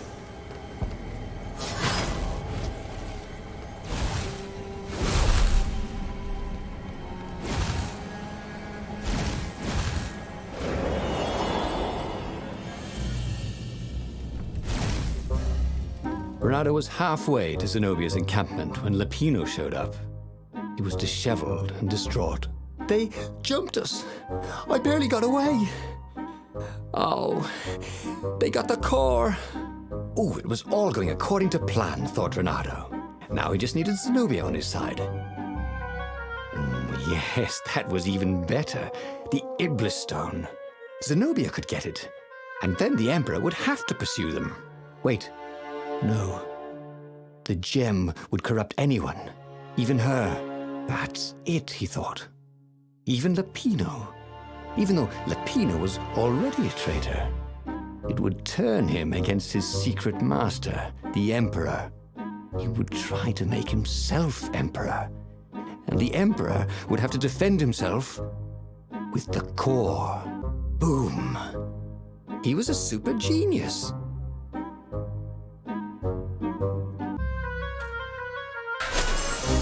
This is terrible, Renato told the rabbit. If only I had gone for the Iblis Stone. But now it's lost in enemy territory. He handed Lupino a map. It gives the bearer so much power. We can only hope the Emperor never finds it. What was that? Said Lupino. I think someone's following us. I didn't hear anything. Rabbit ears. You go on ahead. I'll check it out. And with that, Lupino hopped off with the map.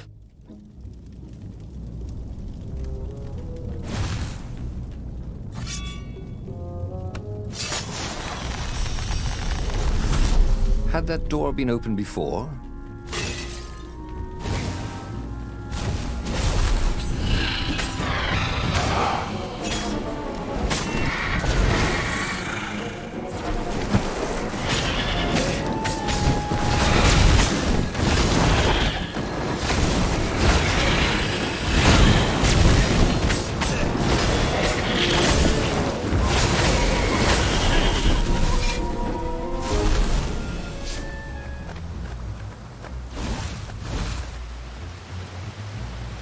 Renato slinked through Zenobia's ship, making no sound at all.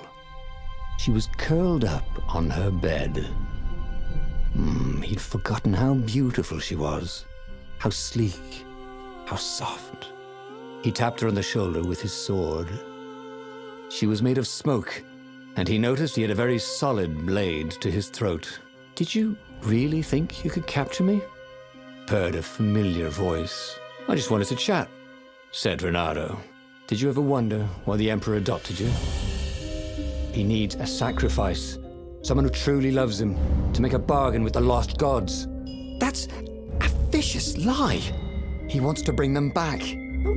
That's crazy. Why would anyone? They could make him immortal, an eater of souls. And with that, her eyes widened. She understood. Renato told her how he had rescued a priest whose order had been massacred, how he had slept in a burnt village. At midnight, the Emperor's victims had come to him in his dreams to tell him of the hideous eldritch rituals they'd been sacrificed in. He could still see those kittens and puppies, their wide, sad eyes, their moist noses. You can't prove that. I've got a witness at the observatory.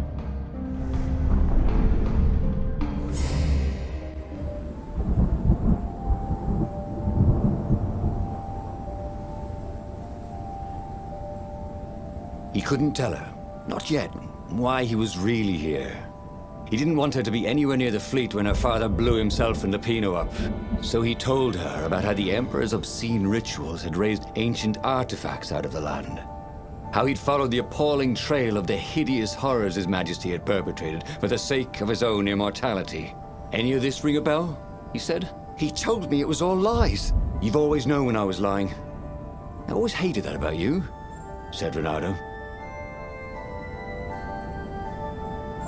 The rebellion had started after atrocities that the Empire hushed up. Renato had rescued a priest whose order had been massacred for one book. He had slept in a burnt village. Dead kittens and puppies had come to tell him what the Emperor had done to them.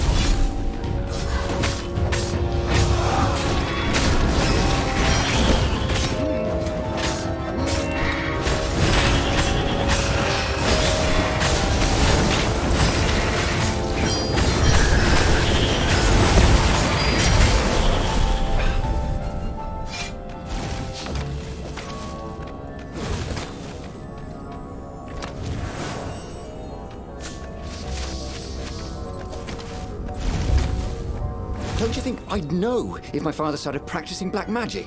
Why? Would you join in? No. I'd destroy his books and I'd... Oh, God. Okay, you're not completely wrong. They've resurrected one of his victims. Well, look, it's not exactly alive, but it can talk. A true witness, she said.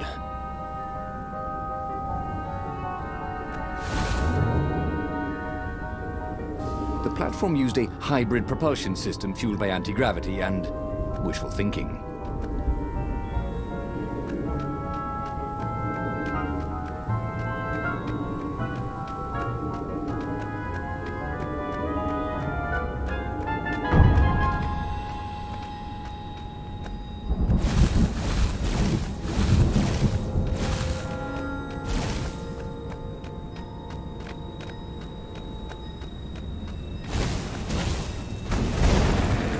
If he was a weapons engineer, Renato would make the cannonballs go much faster and fire randomly, obviously.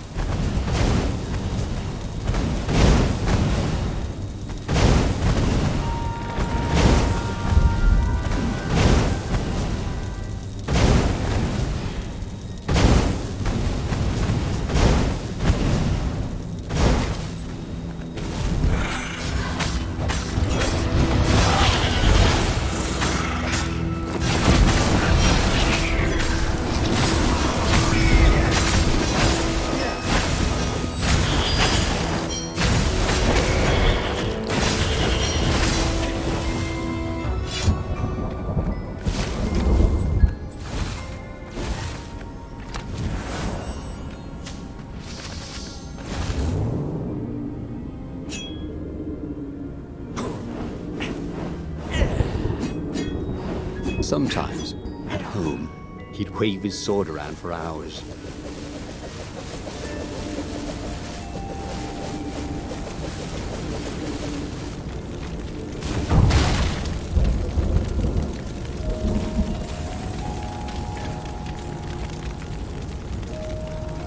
The observatory was a burning hulk. Dead scientists and black feathers everywhere. The Ravens had taken special care to burn the reanimated witness to cinders. Zenobia stared at the carnage.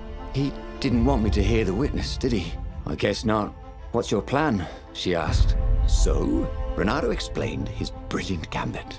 Sending Lapino to get the Iblis Stone, become super powerful and corrupted, provoke the Emperor into using the core against him, thus blowing up both of them, and hopefully the fleet too. Let me visit your council, she said, shaken. I want to help. Could he really trust her?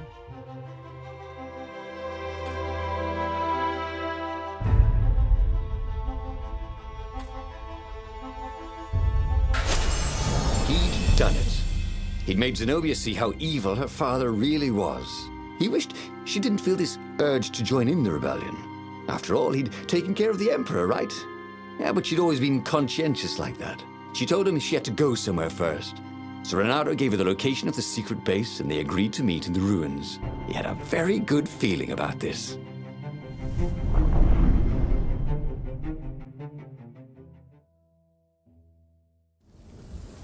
What had Zenobia gone off to do? What was more important than meeting the rebel council? Had he made a mistake, sending her to the ruins? No. He knew they could trust each other. He could trust her because she never broke her word. And she could trust him because she could see right through him. Well, she'd probably be there well before him. She at least didn't have to fight her way through rainstorms of ravens.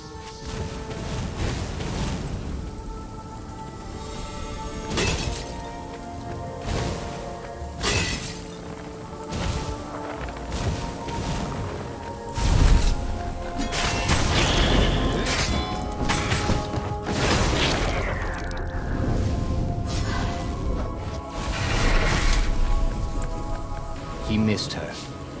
Not Zenobia. Hypatia, the kid's mother.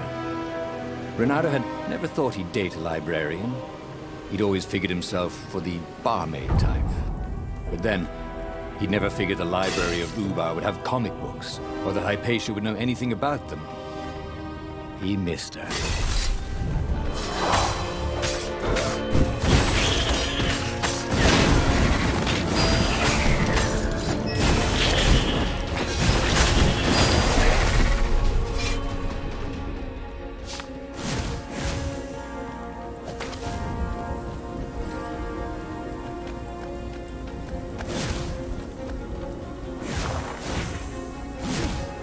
As he came around the bend, there was Lupino, unconscious on the side of the path. And Renato could smell a familiar, sweet, smoky scent. Who? Zenobia. It had to be. She never used a combat spell when she could use drowsy gas. That meant she had the Iblis Stone. What would it do to her? She hated her father now. She'd kill him for sure. The council wouldn't mind if she killed the Emperor, but murdering her father would destroy her. He had to get to whatever ledge she was on and talk her down from it.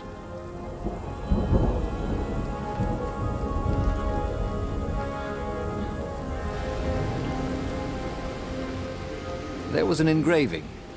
Maximum capacity, 130 people.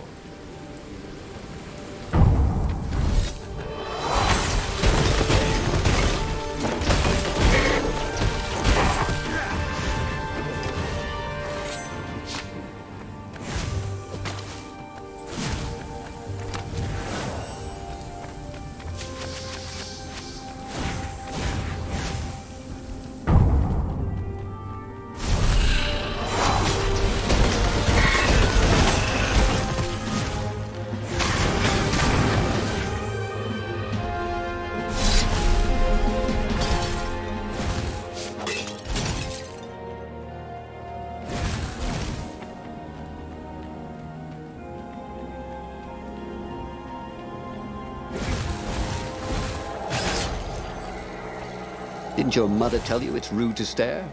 Snapped Renato, a little smug.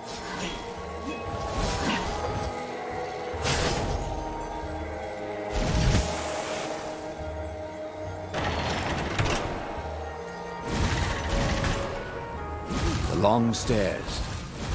So he was close to the rebel base. Nothing was on fire. So far, so good.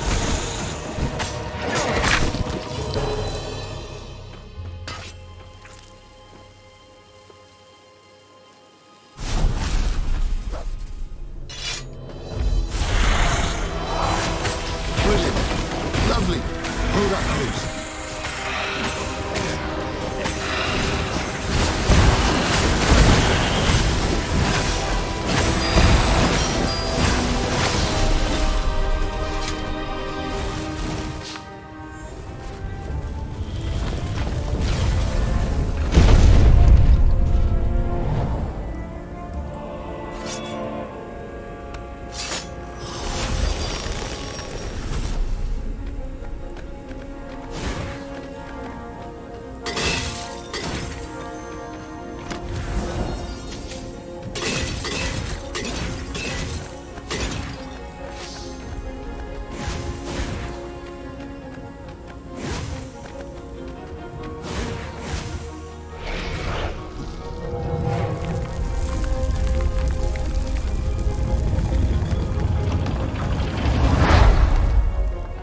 Everyone in the council chamber was dead. Zenobia stood shivering in the courtyard, drenched in blood. Why? He managed. They started arguing with me. I lost my temper and I wanted their blood. Well, not me. The stone did. Why did you take it from Lupino? I had a plan. You had a stupid plan, she said. I'm going to go kill my father now. No, you can't. You'll just take his place. You'll become worse than him. Get out of my way, or I'll kill you too.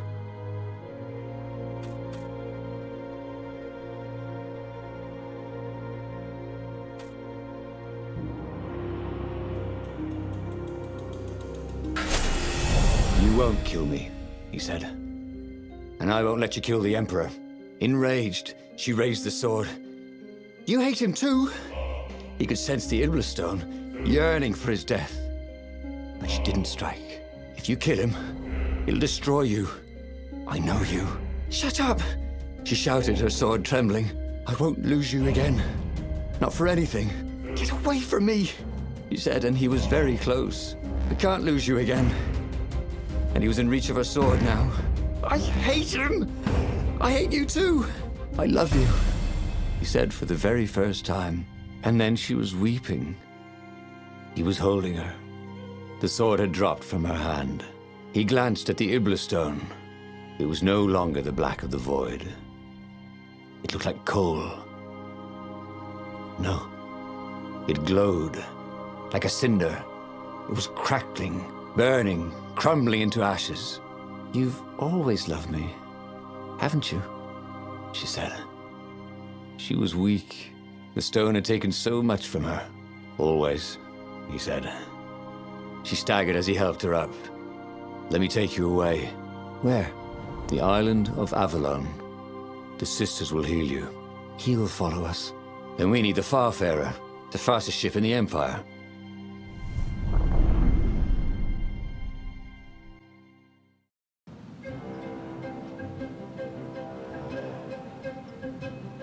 The Empire had seized his ship. They'd have to take it back.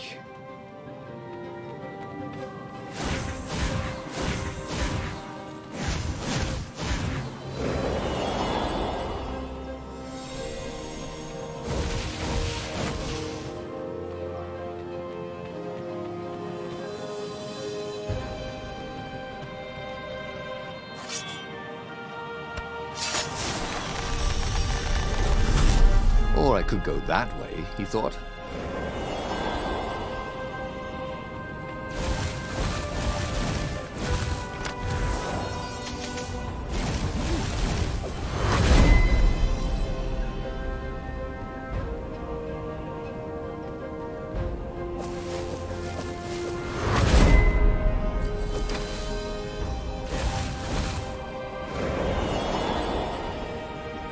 And there it was. His beautiful skycraft, the Farfarer. They would fare very far indeed, beyond the Empire, beyond the reach of the Empire, to the mystical island of Avalon. He didn't know exactly where it was, but he knew he could find it. And they would find peace there. "Second star on the right, and straight on till morning," laughed Zenobia. And they laughed together for the first time in a long time.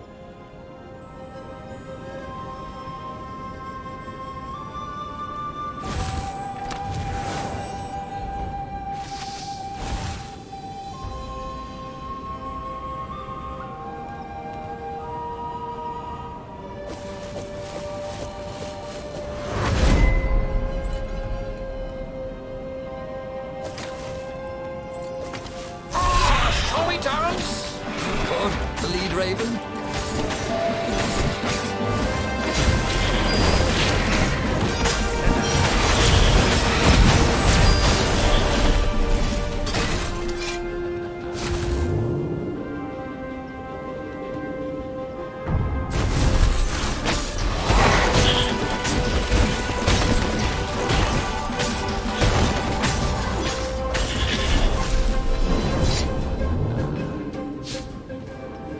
There was an inscription, "No spitting."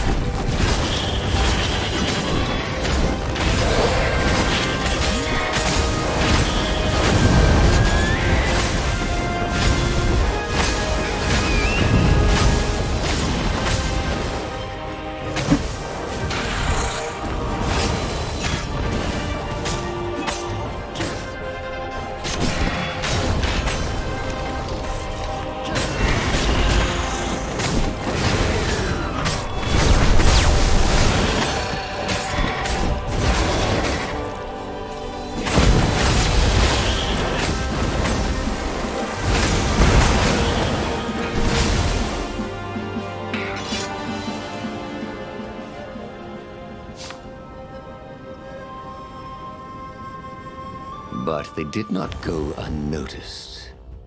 Scout ships lifted off, and the long lance of the Imperial flagship. Bernardo turned downwind to gain speed. The Raven ships could pursue but they couldn't close. The far speaker croaked, "You return her and live!" "Go sacrifice yourself," yelled Reynardo.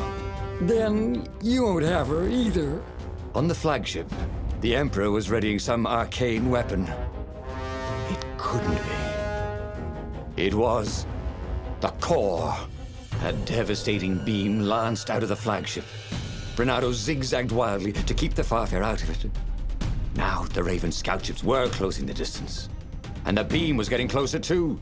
Then came a blinding flash, and the air was searingly hot all around him. There was a thunderous, deafening roar. He could smell burnt oak and burnt feathers and burnt flesh. But when he could hear and see again, they were alive and unhurt. And they were alone in the sky. Zenobia embraced him. They had done it. Through luck and through love, they had won the war. "Avalon, here we come," he said as he held her arms wide in the prow of the boat and let her feel its speed.